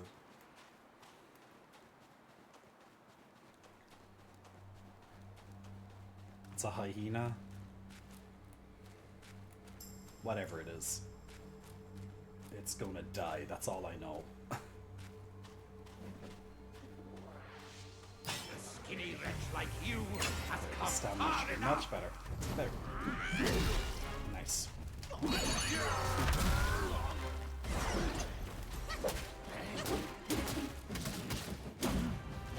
That's how you want the start of the fight to go, much better.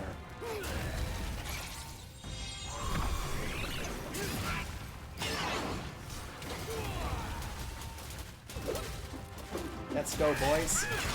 Team effort. Yeah. Make him regret the day he was born.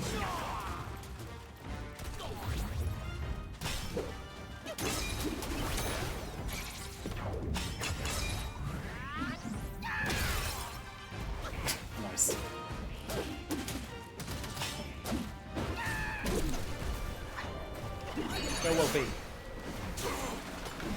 Get out of that, get out of that. What the hell?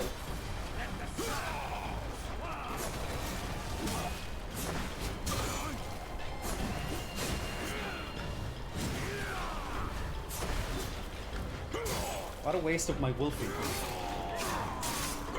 Okay, not a full waste, but most of a waste. Oh god.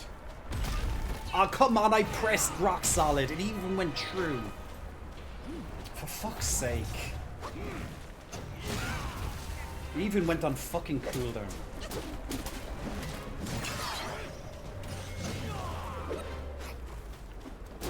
Oh, now I see it. Now I see the golden thing.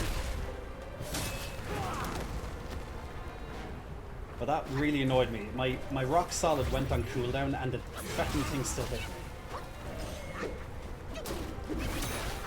And it wasn't too early. Just in case someone's going, hey, you did too early. Fuck's sake. Blah. Okay, at least I see the golden boost thing that he does this time, so I can see the grab attack thing. So that's one other thing for me to watch. But that was really, really fucking irritating about the rock solid form. I literally used it as it was crashing on me, and it went on cooldown, but I still got hit. So that really pissed me off. How dare you come back? Why do you have to come back? Headbutt!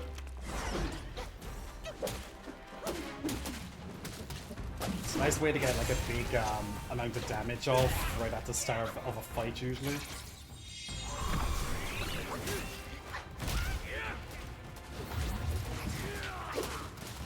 So it's getting the timing on the heavy attack right as you enter.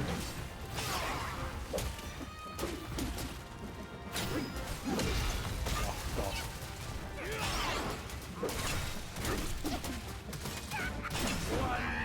Taste of my Samadhi wind!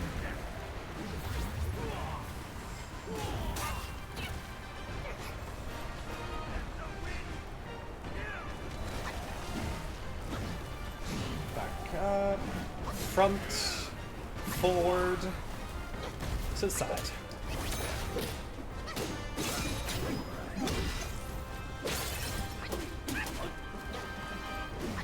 I really like dodging out a move. It's really good when it's done. Oh, there it is. Oh, I just missed it. Nice, Jay. Good job. You survived the kick. Just about. Like, staying in Wolfie form as long as possible is always good. Oh god. And then he done, well, at least he done it when I was in Wolfie form.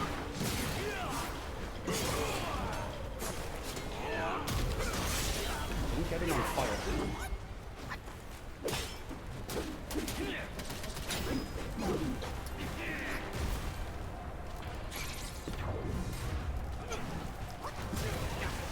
Nice.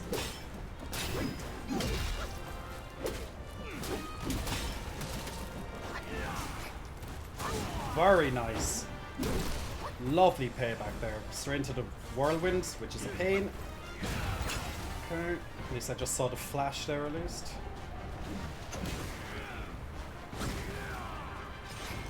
Uh oh, no, no, no, no! Ah! I tried to back away.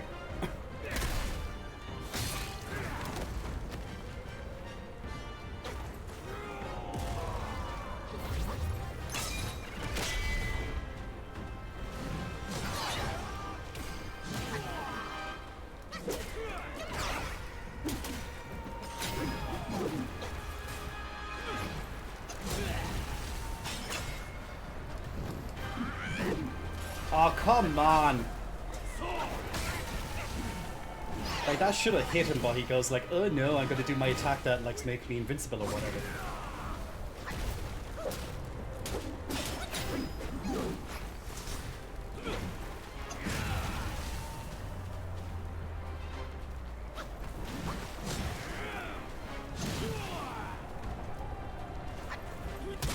I didn't see it that time. It's 2 times now.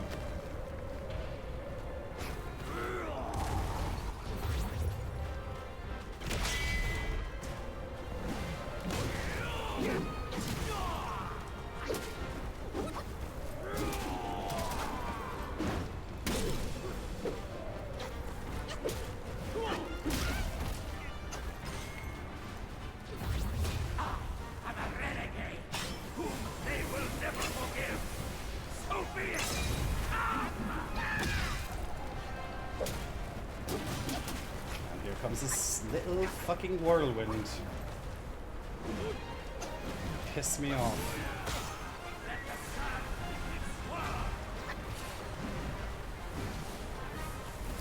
I can't see the fucker. It's so hard to see, man.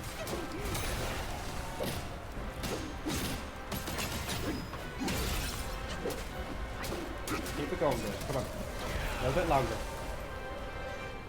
Don't get distracted by the whirlwind. I know it's a pain in the ass, but you can do it.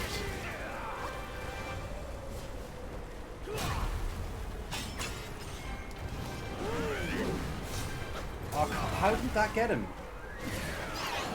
Lovely.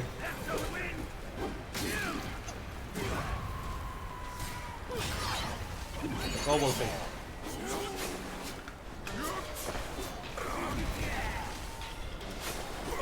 God, it's like he's like dodging all my attacks somehow.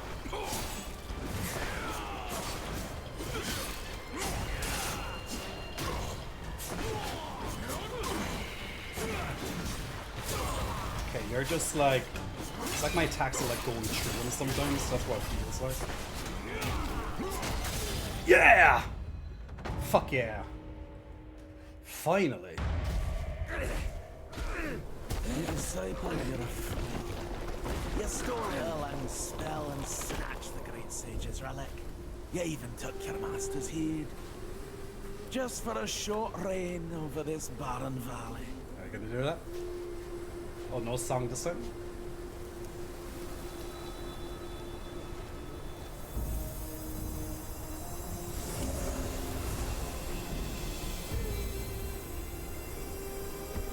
Ooh, he's like a big god thing. Was that his head? Is he like a fallen emperor or so? Ah. No head, but he gets the head.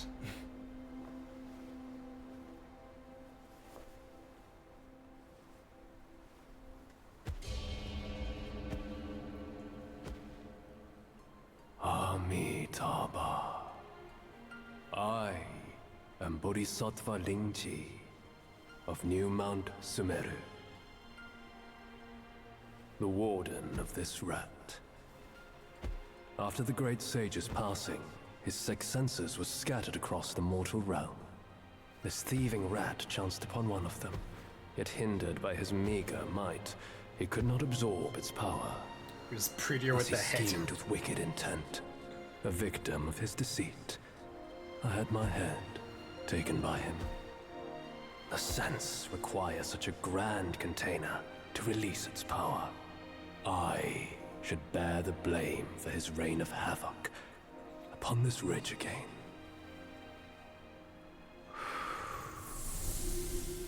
Through your valor and sagacity, order has been restored. You are the sole worthy one to keep it. Please, keep it secure in my stead.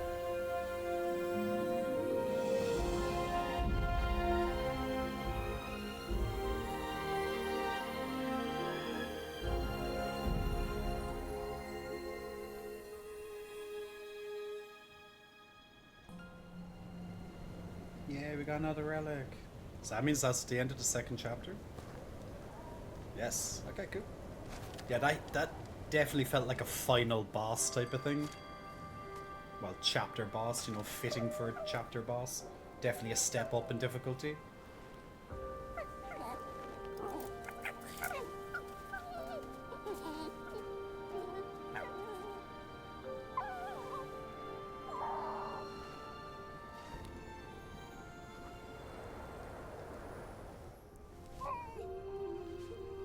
Poor little thing.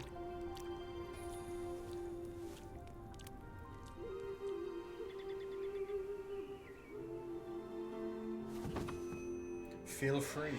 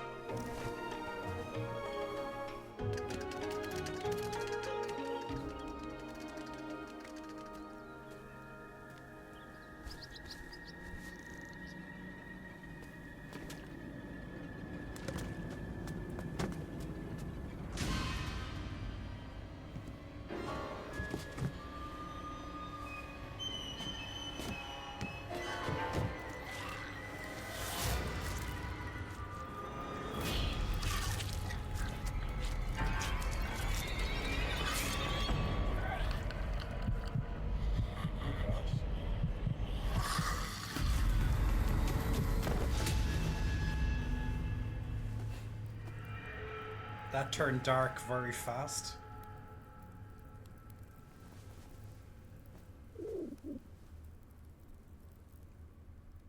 Really, right in front of my dinner? Gimona, as if you didn't know that was going to happen.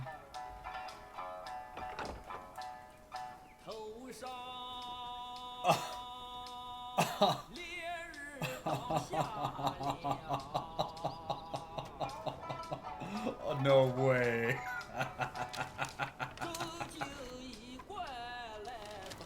Men, beasts, Buddhas, Yaoguais. Each of them bears a distinct root from birth, superior and inferior. None should disturb what's decided. Am I right, Sun Wukong?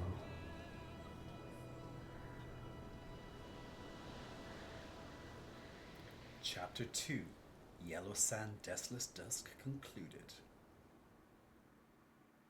Now you feel With bad. the wind and sand you've endured here, did you reach the Forgotten Kingdom at the end of the land? Did you find the clash of stones and the fall of Tiger's acolyte? If you shut your ears and heed only your inner murmur, I fear the more you yearn for flawless endings, the further you'll stray from the path. Rats and cats, neither grasped their destiny, and yet neither admitted it. Listen closely, young one.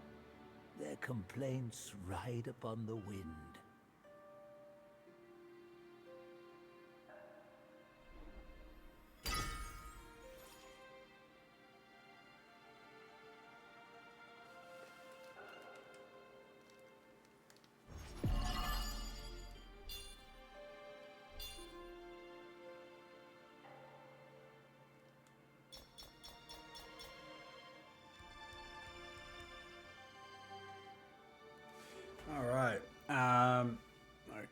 Yeah, so pretty much it's like he let fear control him, so he acted obviously irrationally and he decided to kill the fox because he had, you know, the bad dream or whatever. So yeah, interesting. So let's begin the third chapter. White snow, ice cold. So we're going from desert to snow. I should have completed the side quests in order to make the final boss easier. Like, the thing is like, fair enough, but like I couldn't, like the guy told me to go and get a drink for him or something. That's the only side quest I knew. And then there was something about finding the Buddha's eyes. and I didn't know where the Buddha, the eyes were, because I have to get into another thing too. So we're going to go back to that chapter because I do want to finish off whatever. But yeah, like that's the second boss that I fought now that you said I could make a lot easier if I completed like a quest beforehand. Like that stone guardian, you know. I killed him without using the, you know, the other guardian. That's meant to make the fight way easier. And then that last boss that we just fought there, you're saying if I'd done the side quest, he would have been much easier. Ah well, look, I guess I just like doing the bosses in hard mode or whatever. One task is to help the fox figure out what really happened. Okay. Chris Fang, big muscle flexing, welcome to you. Thanks for pressing the follow button. Let's watch. I didn't know where to get the meat or the drink or whatever. I was trying to find the pig or the warthog or whatever. I couldn't find it. He said go into the place and into the temple, and I couldn't see it.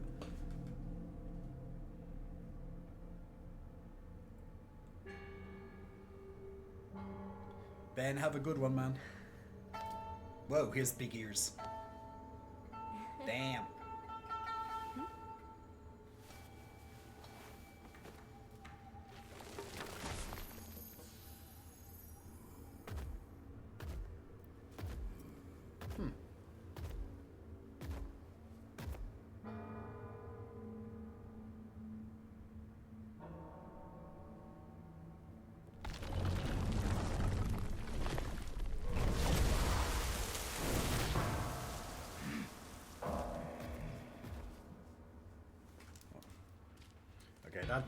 Okay, that came out of nowhere.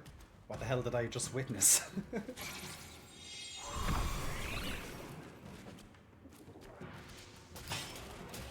I literally have no idea what I just witnessed, guys.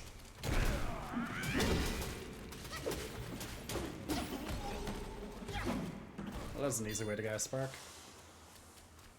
So, what the hell just happened there? I was like in a statue.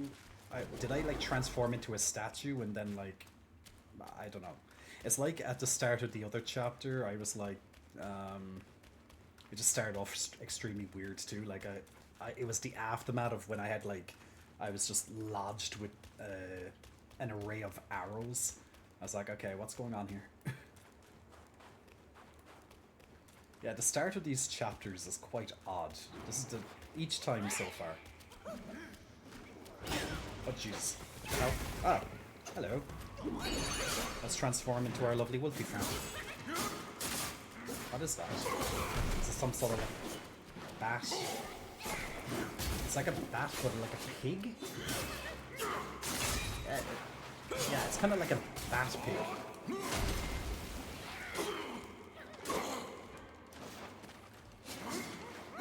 This is this game's version of imps.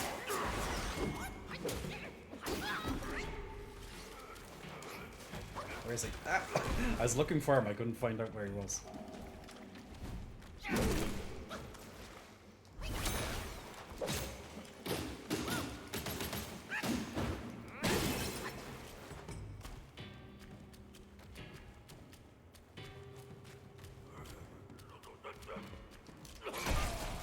Hey! Why didn't my rock solid not work there?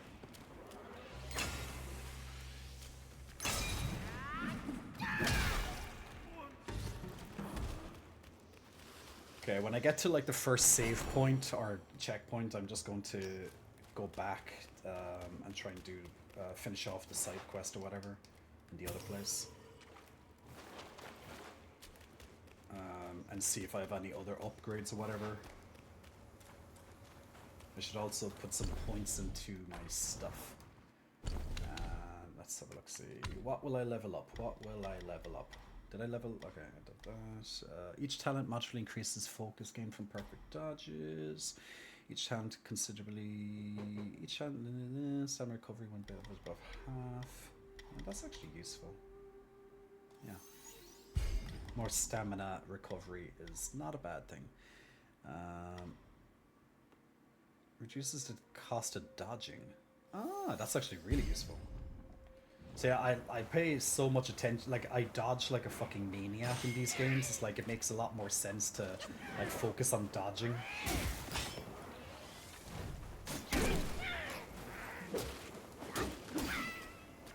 It's like, it's just ingrained into me. Dodge, dodge, dodge, dodge, and dodge again. So if I can, like, I should have actually took that second talent probably ages ago. Like, there's sometimes when I ran out of stamina, and I could have been probably saved by just having that talent maxed out. Ah well, it's all good. Ah, there we go. Our first shrine, our first checkpoint. Okay, we can craft some new armor, we can craft some new weapons. Let's have a look, see, do we even have the items for these? Okay, let's see. We have the Rat Sage Staff. Okay, I'm gonna need 3 refined iron sand. Iron sand? That sounds like I'd get it from the desert level. Nice attack increase. Maybe, yeah, maybe I have to go back to the desert level and find it. Because, like, why would I find iron sand in the snowy level? Okay, let's have a look at the armor. Let's see. Decoy and duplicates are cloaked in yellow wind, granting them considerable damage reduction. Okay, and they all need cold iron leaves. But I don't have enough cold iron leaves. Okay, well, I'll craft one of them at least. This seems to be the biggest upgrade, so I'll get that one first. It's in the store. Okay, well, I could just buy the cold iron leaves, but they'll drop off enemies anyway, so I might as well save my money. No, but you know, just ooh, there's the map for the area. That's good. Like, there's no point in like buying stuff when I can literally just get it off monsters, you know. Unless I'm impatient and I'm like, I want it now. Is that it? Yeah. That sounds amazing for duplicates. Yeah, like, and I use duplicates, you know, pretty often. Like, I'm not too sure if I like the I think I like the other spell better. Like, I definitely like the rock solid spell, but I think I prefer the cloud step. This seems more fun. So I'm gonna put that back on again. I'm gonna just take out the point that I have in it though, and I'll put into something else. How do I get the points out?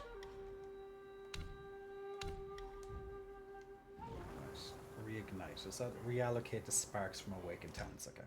How do you do that?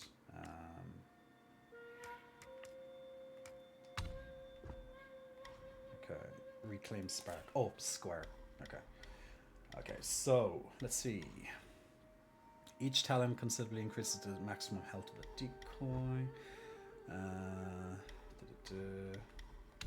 Let's see. There's just so many places you can put your talent points. It's just like, where do I begin? Increases your maximum stamina. See, stamina's all, you just can't go wrong with having more stamina. I just don't see how you can go wrong with it. So I'll put a little bit more into my stamina. Okay, let's go back to the desert level. And I need to... okay, maybe I found the meat for that pig guy. Or the freaking warthog. I don't know if I did or not. I actually wasn't paying attention if I picked it up. I just remember him telling me go to the temple, and I went to the temple. I just didn't see the meat. But maybe I picked it up. And then I think I still need to get like 1 or 2 of those Buddha eyes or something. So let's have a quick look, see, because they might give you like a nice upgrade or something.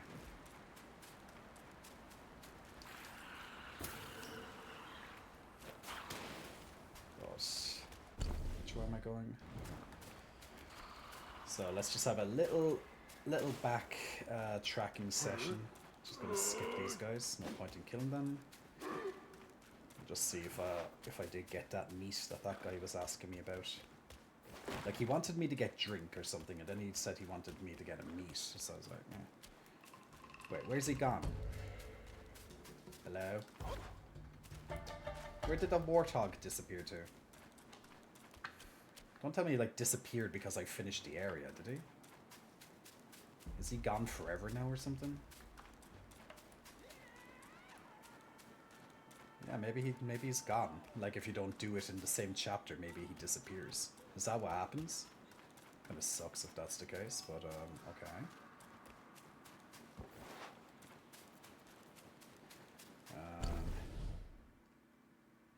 Oh, wait. Wait, I think he... Oh, is that him over there? Okay, I think he just moved... I think he just moved position, maybe. There's a different icon on the map. So I think he maybe just moved position. Well, he fucking better. Like, there's nothing worse than, you know, when you kind of go past a point of no return. Like, I always do that in Dark Souls and stuff. Like, it feels like when you're playing a game like Dark Souls, you have to have, like, a... Well, not that you have to, but it feels like you need to have... Oh, wait. Maybe that's the... No, that's the other guy. Oh, maybe he is gone. Yeah, maybe he disappeared. This is the shopkeeper, right? So he moves. Where? Like you'd swear it would put. No, he's there. Where?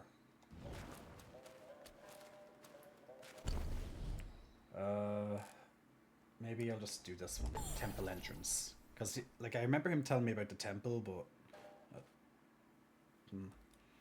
Well, it's like that in Dark Souls, you know, like.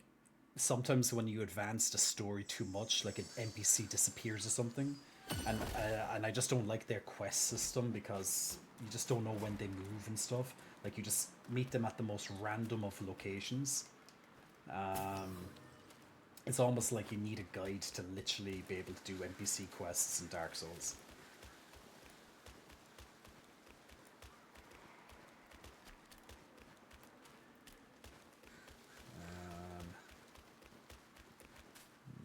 See him here either. Wait, did I do this thing the last time I was here? Oh yeah, that was to open up the area. Let's see. Come on, do you have any idea where the warthog guy is?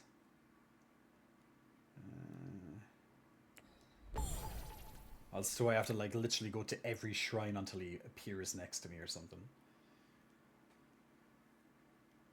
He's back by the steps in the corner. By the steps in the corner. Which steps? As in the temple that I was... Like this temple? He's back on the steps. In the corner. Well, you'd swear they'd mark him on your map or something, you know? Like... Why do they hide the NPC?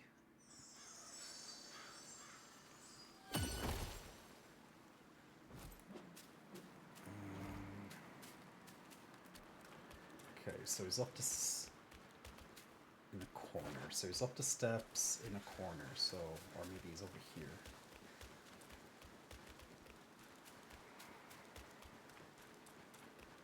On the right side of the steps. Okay. Oh, there's a chest here. Oh, I opened it before.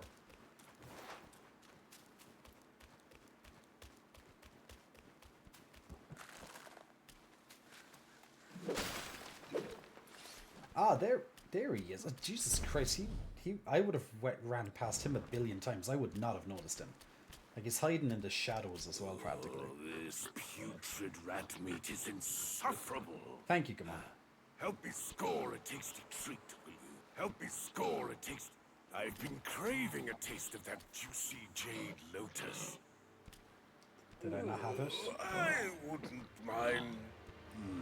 Okay, so... I have stumbled up the realm. Okay, yeah, whatever. Okay, so I have to find this, maybe the shopkeeper has this lotus thing. Let me go to the shopkeeper. Okay, now they put it back on the map. His icon.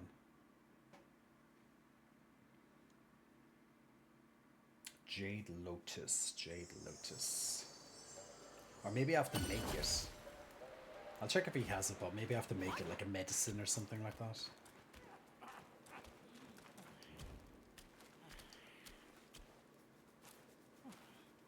Self-refinement is the way to make golden pit. Jade. What was it called? Jade thingy. No.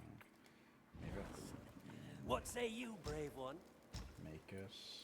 No, that's. Wait, do I have enough? Oh, actually, I can upgrade my. Will I upgrade my mana again? Yeah, let's upgrade my mana. Might as well. From yin and yang, 5 elements emerge.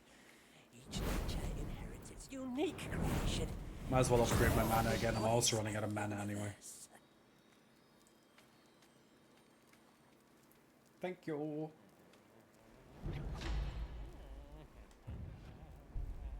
It's an item I might have gathered.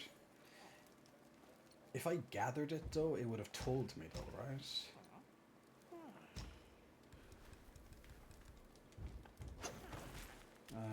Maybe it was like on the ground somewhere and I just never noticed it. But there was nothing down here. There's nothing down here. This is where the last boss was. Like, he told me originally that there was something at the temple, but I never saw it. Check the store, if not, go find it. I thought I just checked the store. Oh, as in, like, the shrine store? Maybe? Store. Lotus. Ooh, I can actually get these mind cores? Well, I might as well buy the mind cores. Why am I not buying them? J. Licorice. Jade. Wait. Is this it? Jade flower? No, he didn't say jade flower, did he? Jade lotus. There it is. Do I just need one of them? Maybe it was... Yeah, maybe I just needed one of them. Okay. Well, I might as well level up my... my thing again. I have 19 of them. Then why didn't he take one of them off me? Now you have 20. See the Dell from the confines of my abode. But why didn't he, like, he wants them, so why didn't he take them off me? That's gonna give me more mana. Like, I just... To ascend, seek from without. I'm just gonna skip this stuff. Thou shalt have built. I got about an extra 10 mana during that other boss fight, by the way. As an FYI. That would have saved me. Why do I make the bosses harder? I have no idea. Always fighting the boss the hard way. Now I go back to where I first found him. Okay. Why don't I just give it to him here? But okay.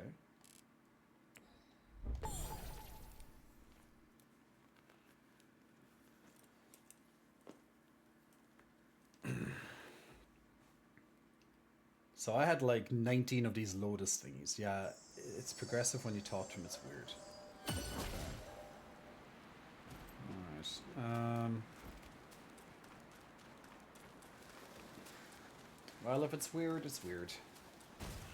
Not every game is perfect, you know. It's a great game. I really like it. Are you sure? I don't see him there. Yeah, he's not here, Gamon. I think he moved. I think he's still at the temple, you know. There's nothing here.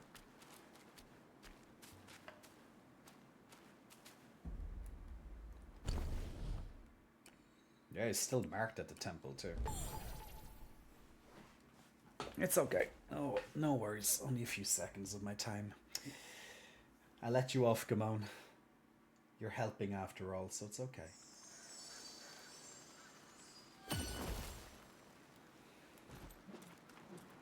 Okay, let's go up and see if he actually accepts my goddamn jade flower. He J-baited you? Goddamn Gamon. I just tried those rat... It's Yeah, people whatever. on... senior? It's the right time now. I'm taking it to the right place to give it a try. Okay. I just tried those rat guys. Its people are not yet extinct. Our senior brother gave me a piece of gold. It's the right time now. I'm taking it to the right... Okay, he's just repeating himself. How do I give him the frickin' I just tried those... It's people. maybe... Our Okay. senior... Maybe he took it It's the automatically right off me? time now. I'm taking... Yeah, whatever. Now maybe he moved to the first place. Yeah, maybe. Like, did he take one of the things off me, maybe? Because maybe he took it, but it just didn't obviously, like, register. No, I still have 20 of them. He said he'll move to the right place. Okay. So maybe he'll do it only after, like, I exit the area or something. There's a man in a stone. You can buy it for him there. He's drunk. He needs a decanter stone. Decanter stone. A man in a stone. I'm sure I just can't buy one of these decanter stone. No. Maybe I can buy it off the guy at the other store.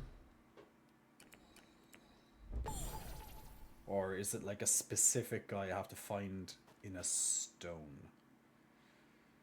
Hey Scooby man, I'm well. Thank you very much for the compliment. We're playing some Black Myth Wukong at the moment, trying to figure out how to finish this this Warthog's quest. It's a specific guy, so it's not this guy. Okay, it's a specific guy. Whereabouts on the map is this stone guy? Is it the guy that's the Buddha guy? The guy that needs the Buddha eyes, which was like, I think it's over here.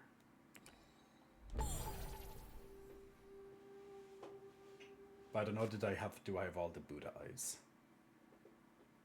Or whatever it was. We'll figure it out. There seems, I just feel like I'm missing some items or something, that I just didn't pick up certain things while I was running through the whole area. And I thought I was pretty thorough in my search. Like, is it this guy here in this stone that I have to give like something? I just don't know if I have all the things though.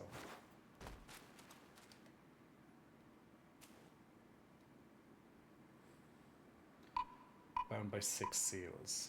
Okay, no, it's still bound by 6 seals. Maybe I have to go and find like the 6 seals. I think I have a few of those Buddha eyes. Just obviously I don't have them all.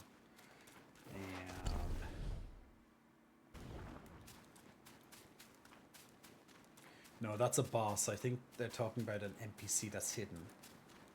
So I have to find a guy that's an NPC that's hidden in a stone rock. That's hidden. That's great. That's fantastic.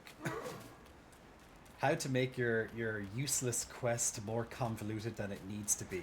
Why can't I just go and give him the fucking drink that he wants? But no. We have to get him a decanter stone from a guy that's hidden inside a rock.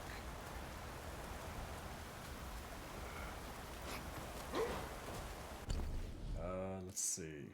Okay, guy hidden in a rock. If I was a rock, if I was a guy stuck in a rock, where would I be? I have to think, I have to be the rock, you know? I have to be one with the rock to find out how the rock is. That sounds so convoluted, really. Like, where the hell would you even start searching for this guy in a rock? And he's hidden. Maybe up here? Where's my guitar? See, I didn't think that this game would require you to have a guide to do some of these quests, but apparently they want to be like Dark Souls and make them convoluted for no fucking reason.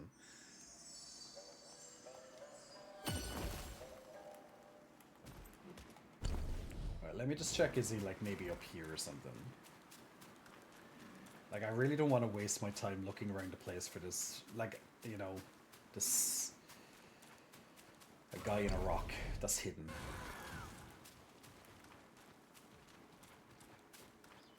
just sounds unnecessary. Are you a guy in a rock? No. He was neither a guy nor a rock, so yeah, that was definitely not that guy.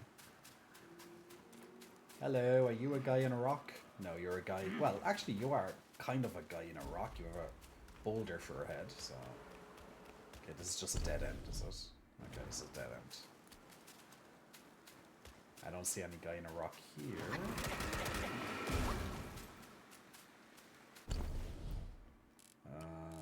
Okay, where else? If I was a rock, maybe I'd... Wait, there was a guy over here, but I don't think it was him, was it? We'll check. You're near the rock guy, just follow the walls. I was near it and then I disappeared. I mean, teleported. For fuck's sake. Okay, so I have to go back to where I was.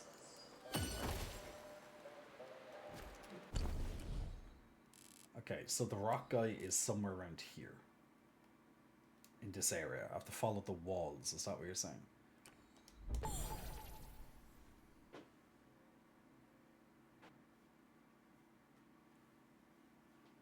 I just don't see why they have to make the NPC hidden, you know, or...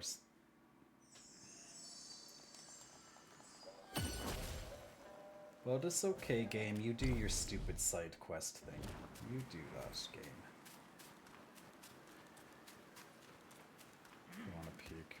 Well, I'll see if I can find it next to this, the wall, as you said. If I can't, then...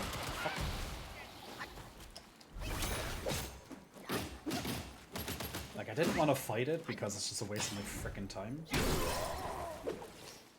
But you asked for it. Okay. Guy in a rock.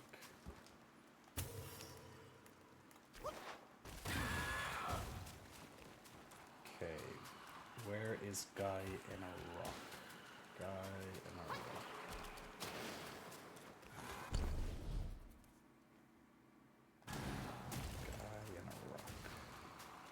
Are you a guy in a rock? Hello, are any of you a guy stuck in a rock? Maybe up here. Oh, I haven't been up here before. Huh.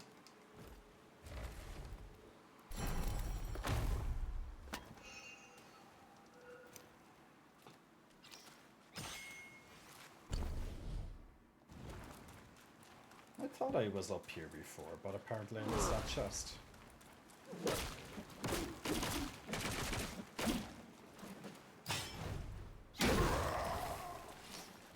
A guy in a rock? No. Hello, guy in a rock. Where art thou? I'm very sure I was here.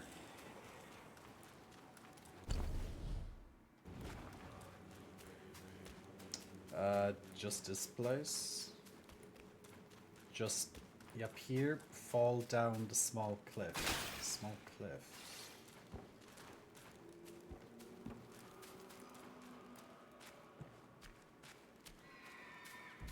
Wait, I was definitely in here before.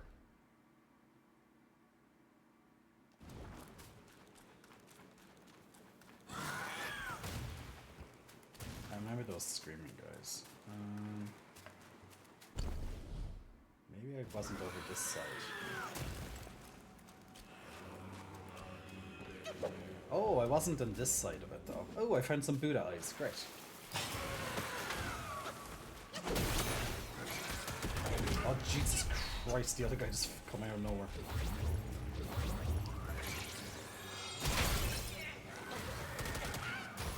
Oh my god. They just scream at you and they're like...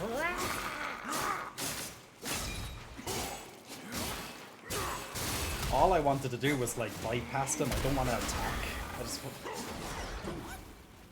I just want to get from A to B, but no.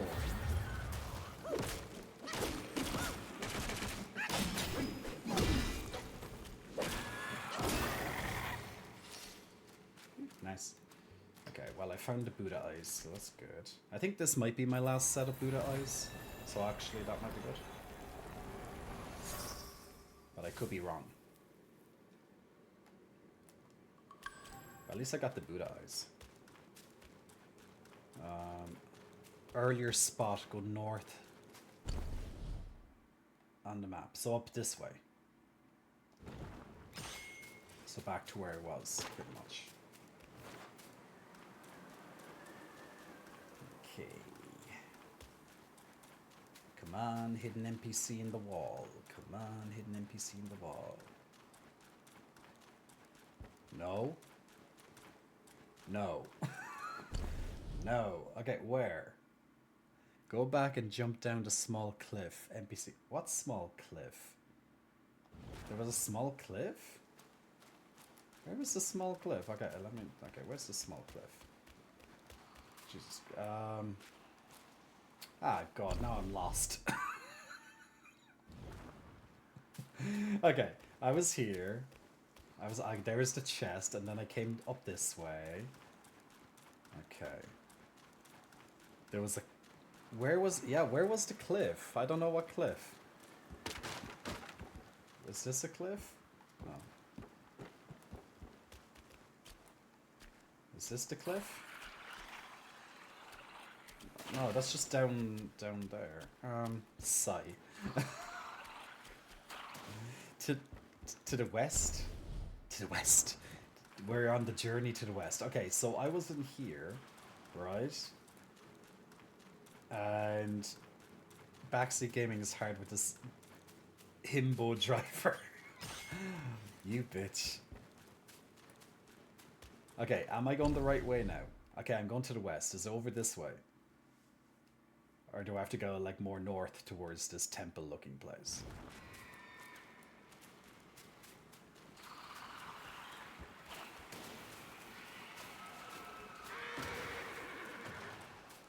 Okay, I think everything just wants to kill. Okay, everything just wants to kill me.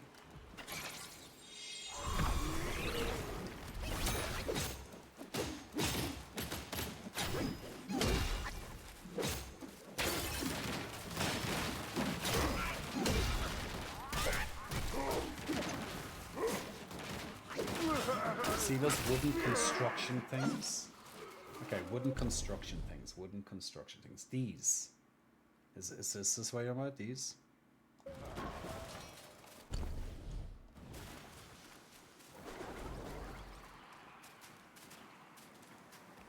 Wooden construction things. Wooden construction things. Wooden construction things. Ah! Oh, okay, maybe I did it. Was this him? Some bastard has got me Ah. trapped in this rock with his spell. Okay. And the rocks on the ridge have come to life. In that cave, there's a rock guy lurking. Oh, secrets we bet. Should you uncover the reason, I shall find my way out. Okay, so Rocks turning into guys. So, There's no do I have to like small kill a matter. rock guy or something?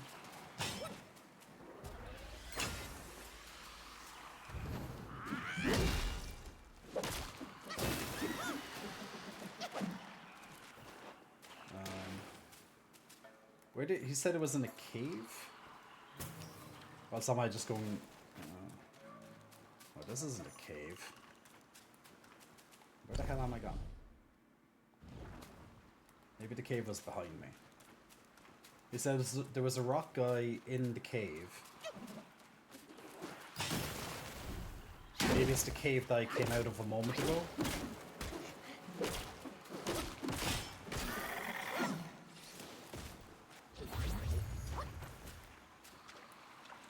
Okay, wait. Did I pass a cave? That's not. Okay. Maybe it's more dialogue I'm not looking at. In that cave, there's a rock guy. What cave? I don't see a fucking cave. Nah, it has to. It must be the cave that up above me or something. Is it? Can't remember what I did for him, but that's rock guy. I sent a link to the board quest. Yeah. I have to go to a cave. This is the cave I'd imagine. And there's a rock guy in there. Maybe there's like a special guy that spawned. And I have to go and kill it or something.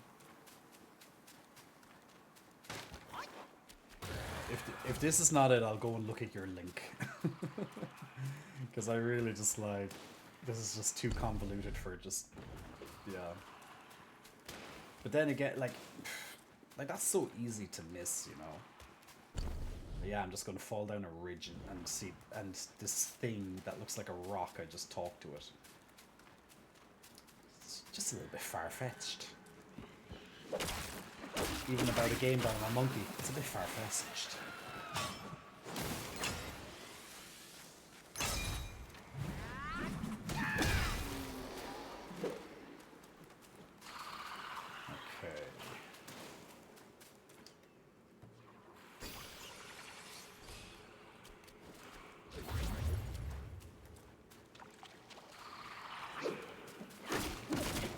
To be fair, you were there before, you just ran in the other direction. True, I did. See, thank you for backing me up a little bit. Come on.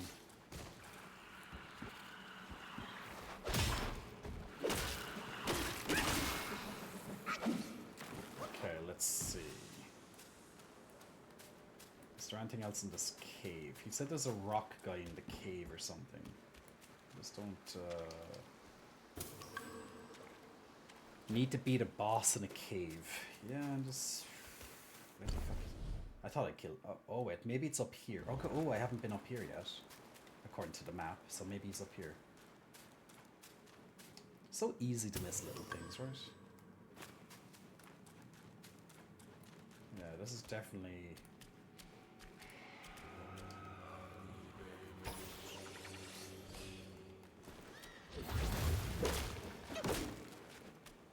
Okay, why doesn't he have like a... Okay.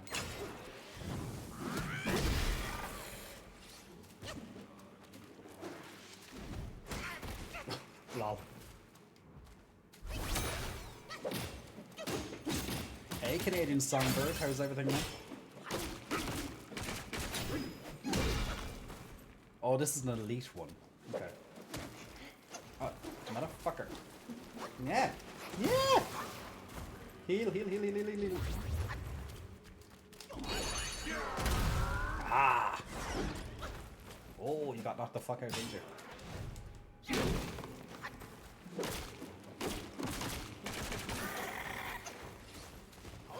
J1, Rock Guy 0. This one is the daughter of the rock boss. Okay. It's like, you didn't really kill the boss. This is just the daughter of the... Ah, maybe it's this big glowing thing in here. I should probably, you know what, I should go back and get refresh myself. I need to wake up in 6 hours, so I have to sleep now, but enjoy your rockin' pigs. See you next stream. Native, sleep well, man. Enjoy the rest of your evening. Thanks for joining in tonight. I should be... Ooh, actually, yeah, I was going to say my next stream should be Wednesday, but Jens is here on Wednesday too. So I might not be able to stream until like... Well, then again, maybe I can stream tomorrow night, just because I probably won't be able to on Wednesday. Unless he wants to stream for a little while, but I won't count on that.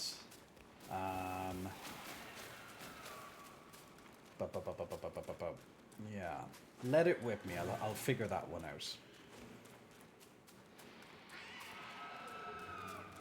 Okay, so this is the boss. There's gonna be a boss inside here. Oh, Jesus Christ! They just throw themselves at me. Lads, I know I look sexy, but like, there's no need to throw yourselves at me. And just one man. Or one monkey in this case. Okay.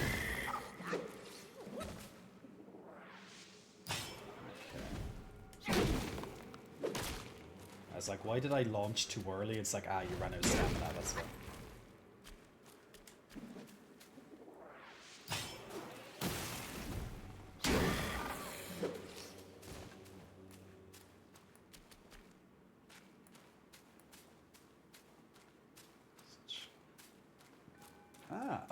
There's another Buddha eyes. Okay, surely this is the last Buddha eyes I have now. Sorry, I have bad ankles. Falls on Jay. Good tactic. Good tactic. Okay, so this is the rock boss. Is there any other little hidden bitches? No, okay. Right. Oh, get ready for this boss. So. Gah! Ah! Well, hello.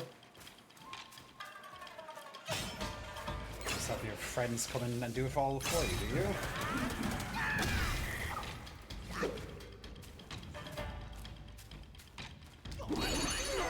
Does it just like sit there and it just like ads come in after the break it before? Ah, okay. So I'm assuming they just keep spawning and I just have to like try and kill it while dealing with all these, maybe?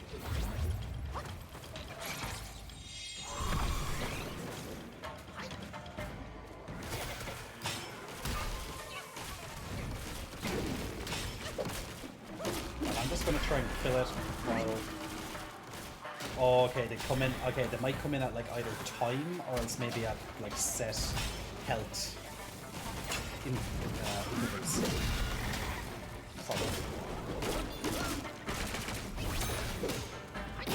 Actually, that's not even the point now. Well, it does take more damage.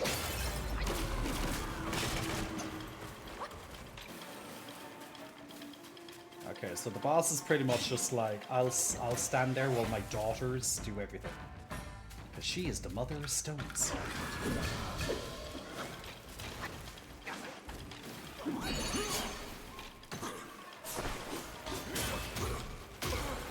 Actually, wait a second.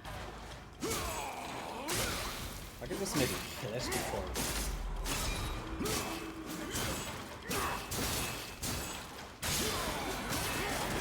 Ah! Fucker! Let me kill it! Yeah! I just brute forced it.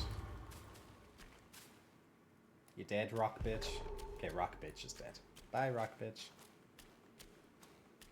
Well, that was pathetically simple, but that's refreshing at least. Okay, so I killed rock thing, and now I go back to rock friend. I mean, you'd catch me, right? Well, I would try my best. I will try my best to catch you. Unless you just like randomly, like, it really depends. Like if you randomly were just walking and then you just fell in front of me, I don't know if I'd be ready for it. I don't know if I'd like kind of shriek and just kind of, or would I actually be like, whoa, try and catch you, you know?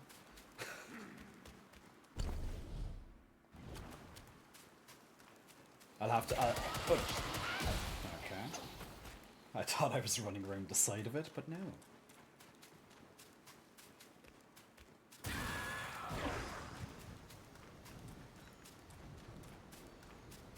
So it's like, Gullible one. I finally got my hands on the treasure. Hands on the treasure? Oh, you still here, right? You ain't expecting us back, are you? Be gone, you greedy inept wretch! I should kick his ass for being a pain. Get lost! Disgrace! Can I kill him? Let's see if I can kill him.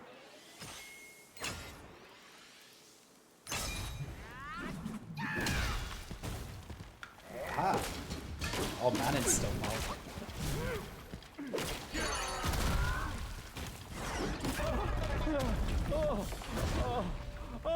Oh, you got me skull! Oh, mercy! Mercy! Mercy! Val.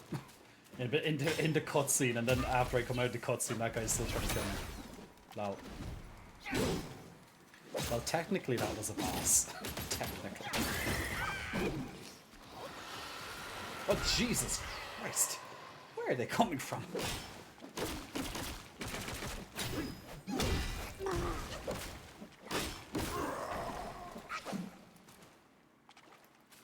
Okay, I think we're okay now.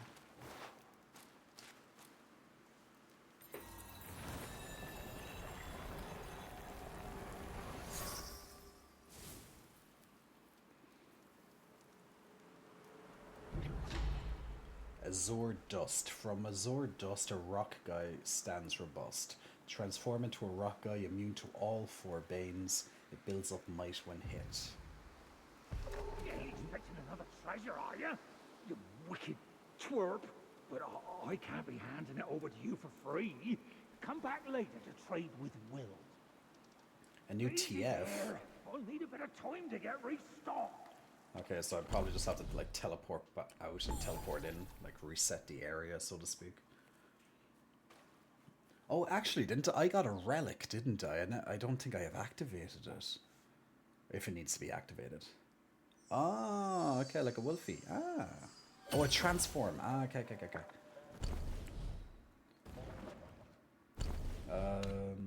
Inventory, relics, yes. Ah, I never activated this relic. Okay. From the faintest noise, capture the deepest significance. Bold ventures bring both pride and resistance. Echoes of the past can be found where karma lingers. Okay, all ears. Slightly extends invincibility duration of the first move of all varied combos. Sound as a bell. Narrows the window of rock-solid deflection, but returns half of the demonic cost of the spell upon deflection. Temporarily increases attack after a perfect dodge with Whistling Wind. That sounds... something that's built to move of all varied combos. That sounds good. That sounds good. Maybe increases my attack. Like, slightly extends the invincibility duration of the first move. So, like, when I do it, like, of all varied combos. Is that when I'm doing my string of light attacks and then I do a heavy attack? Is that when the invincibility kicks in? Extends invincible duration. And then afterwards, should I say? It's like when I do like a counter attack or whatever to the bosses. Or to, well, anything. I can always change it at any time anyway, right?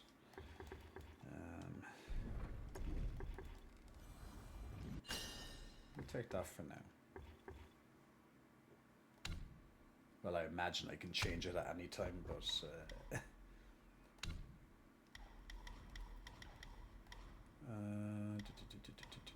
let's see, what else can I do? I really should start like leveling up my transformation or something. Oh, okay. Each talent level moderately increases the damage of the next attack after a perfect dodge. Each talent increases the defense. Strengthens both the Destiny 1 and its transformations. Okay. I'll wait. Okay, let's go back to Rock Dude. Like, I'm kind of thinking though, like, if Rock Dude, well then again I should actually try it, right? Like, I haven't even tried a transformation. I'm like, but I miss Wolfie. I like Wolfie.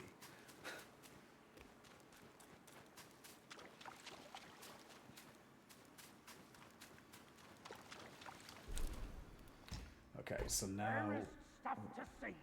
Guaranteed to please. What's a Gold Ridge Beast? And it's quite expensive. The Gold Ridge Beast once perched on the roof of the Buddha Hall. Maybe it can be exchanged for something valuable.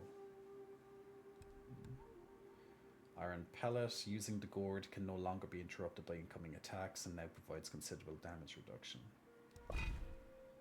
Gold Floor Hairpin. Slightly increases will gained from defeating enemies. Sobering Stone. Ah. Perfect for a drunken pig. Yeah. I think they're making it a bit obvious, but okay. So I need this stone. You got yourself a right fine bargain. I only sell rare fine wares. I'd be selling it to no one if it wasn't for you. Increases will. Using the gourd can no longer be interrupted by incoming attacks. Prefers considerable damage reduction. Is that like, is the considerable damage reduction, is that like when I'm drinking it? I'd imagine it's when I'm drinking it I have damage reduction. Could be good. Hey Cher. Bing. How are you? Hope you're keeping well. Make sure you fetch I'll more come back to will that. next time. Yeah, bring more will. You fucking drain me of my will anyway, I can tell that much. Oh wait, I think he moved again. Because his icon's gone away. Maybe he's back in his original position. Think you have enough Buddha eyes for the rock boss? Okay, I'll go to him too. I'm gonna check as the pig, the warthog or whatever he is, back at his original place, and then I can go to the Buddha boss. So you're telling me if I found all the Buddha things, I could have used him during the other fight.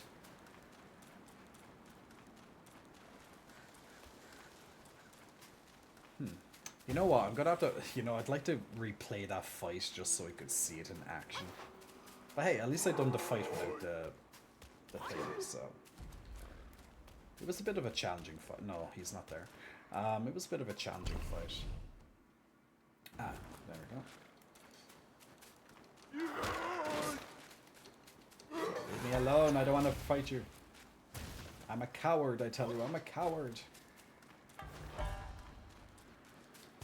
They're gonna probably keep running after me, won't they?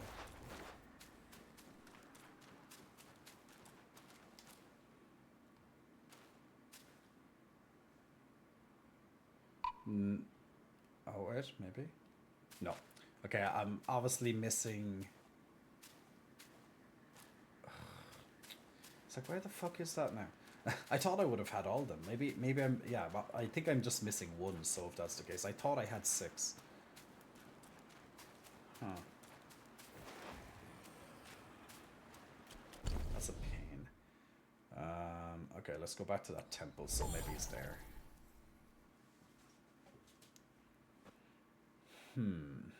Well, sure. Well, it must be in the area. Can't be too far away. Oh wait, I think you have to place the eyes in a statue before interacting with it. Okay.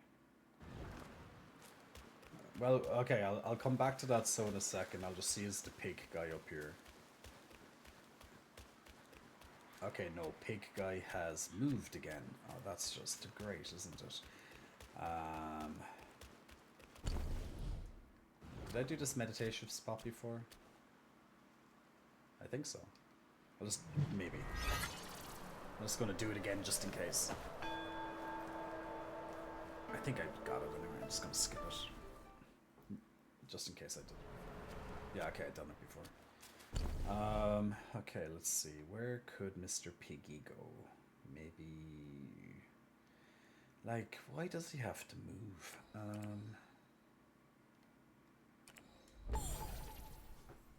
Let's see if he's gone, like, to the next point. But that's the thing, it's like he could move anywhere. But surely he's, like, in close proximity. Like, how far can a drunk pig go? You know what I'm saying? So maybe he's, like, close proximity to this shrine.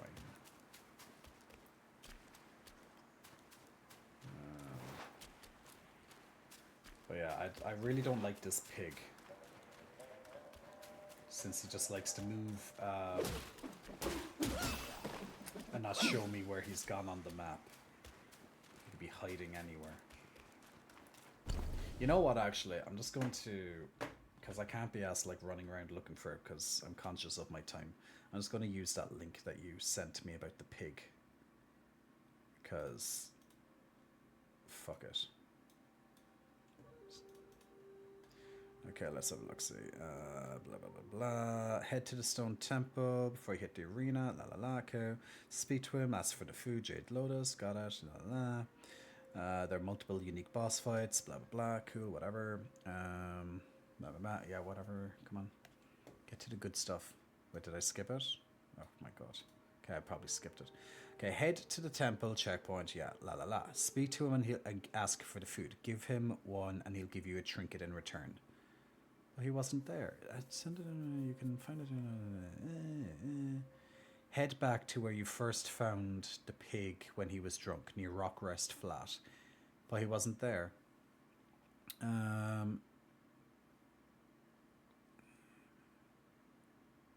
You can find it where you first meet the headless wanderer. Their little plants and give him one. Yeah.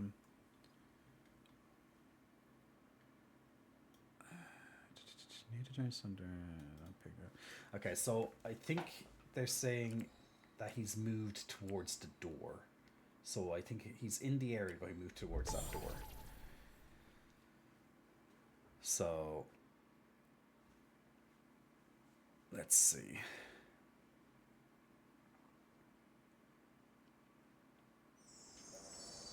He better be fucking at the door. Or else I will fucking grill him and I will eat him for breakfast. Because I'm quite hungry when I wake up, so... He better be there. Yeah, apparently he's back here, but he's like near the door. Well, they said go to the temple and he'll give you a trinket, but he's not there. Ah, there he is. So he moved. Oh. Okay, so this is his brother.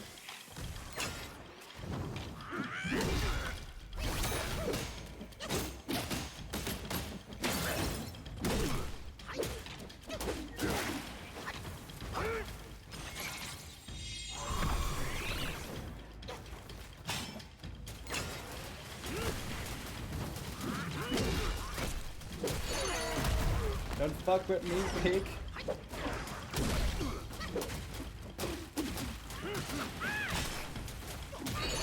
Go, Wolfie, go, Wolfie, go!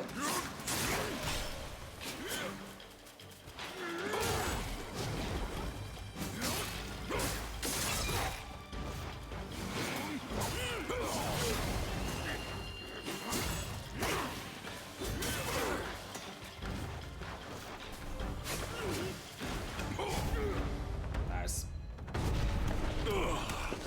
What an excellent fight! The intensity! This is good. You and I should explore that realm together.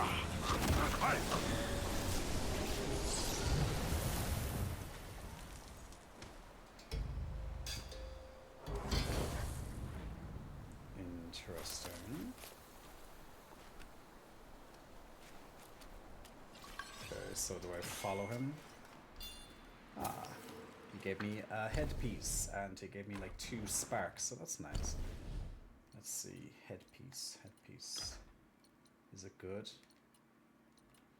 For a short duration after using the gourd, moderately increase attack. Refraining from using the gourd for a relatively long duration, moderately reduces attack on the contrary.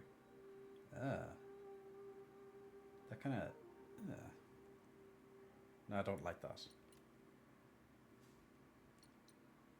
Yeah, I don't like that. It's definitely... yeah, I don't like that.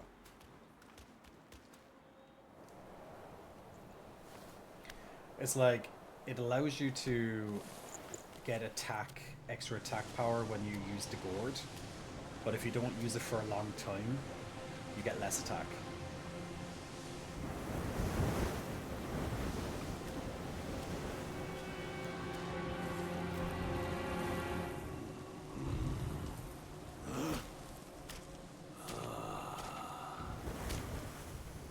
Men in our time do not see the ancient moon, but this moon hath shone on men of yore.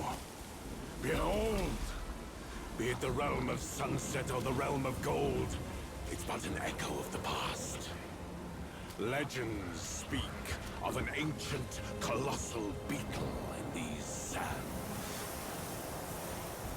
Whilst deep in slumber, it lay hidden beneath the earth's embrace. When awakened, it would devour all souls that crossed its path.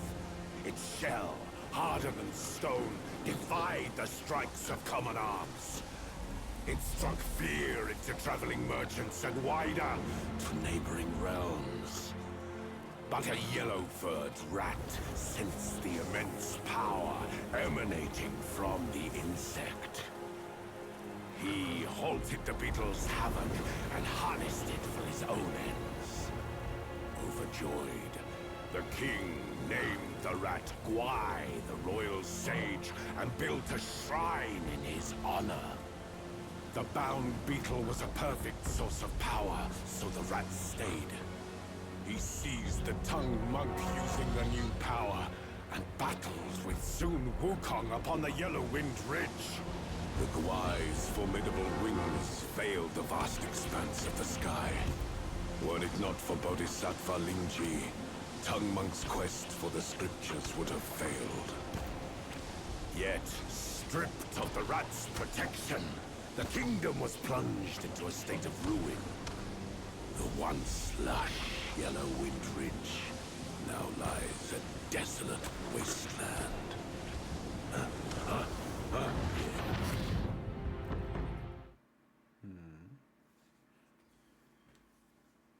I like that. I liked his voice acting, actually. The voice acting was really good. The drunk said there's gold here, gleams of gold. Do you believe him? Just got an achievement for that.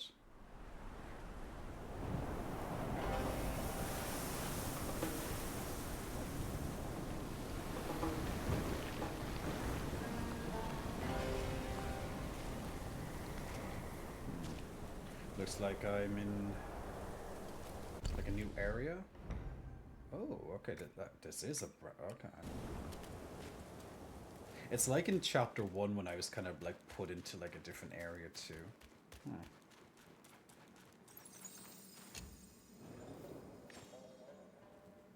I have some sparks I have to use too.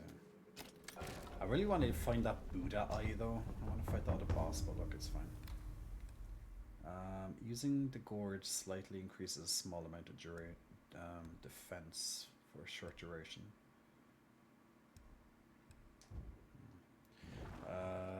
Let's see. What's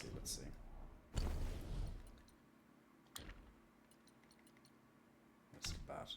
Inventory journal. Oh no, I have 2 transformations. Each hand point slightly increases the attack while transformed. Increases your maximum might. Each talent level increases your might recovery speed. No, wait, actually, maybe I do.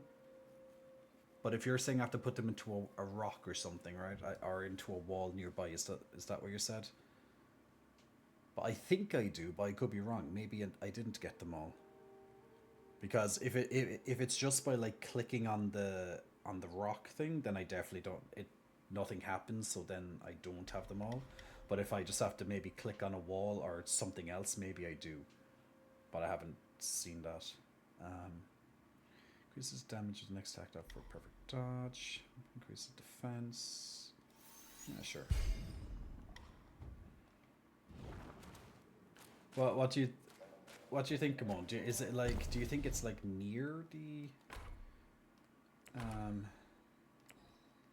how do I okay. Do you think it's like near the thingy? Let me go back and have a look. Then I'll go back to that spot.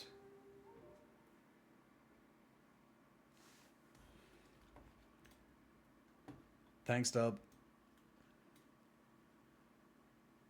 Check your inventory. Oh, it's actually, yeah, it's in my...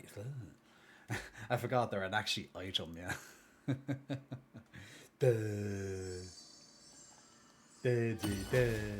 Himbo mode activated. Okay, inventory. Oh no, I have 5 eyes. God, where would... I don't want to go looking around for them forever. I have lots of these masks. Keen eyes mask. I think there was one of those statue things. Where was it? Where was the area that you slide down? It was here, I think. So maybe it's behind me. Wait, is this behind or is this front? Let's drop down there. Is this behind me? One more and interact with the rock to fight. Yeah, start fight. Yeah, I just need to try and find that one more. So, I think there was an item down here.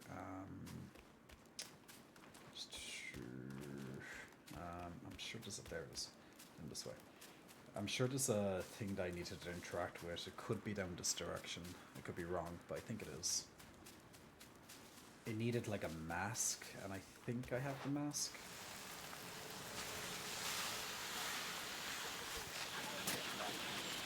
Oh yeah, I wonder where that Buddha's item is.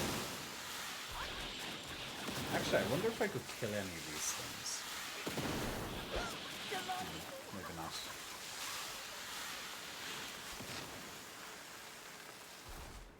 Yeah, there's a thing there. I don't know if I have that mask yet. Oh, there's a shrine next to it. Okay. Do I have this thing? Oh, I do. Great.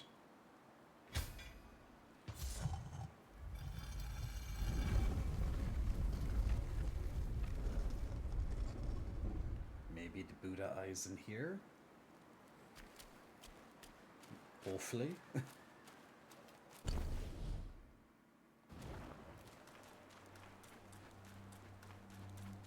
Wait, have I been... Wait, this... No, this just brings me to the last boss again, right? Yeah, this is the last boss area. Well, that's... Well, I won't say a waste of time, but it was... just not useful to me. Okay. You know what? Can I get... let's see. Trying to find these eyes now. It's going to be a pain in the fucking ass. Can I, like...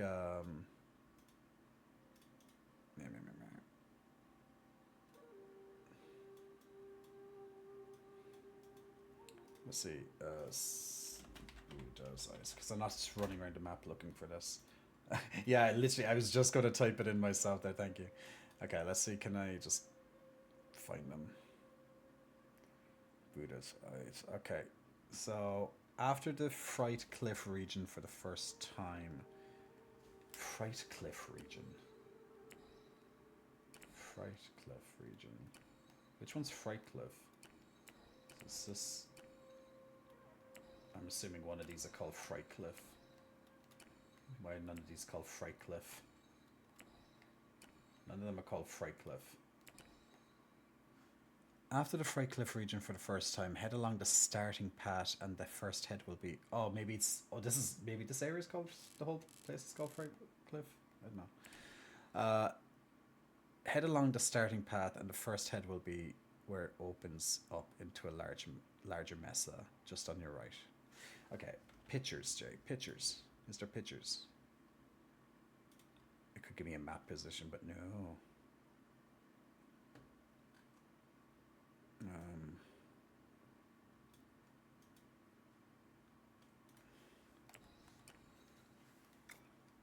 Shit. Oh, that's a secret area. Oh, okay. Oh, wait. Fright Cliff. Wait, this is called Fright Cliff.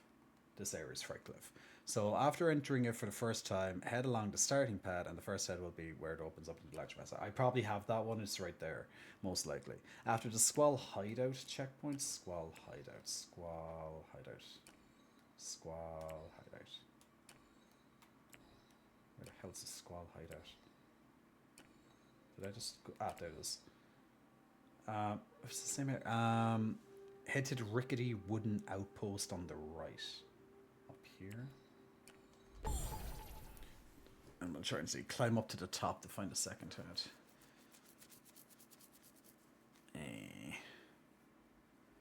Okay, I have that one because I definitely fought the boss for that one. You know what? I wish it just like gave you like points on the map and then I can just like run to it instead of like giving me instructions. It'd be so much easier. So after the Squall checkpoint, for the first time, head to the rickety wooden outpost on the right. This looks like a rickety outpost.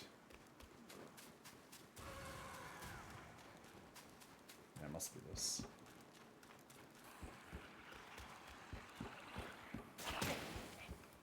And climb up to the top. Okay, I probably already got this one if it's here because... Yeah, I already got this one. Okay. So that one's got... From the top of the outpost, look back to see a small stone path going over a ravine that holds the trapped Black Myth Wukong man in stone. Go over the path to find a third head lying along the way. Did I go over the path to find the third... No.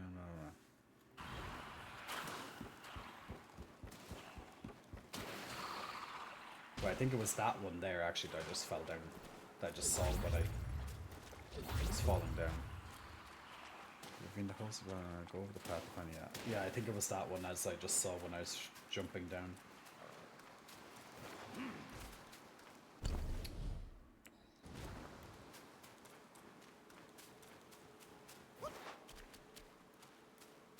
double check. Oh, ouch. Motherfucker. Maybe I can just go forward. No. Oh, this one has pics? Okay. Even better. Like, so much better when you have photos.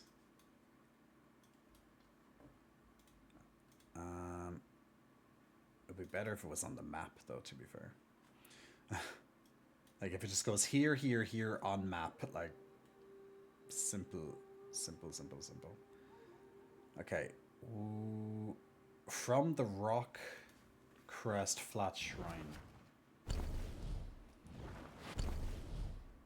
Rock Crest. Okay. Turn left and walk forward. You'll immediately see a statue head to the left of the gate. Let's see if that's, since it's right next to me, I might as well check that one first.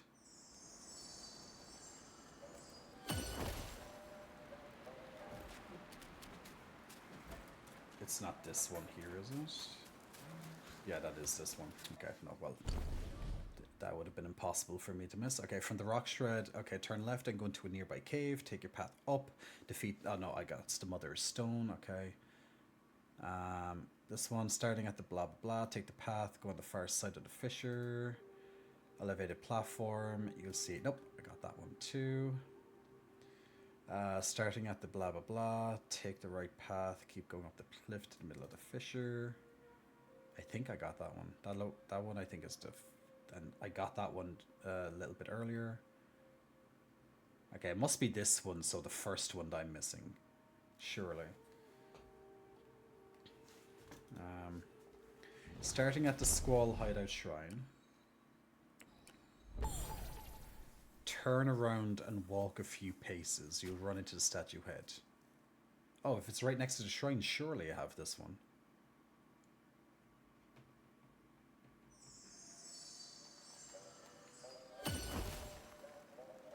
Turn around and walk a few paces. Oh my Jesus Christ. It was right there. Oh my God. Lol. Come on. Like literally right next to a shrine. I found all the other ones. And then the one that's literally right next to the fucking shrine I didn't see. My God. Lol. That is just... Oh my God. Okay, at least I have them. That's the main thing. Looking for that motherfucking thing and it's like right next to me. I must have passed it I don't know how many times. Oh my God. It's fine. It's fine. Yeah. There you go. Now you have to 6 them, yeah. 6 laps. Okay. So do I just like deliver it or something now? Yeah.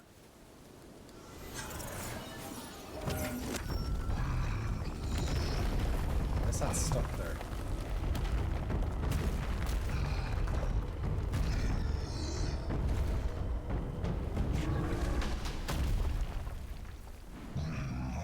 Shandian. He looks like the other guy a little bit anyway. Is he gonna behave like the other boss? Okay, yeah, he does behave like the other boss.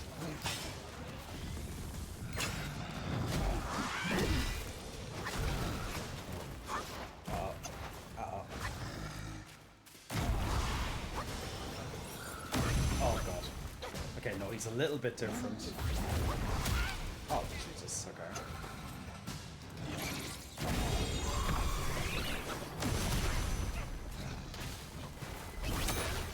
Well, at least he's not the exact same, so there's that. I don't know, is he going to be easier or harder? But I like the fact that they fight each other if you do it early.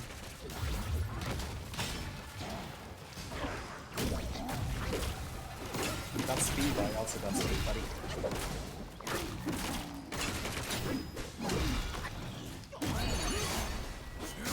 Go, Wolfie, go, Wolfie, go!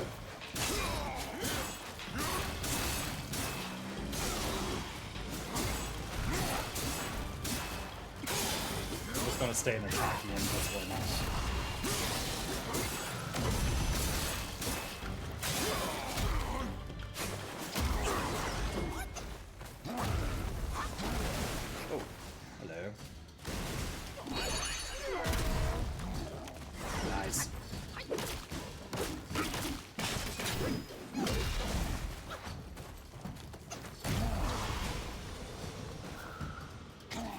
Go. Ow. He flattened me, Gimon. He flattened me. Oh, I just used my immobilize.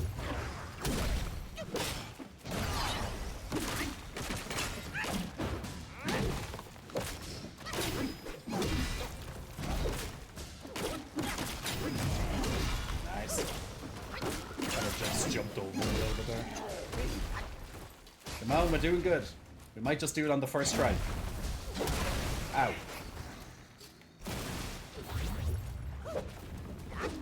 What's he doing? Ah. Uh-oh. Uh-oh.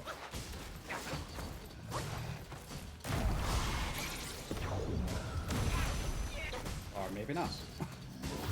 I have full faith in myself, Jay. Oh, how did I miss that? Come on. That's the game. It's the game's fault, come on. Ow! Now I'm getting the shit beat out of me. Come on. Ah! Yay! First try. It was going well and then it got a little bit scrappy towards the end. Good fight, good fight. Yeah, the other boss was definitely harder. His brother or whatever the connection is to him. Rock Boy the second. Alright, so I think I have everything done here now besides that other area. So there's probably like one final like boss in there. I might have a look at it. But I only have like 15 minutes. So if there is a boss there. Before doing the obsession. What do you mean doing the obsession? May Lord Lao illuminate your path, brave. Make medicines. I think I have enough for new medicine. Yeah, actually I do. I can get even more mana. Seek from without to craft pills. Unique Secret area. creation. Ah, the secret area is called that. Is it like a big area? I wonder.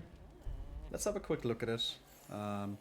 Like is it a big area? Like is it worth my time going there, or will I just leave it for the next stream? I should check out what the other transformation is actually as well. I haven't even checked out my new transformation. I just like Wolfie.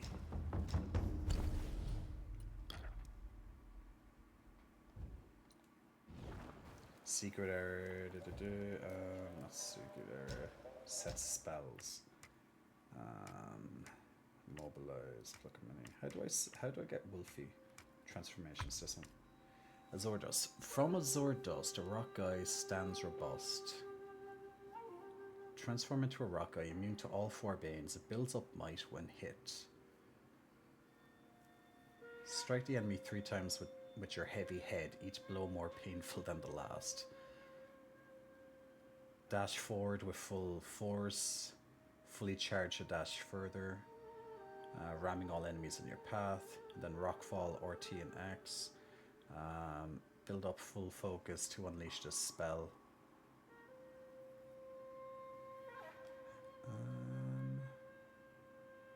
How do you build up full focus though? Maybe it happens when you're doing these attacks. No. Might cost high. I'll try it just to have an idea. Haven't used this rock form yet, so it might be cool to try it out. Like, is this a big area, Gamon, if you can remember? Or is it just like, you know, a boss or something? But it's nice to find a secret area. Off the beaten path. Wouldn't have found it if I didn't do the pig quest, though. No, just a boss fight? Yeah. Probably a difficult boss fight, though, since it's like a secret off the path boss. Is this the way? Hold it! You traveler. Back to where you belong. Or meet your end here. Did I not fight this guy I before? am the vanguard of the Yellow Wind King. Oh, no. I patrol this land by royal decree. The Yao Guai lurks. You scorn my words? I'll have you served to the king's dinner! Tiger Vanguard.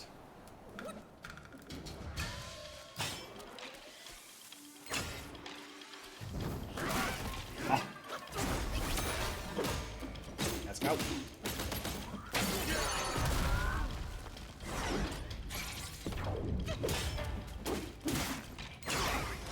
Nice. Shit. Alright, rock boy. Go, rock boy. Rock boy, rock boy, rock boy.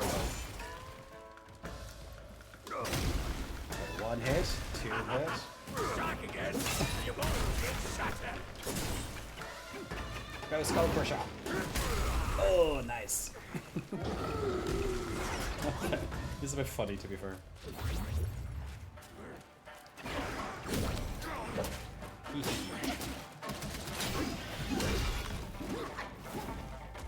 Whoa. Ow. Flying tiger hidden fucking dragon. Nice.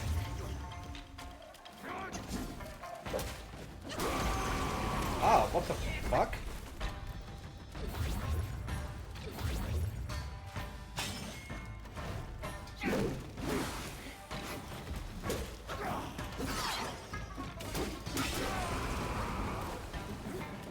Okay, well, at least I knew I was ready for that one.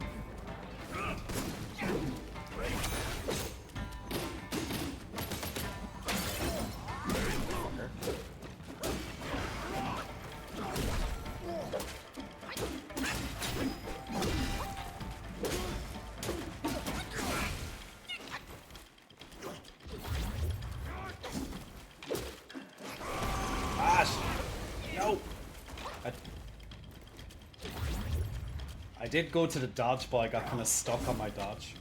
So I'm doing it again. Oh, he actually looks at you while he's doing it. Motherfucker.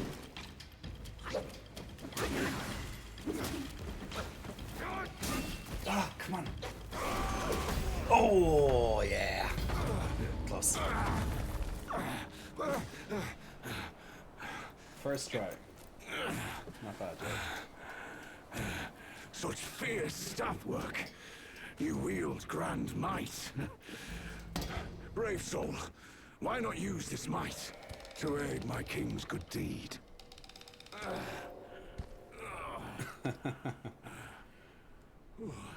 I think I hurt his hip or something. Our king comes from Mount Lingshan. His kind heart seeks to end the place's suffering. The Yao Guai's skills run deep, and with your help, our chances will be doubled. The king is just ahead. With my meager skills, I cannot join you. Please, go aid him quickly. Truth be known. Okay, what's my... He just gave me a new cure here, didn't he? Yeah. Was this one? Upon successful hits with light attack combo, modeling increase attack for short duration. Ooh, I like that. Perfect dodge requires small amount of stamina.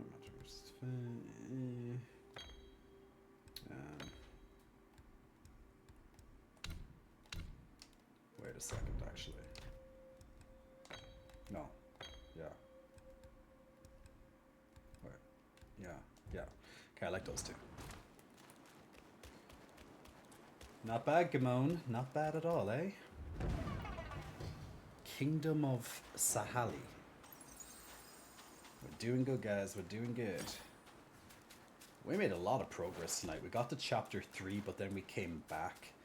So we fought like, what, 4 bosses, I think, tonight? We had that hard boss at the end of the chapter. We had the Stone Mother. We had that Tiger. We had the Rock boss that we just fought. Yeah, I think that were... Was there any other ones? Oh, and the pig. The pig. And technically, the mini boss, which was the guy stuck in stone. because he was marked as a mini-boss. So technically 6 bosses. 5 bosses and a mini-boss. Well, then again, the pig was probably a mini-boss as well, right? Like I usually think a boss is someone who has a cutscene, and then if you don't have a cutscene, you're like a mini-boss. Ooh, big guy with a big drum. Do I have to fight this guy? You bested my vanguard. Then you do indeed have skills. That Yao Guai must have some vessel that counters me. Even my Samadhi wind can't hurt it. There is only one way to draw out this Yao Guai. I'll sound the drums and it'll come forward. It's like a Colossus thing, like he was talking about. If you are willing, I ask you to seize its vessel at the right time. Then the Yao Guai will be mine. It's like a... Did he say it's like a beetle or something? Is that why I'm going fighting? Probably. I'm expecting a gigantic motherfucking beetle.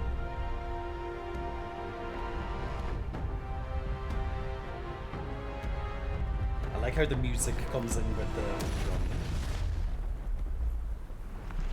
Well, it's definitely a beetle.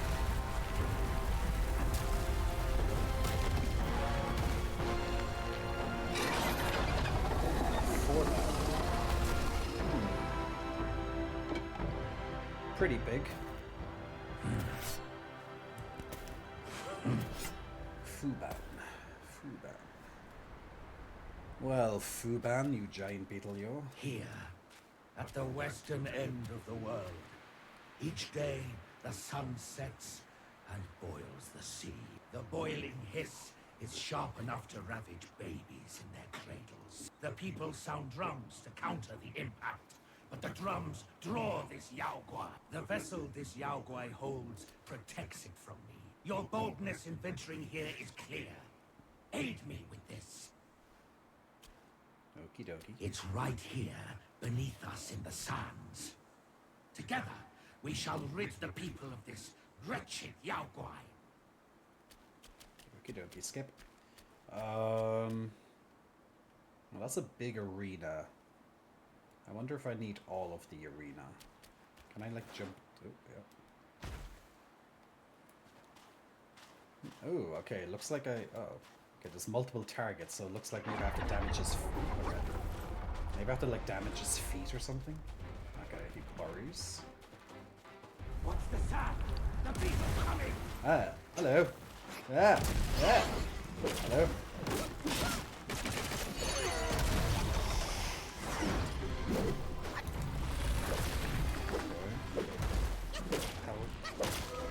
I've been doing... Okay, I'm doing so... Oh, I'm doing very little damage to him, so...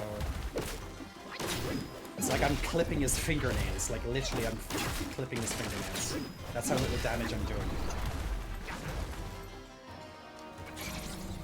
It's like I'm fighting a dragon boss in Dark Souls and just, like, clip their fucking toenails to kill them. That's all we can do. Okay, this is not doing damage to him. Maybe it's only certain areas I can... Okay, this is steel. Okay, it only seems to be his arms you can actually attack, or that take damage anyway.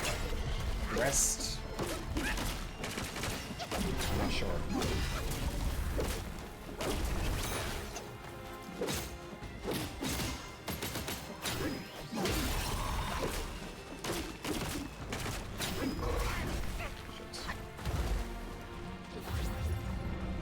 Come on, Forban, Falban, Fuban, Faban.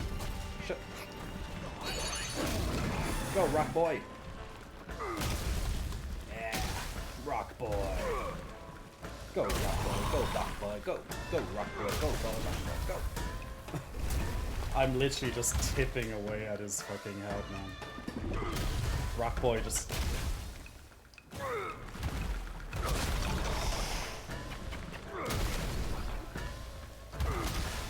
I'm assuming I can't do this.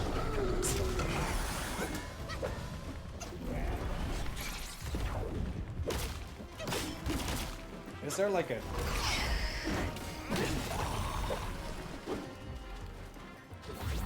And like I'm thinking, like, is there like a trick to this boss? Like, oh, it's disappearing. Hello.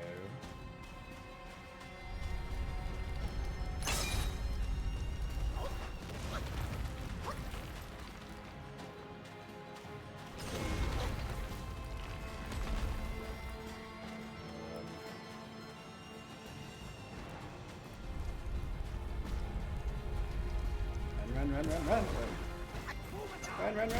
Yeah, yeah, that's what I was trying to do, yeah.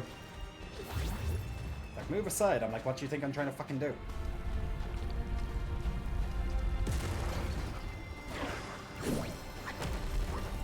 Nice. Jesus. As long as the drum beats, that one will not get away. Oh.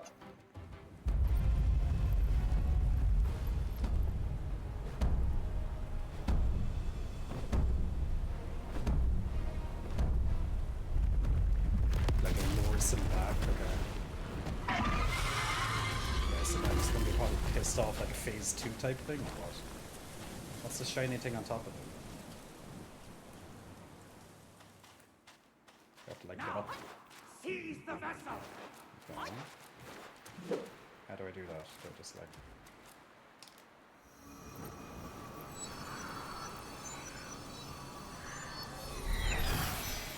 Does this like weaken him?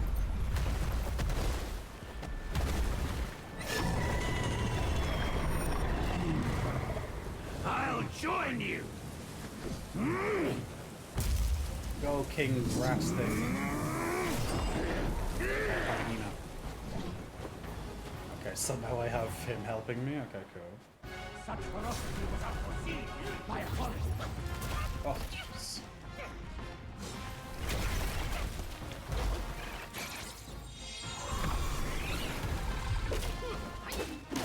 Okay, I think maybe he's taking a bit. Oh shit.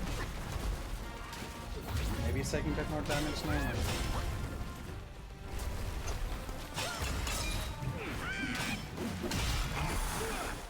Took more damage that time at least. Ow.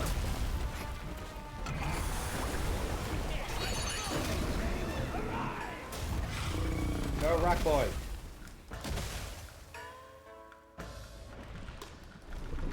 Rock Boy's so slow sometimes. Go, Rock Boy! All you have to do is, like, attack him. Yeah, charge him with your rock head.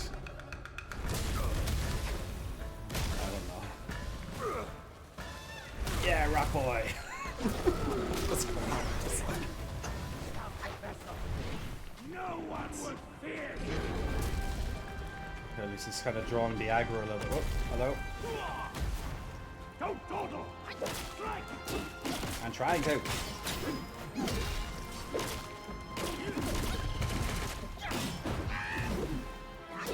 Yeah. Oh, okay. I did it on the first go. Okay. Yeah.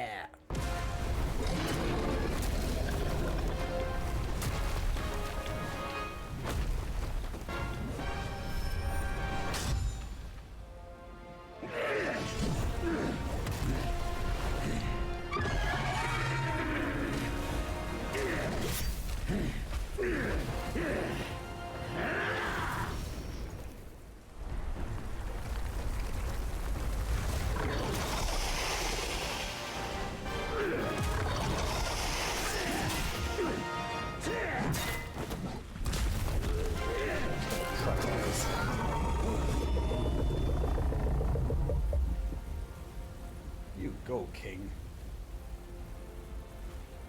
You slay that beetle. Teamwork, guys. The power of teamwork. On the folks' behalf, I thank you. Okay, that was a different type of fight, to be fair. Like, yeah, definitely different. Didn't expect to do that on my first go, but okay, cool. I'll take the victory. It kind of makes up for the deaths that I had on the other boss earlier. Maybe.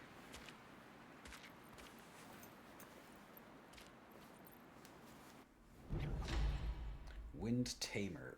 I abide by the Buddha's decree, here to subdue the yellow wind guy. What does that mean? Sky-piercing horn.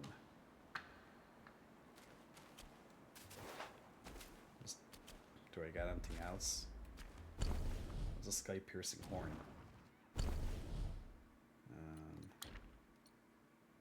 Oh, okay. It's a vessel. Okay. Upon activation, massively increases damage reduction for a short duration and grants immunity to strong winds. Strong winds. That sounds like that would have been useful against the other boss, the last boss in this area. Highly effective against specific enemies. Gamon. I'll use that. Maybe that's what you're on about, Gamon. That would have made the fight probably easier. If it grants me protection against strong winds. I'm not sure how it grants me protection against strong winds, but it probably does in some way. Is that everything now in this area? I did get an item, but I have no idea what it was. This mythical. Okay, into the earth it burrows. Through the sky it pierces. The singular horn of the beetle bestows its kind of ability to thrive anywhere. This can be used in crafting weapons. So eventually there's going to be a weapon that really, really, really needs this this item. Okay, cool. It completely wipes out the tornadoes. Really? That would have made the fight... now, the tornadoes would be the small tornadoes in the fight and not like the outer circle, right? I'm assuming, because if it's the outer circle tornado, that would have made it way too easy. Well, not way too easy, but way fucking easier. But if it's the small tornadoes, that the small and the circle one too? Really? That would have made the fight much easier, yeah. Boo. But look, there you go. I'm proud I did it the other way. I'm proud, okay? I'm proud I did it hard mode, okay? I did it the hard mode. That's what I'm going to keep telling myself to make myself feel better. Ooh, well, that's pretty. Upon taking medicine, it grants considerable focus. The Fubon. Considerably increases the duration of all medicinal effects. Okay, so I can... Okay, so I can choose between the new thing and the other thing. Okay, cool. Nice. Wait. This one... Yeah, I might as well use this. Like, this sounds good, like it's going to be more useful for the frost zone that I'm going into. And I just got the three-piece set. And then I need 2 more leaves that I can get in the next area. Okay, well that's done. I think I have everything done now. I'm just going to double check this vendor for the last time. I think I have everything done now. Hello. And that will be definitely the end of the night. See the Tao from the confines of my abode. I'll just double check. Greeting, brave one. I need one more. There was a vendor in the other area. I just want to check him to see did he have any increase. But yeah, so pretty much we finished off chapter 2 tonight, which is great, including all of the optional areas of chapter 2 as well. So that's great progress. And definitely starting on chapter 3. So that's going to be on the next stream. We'll get some good game time in on chapter 3. Now I'll let it with me on the next on when my next stream will be. It might be tomorrow night because I'll most likely won't be able to on Wednesday, so maybe I'll just do it then, or maybe I'll do it on like Friday or something. But I think tomorrow night's probably more ideal. But I'll let it with me and I'll see if I can. 2 drops, honey brew. Else we'll try and make up another way. Oh wait, we have new items here now. Jade Lotus Gourd.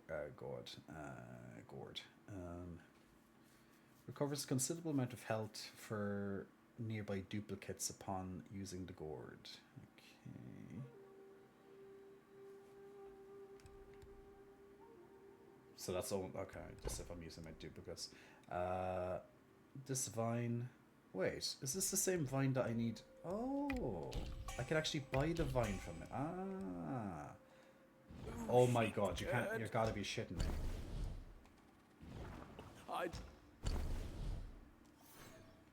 Don't tell me he always had that extra one, because I could have had this. I could have had an extra gourd the whole time. You bastards.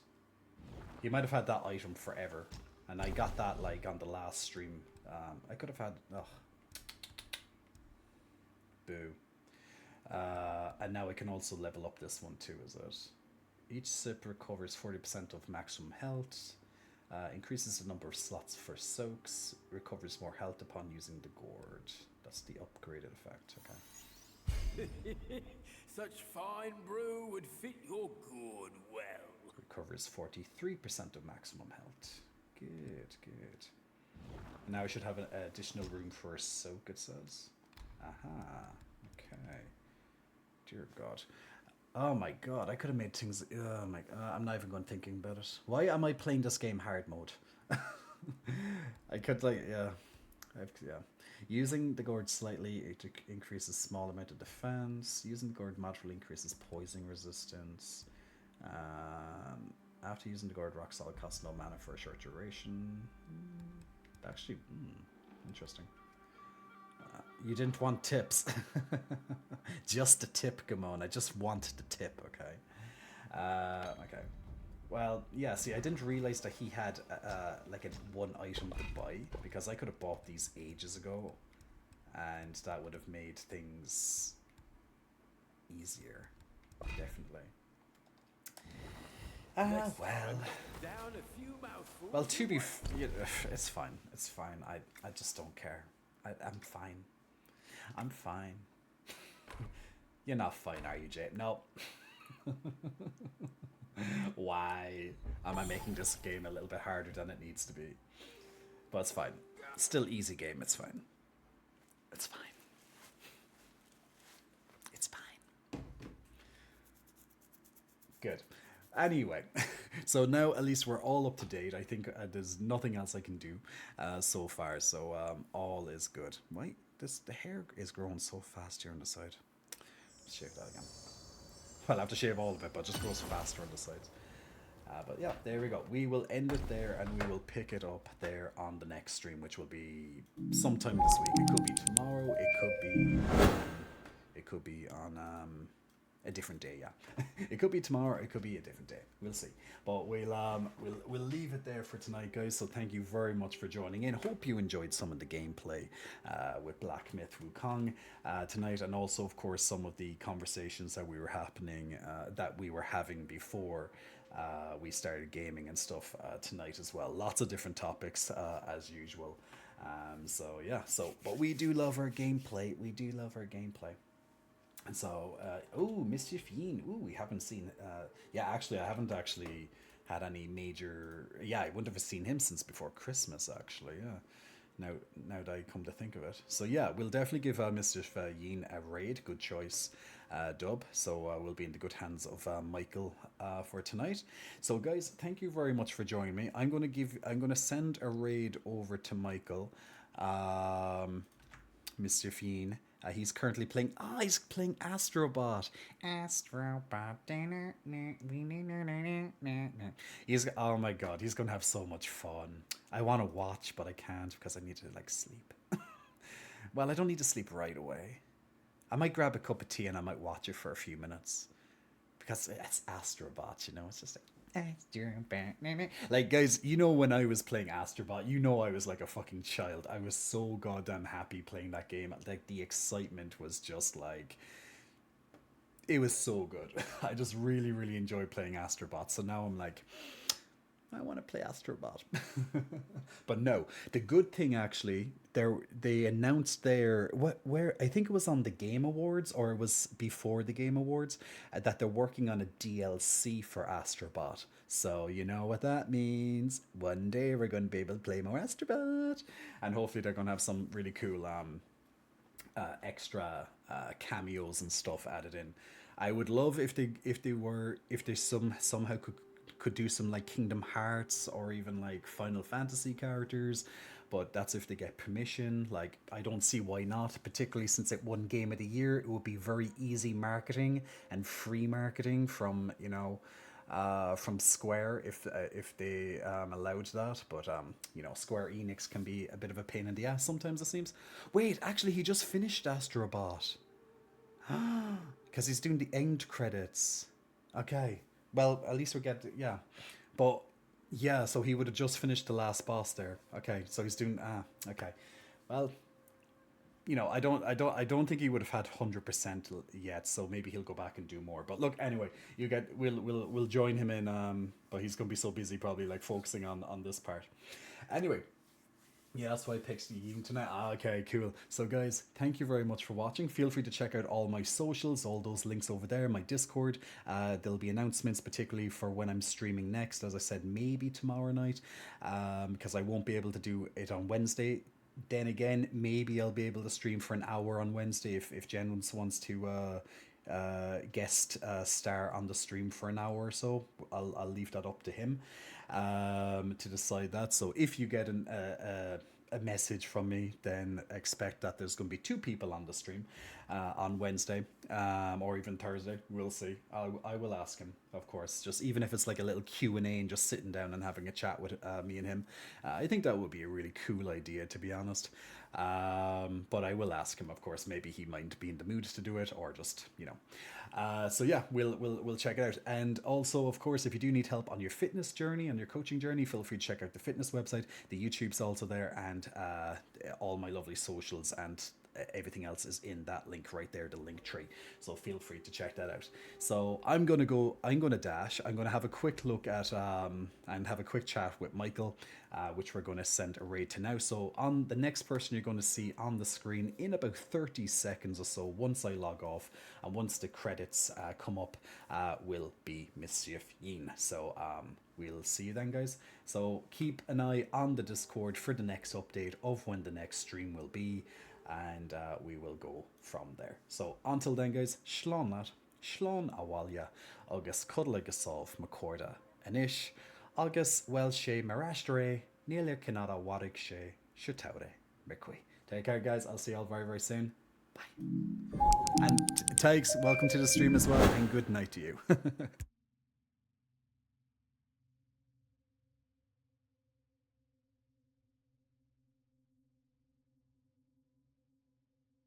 Ooh. Okay. It's free. Well, I'd like $3.99. Oh, I'm right. They did make a mouse cursor for PlayStation 1. Never owned or seen it in real life, but I have seen, like, screenshots of it.